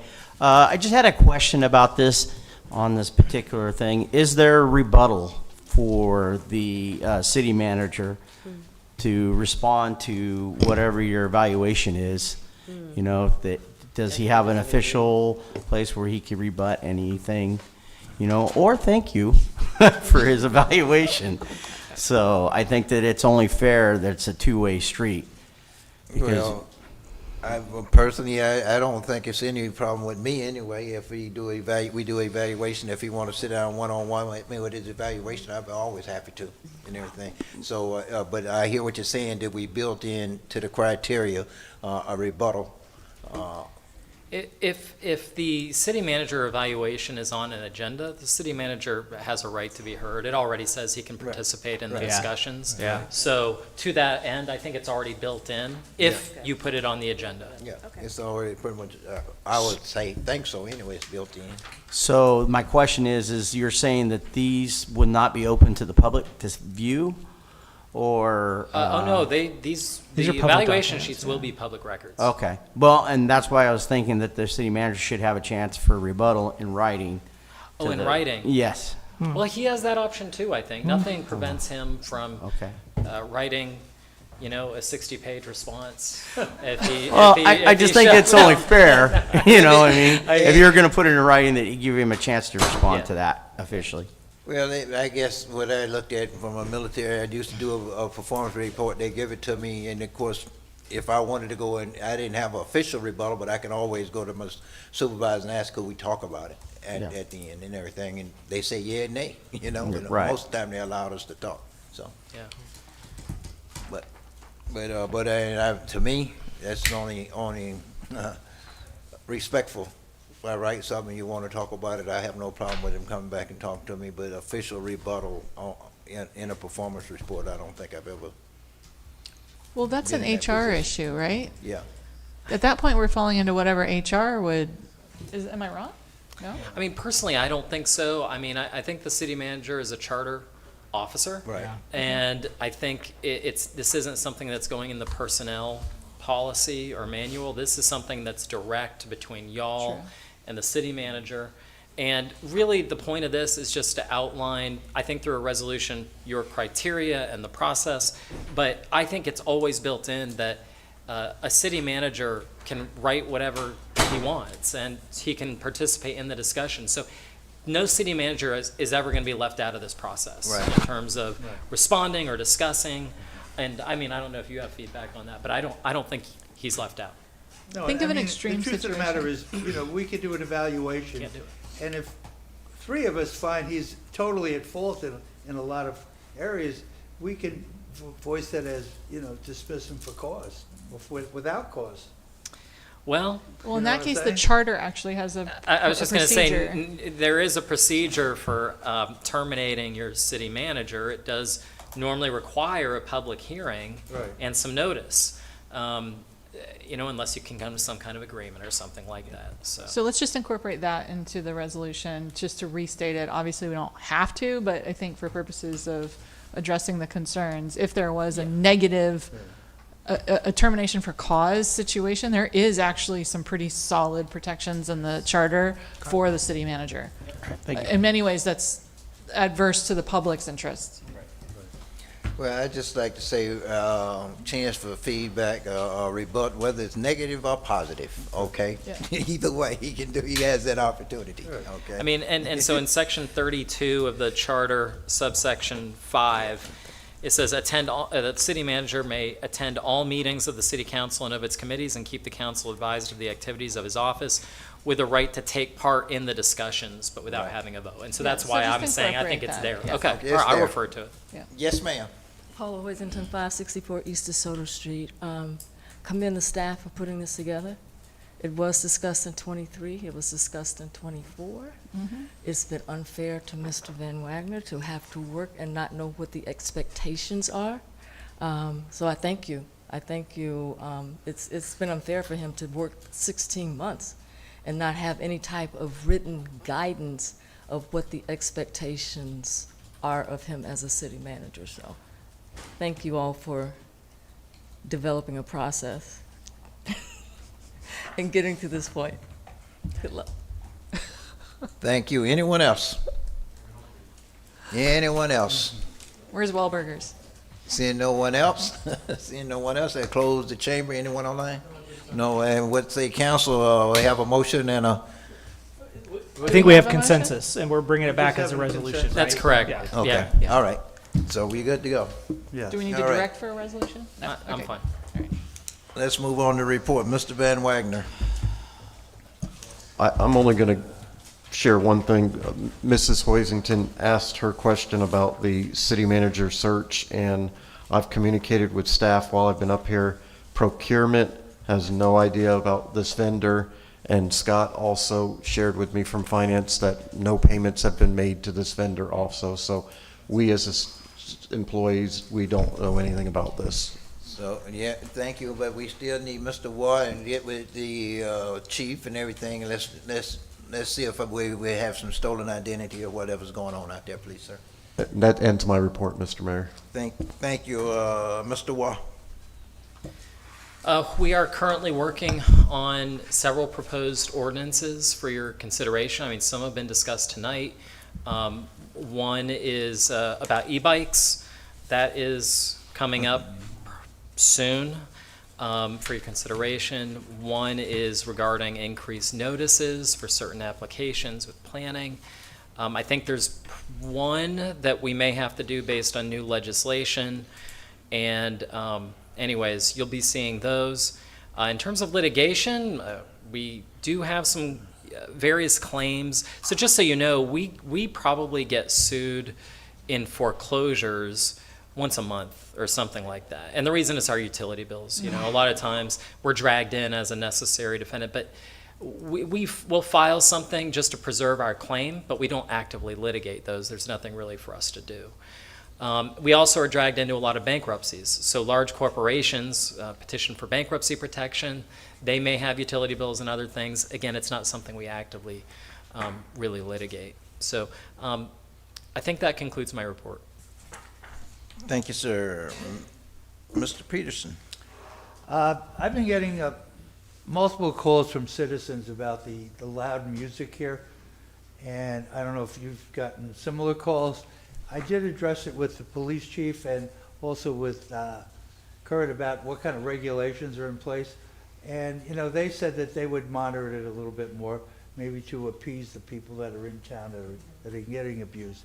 But the other side was, he said, so far he's only gotten 2 complaints about music, so, which is kind of puzzling if it's that drastic. But at any rate, you know, I wanted to address that, you know, because I think it's important if you live in town, especially if you have some kind of situations where you want to really be at peace with yourself. Yeah. Well, I'm not sure where your complaints coming from. Citizens in town. In town here? In town here. Yeah, You now, know, close to where the bars are and stuff like that, and, you know, I Well- think we have an ordinance in place after 11, you have to curtail music, is that 10. correct? 10. 10, okay, 10 o'clock, even better. So 10 Well, it's 11 on Friday and Saturday. Okay, 11 so, on Friday and you know, Saturday, but and, keep in mind also downtown, in this downtown area, they're not supposed to be using amplified music. Well, they can have it inside the building. I think But- the question that was addressed is if they're allowed to use external speakers. And then I think maybe some of them have these garage doors that can open up, and that would then take their internal speakers and turn them into external speakers. Yeah. So, I mean, if we had more than the 2 complaints, I would think maybe that would address it. But maybe we'll see what's happening next week, or as summer comes in. But it's summer in Florida all the time, so. And Chief Lefebvre. Yeah, the chief's not here right now to address any of those. Kirk, do they still have, the chief, police department still have the guns and everything they carry with them and everything? No. So they do have guns that we purchased for them a few years ago that they can go on the scene and I take think what the take problem readings. is that, if you're there and it's blasting loud and then, a half hour later it's off.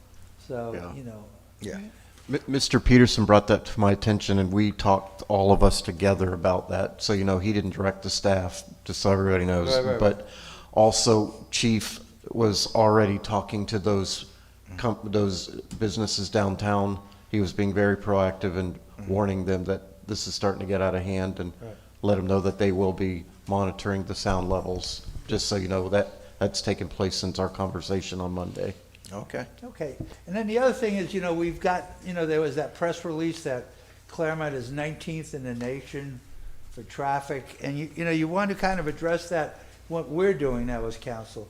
And I think we're being very proactive in that we hired DPZ. So DPZ is going to look into more practices as far as, traffic. We're going to have that new road in Independence Way and the new traffic that'll alleviate 50 maybe, because we'll be able to take traffic and shunt them around there. So I think, as a council, I think we're looking into that and we're really helping that out. With that, that's it. Thank you. Ms. Strange. Thank you, Mr. Peterson. I'm going to follow up on what you're saying and go a little bit deeper. I am entertaining submitting a request to be on the agenda to consider an ordinance that would get rid of outdoor speakers without council's permission. I have received complaints from more than one person, some of whom are unrelated, who live in the downtown area. And I'm also mindful in some conversations that I've had with the chief, as we've talked about, future plans, that DUIs are a big concern. One of our top crimes, if you will, is that the officers they're one of the top ones. In particular, they're one of the top ones that actually cause damage that our police can help prevent. Right. So what is the common denominator? People drinking until late at night and getting on the road. And so if we're encouraging that behavior as a community by blasting loud music and attracting people to the party lifestyle versus what I'm hearing from citizens, which is nature, peaceful, a mature landscape, hills and lakes, I'm inclined to move forward with an ordinance. Now, I have reached out to some of the business owners downtown because I would much rather see self-regulation than government regulation. That's kind of my philosophy. But I do think it's getting to a tipping point that I would support an ordinance and may ask you to consider an ordinance that actually is a noise ordinance. And I have limited experience with it, so I want to be prudent in how I approach it. But I'm going to go a step further and say that I'm almost at the point of willing to take action on it. My libertarianism is a little bit hesitant to do it, but I'm getting close. And related to your point, I do want to make sure the public is aware to keep an eye out for communications. My understanding is there's going to be another round of comprehensive plan community meetings coming up sometime in the near future. Those would be citywide, not just the downtown. So I know the staff is working really hard on that. So I think that's exciting, and I'm looking forward to hearing more about it. So I want to kind of, again, go just a step further on that. Reiterate what I mentioned at the CRA for purposes of this meeting notes. The Tourist Development Council for Lake County will be opening up its capital fund with a target date of May 1st to have that process in place. I really, really want us to be looking at that. Anything that brings visitors from outside the county to Clermont is something that would qualify for TDT, Tourist Development Tax capital funds. So I do want to make sure that we're thinking about that, and it doesn't just have to be sports. It can be like the CRA project with the lake, the botanical gardens, those things all, the historical society with the museums, all of those fall under that category. I am, and I'm open to council feedback on this one. I think because I'm excited about it, I'm kind of in touch with several different members of the community from several different areas around both the greenways, which is the trails, and also different parks projects. I have gotten to the point where I've asked Mr. Van Wagner to encourage a open meeting, kind of like the Meet in the Middle project, where the public can come together and kind of put that feedback and generate their ideas. It's something I would like to be involved with at the beginning to help get it started. I'm more interested in it being a city-led, a citizen-led initiative, but if it's something that any of you want to participate in on the getting it off the ground, I'm happy to coordinate with staff to get that publicly noticed and make sure you're aware of it. Or if you're comfortable with me kind of taking the reins on that, I think we'll hear more about it. It's just right now it's very visionary, and so I don't really, it's ethereal, that's a much better word. So let me know if that's something that you want to be included in, and what, I don't even know what it's going to look like right now, but I'm happy to engage everybody, and I certainly will keep you updated. And then the final thing is I met with Christian to go over the planning and zoning notes from our workshop, so that we can get that on, the agenda amendment to the code. He might be able or want to speak to it at another meeting. It sounds like we're looking at June for P&Z. We're not going to see it by June. It'll go to P&Z in June, is most likely. I've prepared a draft today, but You're my but we'll favorite. see. We'll see. Okay, so they might see it in May. So we might be able to stick to that timeline. But it is a tight timeline. So thank you. You're the best. So that's my update. Thank you. Mr. Bain. Thank you, Mayor. Can I ask for the city manager, is it possible, since we didn't get the presentations today, can we make sure that we all get copies of the Main Street Clermont? Yeah, we already told Natalie that we'd get you a copy of it. Okay, thank you. I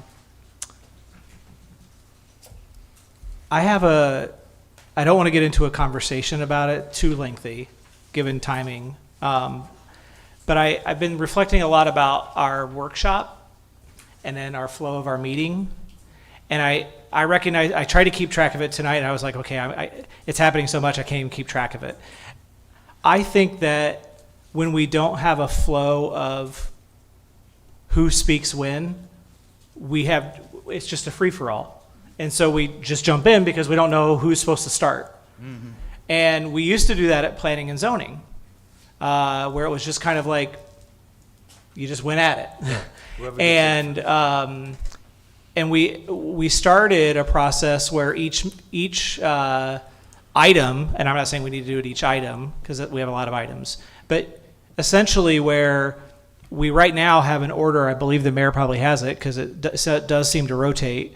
So he's provided a list of who votes first on ordinances, because it does rotate every time we have to vote with a roll call. It's not always the same person. Order, isn't it?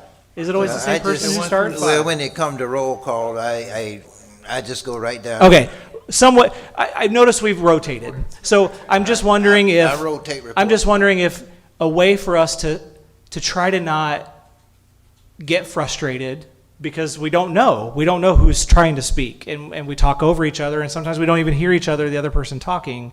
That if we had a process where we could, hey, all right, this meeting, Councilmember Myers, you're the first, and we just then go the order, and then the next meeting it's Councilmember Peterson, and then it's Councilmember Strange, and then it's me, and then and the chair always goes last because they're not supposed to be engaged Are you in joking the time way. limits on these or just no? What's that? You're joking like the time limit? Well, I mean, I think I have some ideas on maybe what we could do even more strategically with a first line of or first round of questions, because I do think questions should not be time bound, but I think statements could be time bound. And if we had a process by which, like let's just use this variance, the Lionsgate variance. If I were to go first, I would ask my questions, and then Councilmember Myers would ask their questions, and then Councilmember Peterson, Councilmember Strange, and then the mayor. And we would make sure we have all the questions. And then I would get 3 minutes to make any statement I want to make about my vote, my concern, my frustration, whatever it is. It's not a question, but it's a statement. Because I think sometimes we interweave them because that's just what we do. And that's where maybe I think some defense mechanisms come into play of saying, I don't want to cut off timing, because I could ask one question and Mr. Henschel could take 5 minutes to respond just because it's a hefty question, and now my time's gone, and I don't want the clerk to be down there stopping and starting every time we ask a question. But I think there's some ways we can do that. I'm entertaining that. Maybe we can talk about it at a workshop upcoming, but I think there are some ways that we could reasonably improve that would allow us to be more considerate and understanding of time and perspectives. And also, I don't think anybody naturally likes to be interrupted. And even when it's unintentional, but if it keeps happening, then that just grates on somebody, and I'll speak for myself. Then I get like, can I just speak, please? And then it just becomes a problem. And so I'm just wondering if there's ways for us to do that. We don't have to get into it right now, but maybe if you're willing, and we could do a workshop, devote some time to talking about that at an upcoming workshop to improve some flows. There's even microphone systems that would allow the chair, you can't even buzz in until it's your turn. Like your mic's not active, so you can't interject. It just is, you get to speak when hey, I want to call in and you're called on. I'm not saying we have to go to that nth degree, but there are ways for us to maybe improve flow that protects ability to ask questions, but also takes into consideration how long we can speak on statements of things versus trying to seek information and clarify and things like that.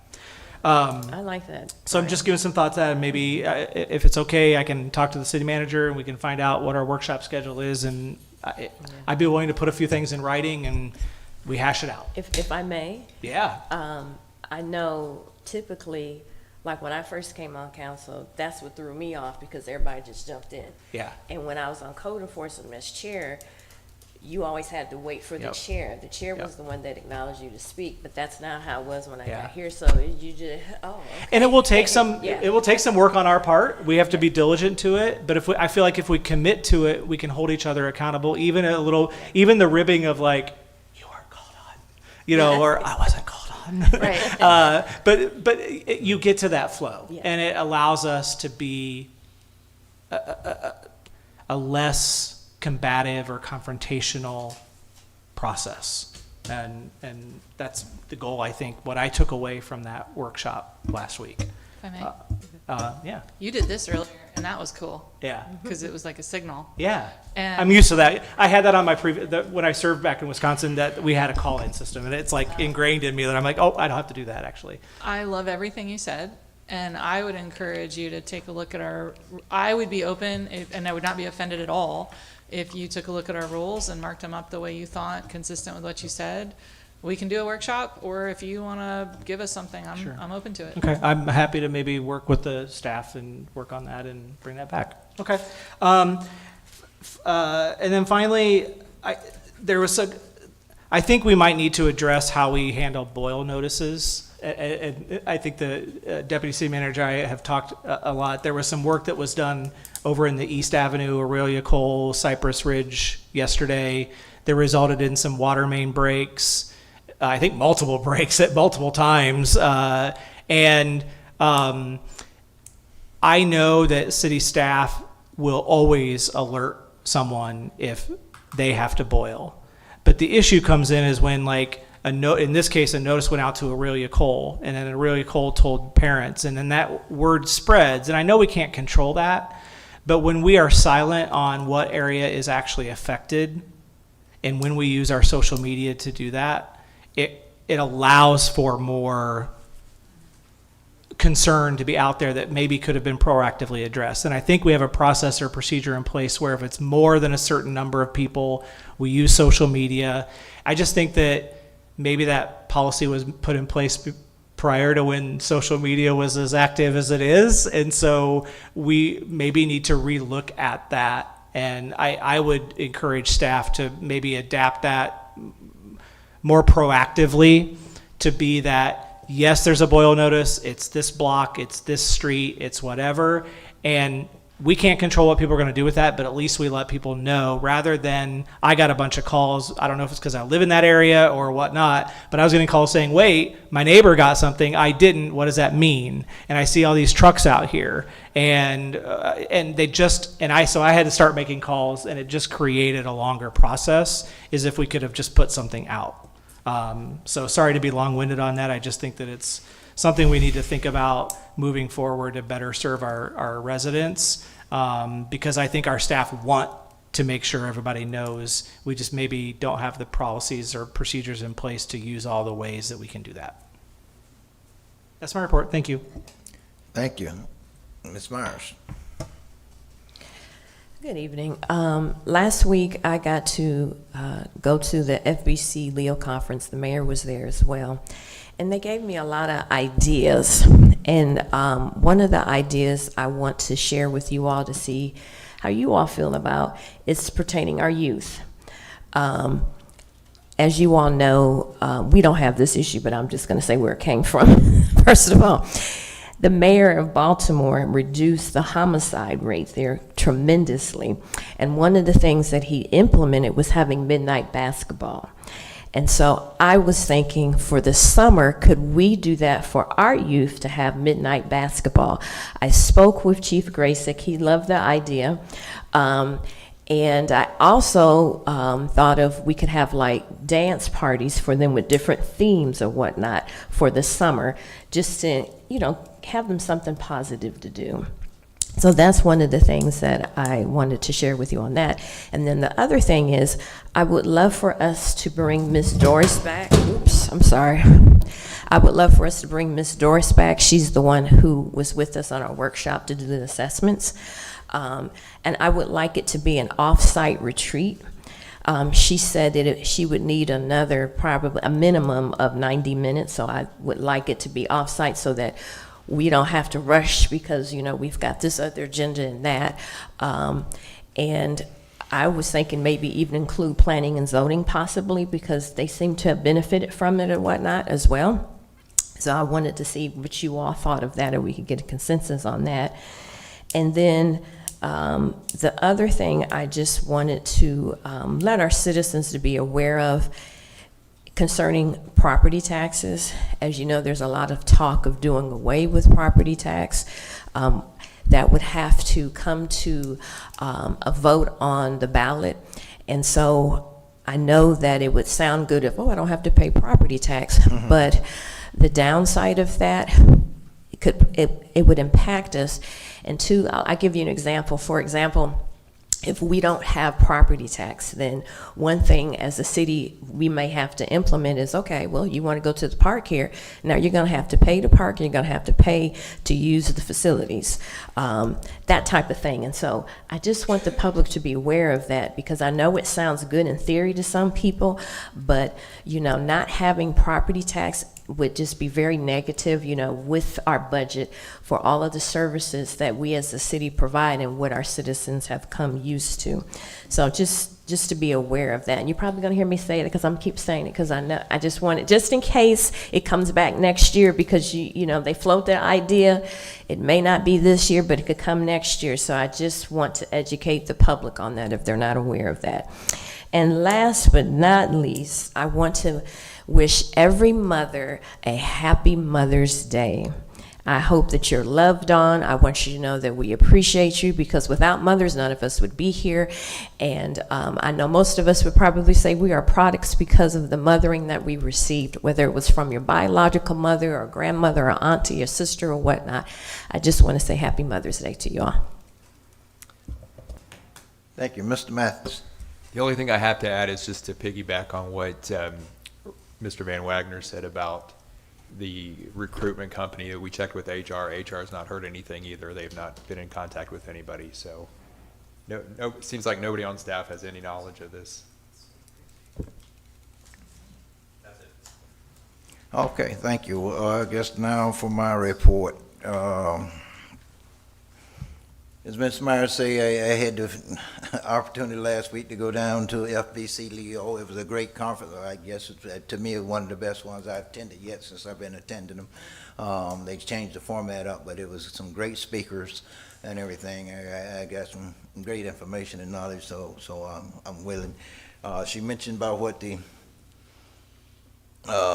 mayor of Baltimore did with the youth and everything. Of course, that brought me back to what I've been working with you on the youth council. And that's one of the whole things about the youth council. I think the last report I got on that was the fact that you all maybe bring it back to us in July, was it? Yeah, it's going to start, I think it was September is when it starts. So we're going to start recruiting in August, July or August, to start recruiting the youth. And so we're actually meeting with a couple of them. It's Monday. We're meeting with some potential members. So yeah, it'll come back and it'll start again up again in September. So maybe they can get that's some of the ideas we can throw at what Ms. Myers just said, is some of the ideas we can throw at the youth council, because that's the whole idea behind the youth council. Of course, it's been some time we've been trying to work on this to get it started as well. So they can give us some feedback on things that they want to see happening for them in the city, because as I often say, we did a lot of growth and a lot of development here in this city, but we've never done anything for our youth. You know, it's a lot of growth going on, but what have we done for our youth? And we need to concentrate on them, because they are our future. I think you talked about the water main break, so I don't need to go there no more, Mr. Thing. That I got a lot of calls about that yesterday, and people concerned as well about no bore notices, didn't know what was going on there. I'm also getting Mr. Van Wagner. Also, yesterday afternoon when I was leaving City Hall, I got a couple of complaints. Couple people complained to me about utility billing, things going on in utility billing, so maybe we need to sit down and look at that. One of the biggest complaints is the fact they call here and the phone is ringing, they never get a chance to call nobody. And then when they do get a chance to leave a message, they're calls not being returned for 2 or 3 days and everything. So we need to, and I know that's always been somewhat of a problem over there, which we've looked at trying what we need to do with improve utility building and everything. And but that hit me yesterday as I was leaving City Hall yesterday. A couple people, and then I actually was out in Kingsbury last night, and somebody came to me and complained to me about it as well. Arts and Jazz Festival was outstanding.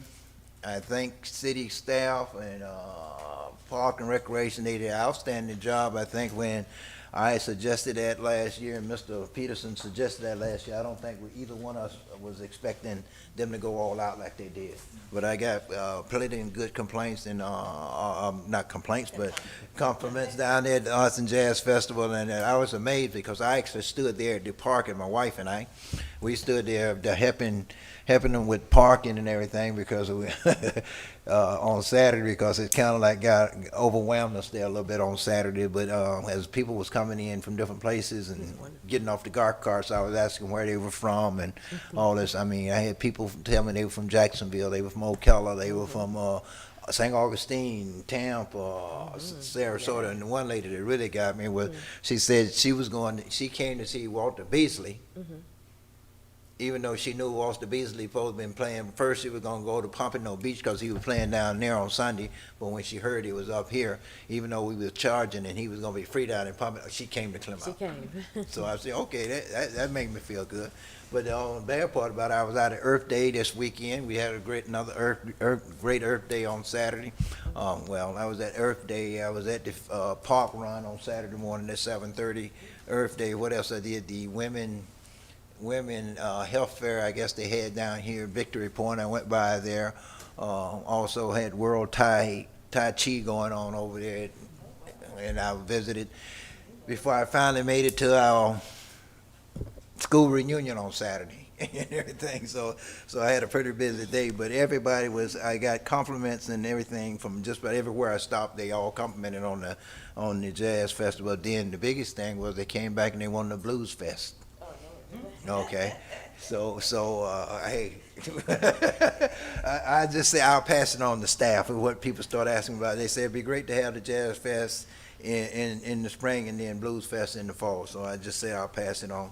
So that's one other thing. I have the mayor's luncheon coming up next Tuesday, and we will be at Guru's, if I'm not mistaken, at 12 o'clock next Tuesday, on the first Tuesday at 12 o'clock, so we're good. You mentioned e-bikes. I think I talked to you before because I am really concerned, and I think you told me, but I wanted to bring it to the council attention anyway, because on our trail, we got speed limits 15 miles an hour on that trail. And I think that's a little high and everything. And I know I spoke to you about it before, and you were saying it's still within the limit, because I think you say the law can go up to 19. We can put up to 19, but I wanted to bring back to council and see whatever, if you can give us some insight and let council know what the actual rule is. So, Can we go to 10 in that mile stretch from the boat ramp to a mile and a half from the boat ramp to Hiawatha? Yes. I mean, you could. There's a lot of options, and there's been talk about banning certain types of vehicles on trails and things like that. I think the Florida legislature is taking up some legislation on this as well, capping speed limits and things like that. But we as the city can always be more restrictive, and I think that's basically the intent. That's what I've heard. So we're talking, actually collaborating with the police department on this as well, and that's what we'll present. And as I said, I thought the state had passed one ordinance, then if it's over 9 miles an hour, they couldn't be on trails. They had to be, couldn't be on sidewalks. That's right. right. They had to be on the streets. That's and right. They had to have license. That's right. See, That's so right. that's why, when I get out there and when I've been on the trail lately, and I see these guys zipping past there, they zipping past you like crazy out there. And then I look up and I see we got a 15 mile an hour speed limit. I think it's. Well, I'm drafting a ban, to be honest. I'm drafting a ban on the trails and things. So, it'll be up to y'all, but that's what I thought my direction was. Okay. And other cities have done it too. By the way, we're not reinventing. We looked at a bunch of other examples. There's some, I think Winter Garden allows them, but there's other cities that just, no, they're not going to put up with them. Can e-bikes be cycled? Can you ride them like a bicycle with your feet instead of the motor? I'm sure that they make a type of those. Yeah. There's so many different types. Yeah. Yeah. If you could ban because you do see those people pedaling, but that's not, they're going faster than yeah. I like the speed limit, and even if we had to make it 5 or 6 in that stretch of land, Okay. that's where people are doing their 5Ks and running all the time, and you want it to be slow enough so that an officer can just look at it and go, you're going too fast. But that's the issue that the police department has. It's one of the issues. One of the issues is our ability to enforce. And so that's why it makes it easier. Okay.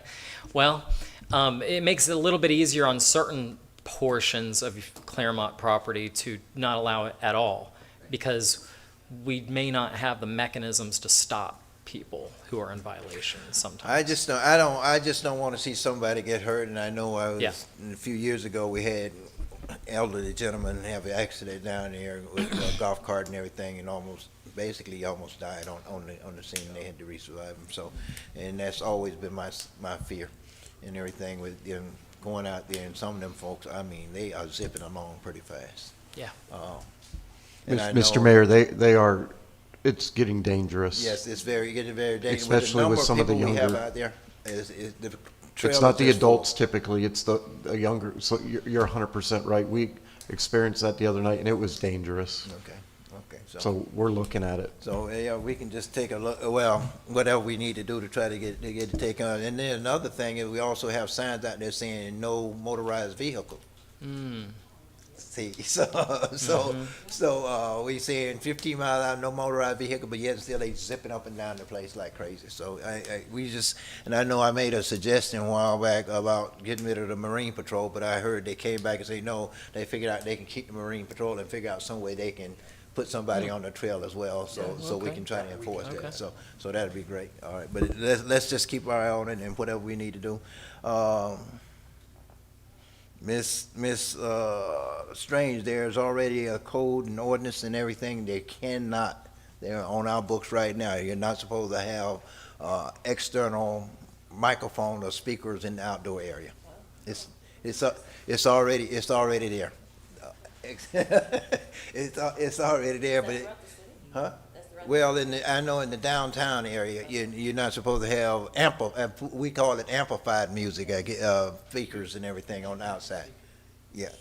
Yeah, there's exceptions, and We put them in CUPs before, very specific language, but in the standard code, you can have a speaker outside. It's just regulated by the noise ordinance. Ordinance. It has to be so low, but we kind of restrict that down there. So no exterior, but we can, I guess if we need to add some teeth to that, I guess we can go back and do that too, and everything to that ordinance, but it's one that's kind of like on the books already. And that's pretty, I talked about the Blues Fest, I talked about the water main break, and Mr. Vane already brought that up, e-bikes, and then, okay, that's it, that's all I have. And hopefully I'm looking forward to the youth council and everything. I got to keep a lot of people. I've been asking young people to come down and talk to you all about that. So let's get it done. Did we have a consensus? I saw people nodding, but about bringing Doris back for an event. Can I have that verbalized instead of just nodding to make sure if there's a consensus or not to do another event with Doris? Yes. I'm just curious what the agenda would be, but I do have a problem going off-site. I think I do think if we're going to have a meeting, it should be somewhere where the public can access it and it be streamed. That would be my. Well, I'll tell we have to do that whether it's off-site or not. In other words, y'all have the ability to have meetings at the Arc. You have meetings but it'd have to be open to the public, and I mean it doesn't have to be streamed. We'd have to provide notice. But, for example, and it's getting in the weeds a little bit, if you wanted to have a retreat that was open to the public, but you had it in Valdosta, you wouldn't be able to. That would be a sunshine violation because it's too far from the people that you represent. So, you can do it off-site as long as it's around here. Whether you do or not is a policy decision. Okay. I like the idea of us having it off-site, not being under the gun, and to get the feedback that we need. If there needs to be like correction, so to speak, we can have that and not be under the gun, and she wanted to follow up, so because it was getting good and then we were out of time, so to continue what she was working on. But she said if you wanted to do something else, she's open to that as well, but I would like it to finish what she had started because we were out of time. So, did we have a consensus? Again, I would not be in favor unless we can stream it. So I don't know what that entails for our staff, but I think all of our I have no problem doing what we did last time, doing it right here and everything, and we just allow more time for it. And I'm afraid. It's anything we do, it has to be in public eyes anyway. So I have no problem with what we did here. Of course, we tied our hands because we put a 90-minute time limit on it. And of course, going in there, I figured we wasn't gonna have much time. Yeah, we did. Okay. We did. And of course, I was kind of watching the time and everything too, and that's why I can tell she was too because she was starting to speed it up and everything. But we just have a straight out workshop that deal with communication in 2-3 hours and schedule it for 2-3 hours and not put a time limit on it. Okay.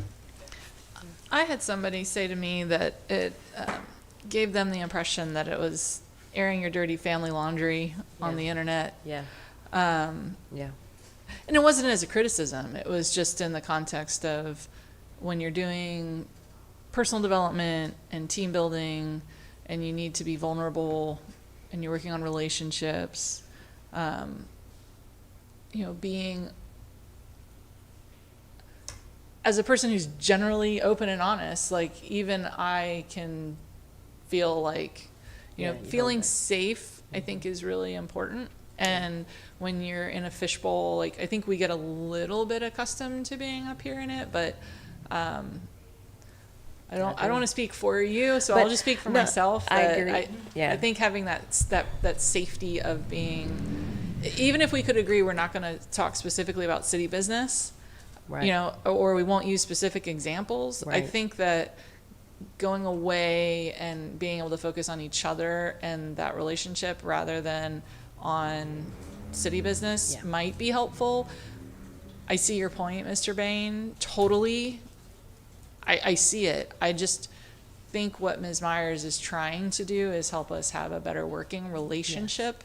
And I do believe that having trust and openness and vulnerability is really important, and being on the internet and being streamed can impede that for people. Well, in that case, why instead of going off site, hey, why don't you well, if the city is ready and the council ready to pay for it, you just set up 90-minute session with it independently and everything, and then she can compile everything and present it to us and everything. Well, part of the point was, because that way we won't have to worry about violating sunshine law, because. well, no, part of it was just for us to be able to work together, because that was the point, was to us to have understanding of when you say this is how I feel, it may be interpreted this way. So if you do it separately, you're not going to get that. But when you have eyes on you on the internet, I don't mind people here, but on the internet, people can slice and dice that and use that against you. And that's what I don't want. I want to protect us so that we can let down that guard, so to speak. You know what I'm saying? Because if it's on the internet, everybody sees you. That's what I'm saying. I don't want to berate this. It's recorded. It's still going to be recorded, whether it's streamed or not. So someone could still take that recording and slice it and still use those words. I'm uncomfortable inherently as a elected official conducting business. If we stream, we stream. If we don't, we don't. And I don't want to make exceptions for a retreat. It's still a meeting. It's still a public meeting in my mind, and that's just where I'm coming from it, is that I hear what you're saying. I want us to be able to, and we don't have, the sunshine laws don't allow us to have those types of conversations outside of the public. And I feel like if we're going to have the meeting should be available like we do all of our meetings. It is just where I'm coming from on that. And I hear that. My point is that we didn't stream workshops last year because we didn't have the capability. And workshop, not just and with this, is if we need to correct our advisory board, that shouldn't be streamed. Now, people can sit here and the clerk will make notes, but the notes are more detailed when it's an actual formal meeting than it is a workshop. And I just think we want people to be able to be more vulnerable and open to receive correction. And I don't think that you're going to do that if you have a camera on you. That's what I'm saying. Because of course the public has to be here because of the sunshine laws. I'm not saying not that. I'm just saying I don't think it needs to be streamed. That's my point.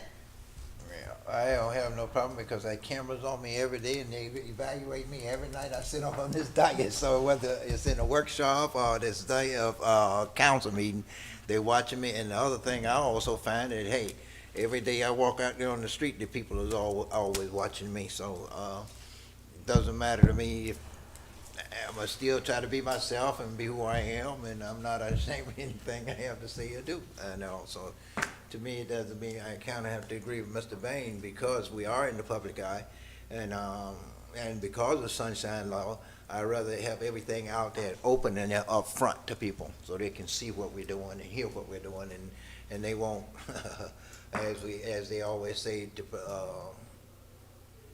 leave nothing for their imagination, I would say. You know, what are we doing behind closed doors that they don't want us to see and everything, so. And I think that's what you open yourself up to when you start talking about you don't want to stream and everything, so what is it you're trying to hide?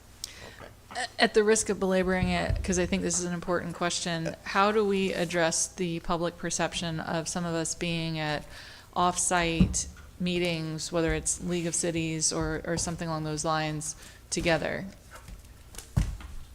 I mean, those aren't streamed, those aren't noticed, they're not open to the public. There's an opportunity to sit at a restaurant or a bar and have a conversation at those meetings, and, you know, There are those are opportunities that we don't send out to the public. And I'm not saying one's right or wrong. I see Right. both sides of this. Right, yeah. I just think that if the purpose of this is personal development and relationship building, I don't see that as city business. I have been corrected by our city attorney, and I accept that correction. But I do think it walks a line, and I think you make a valid point, Ms. Myers, that it wasn't streamed in the past. And so I look at it as, you know, to what degree, and it might be that we just can't have those personal relationships because we can't develop them, or it might be that, you know, we can do better, and so something's better than nothing. So I think that's just what we have to come to terms with. I mean, that's the last thing I'll say is when we go to those conventions, nobody's noticed, nobody's there, and there's no cameras. Yep. Well, Yeah, it's there's also no- not a city meeting, though. That's the not- thing. it's It's, not- I think the same, I forget the name of the conference you guys were just referencing, but FBC Leo. the FBC Leo, they were both there, but it wasn't a city meeting. And so if we are going to host a city meeting, regardless of what the meeting is, our policy right now is to stream those meetings. I would like to continue to do that. And I'm uncomfortable having a meeting where we don't stream intentionally. That's just where I feel. And I think it's best to do that work in the public eye, in the public way, that we continue to do that daily, and rather than make that exception. When we know, I think one of the difference in that, this public meeting here and going to a conference is the fact we're coming together as a city, so people expect us to be talking city business. When I go to the conferences, even though we were just there together, I think we spoke and talked, but we never talk about city business, and that's one of the things. I think we was at a conference in Orlando last time, and Mr. Peterson was scared for me to sit next to him in one of the little workshops, because he said, what about Sunshine Law? And of course, everybody around and say, oh, you're not discussing city business. So yeah, I said, no, we're not going to be, we're just listening to the lecture here. So I think even when we at the conference, we are aware of the fact that the Sunshine Law is there, and we try to forward all that.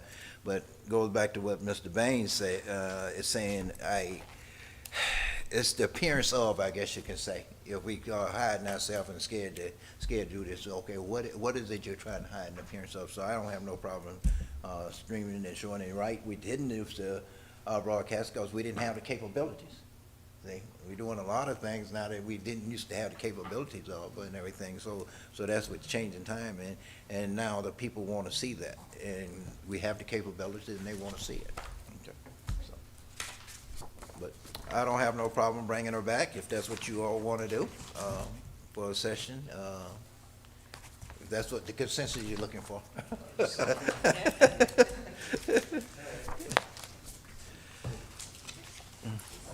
Anything else? Okay, if not, meeting adjourned. I'm trying to. I'm signing paper.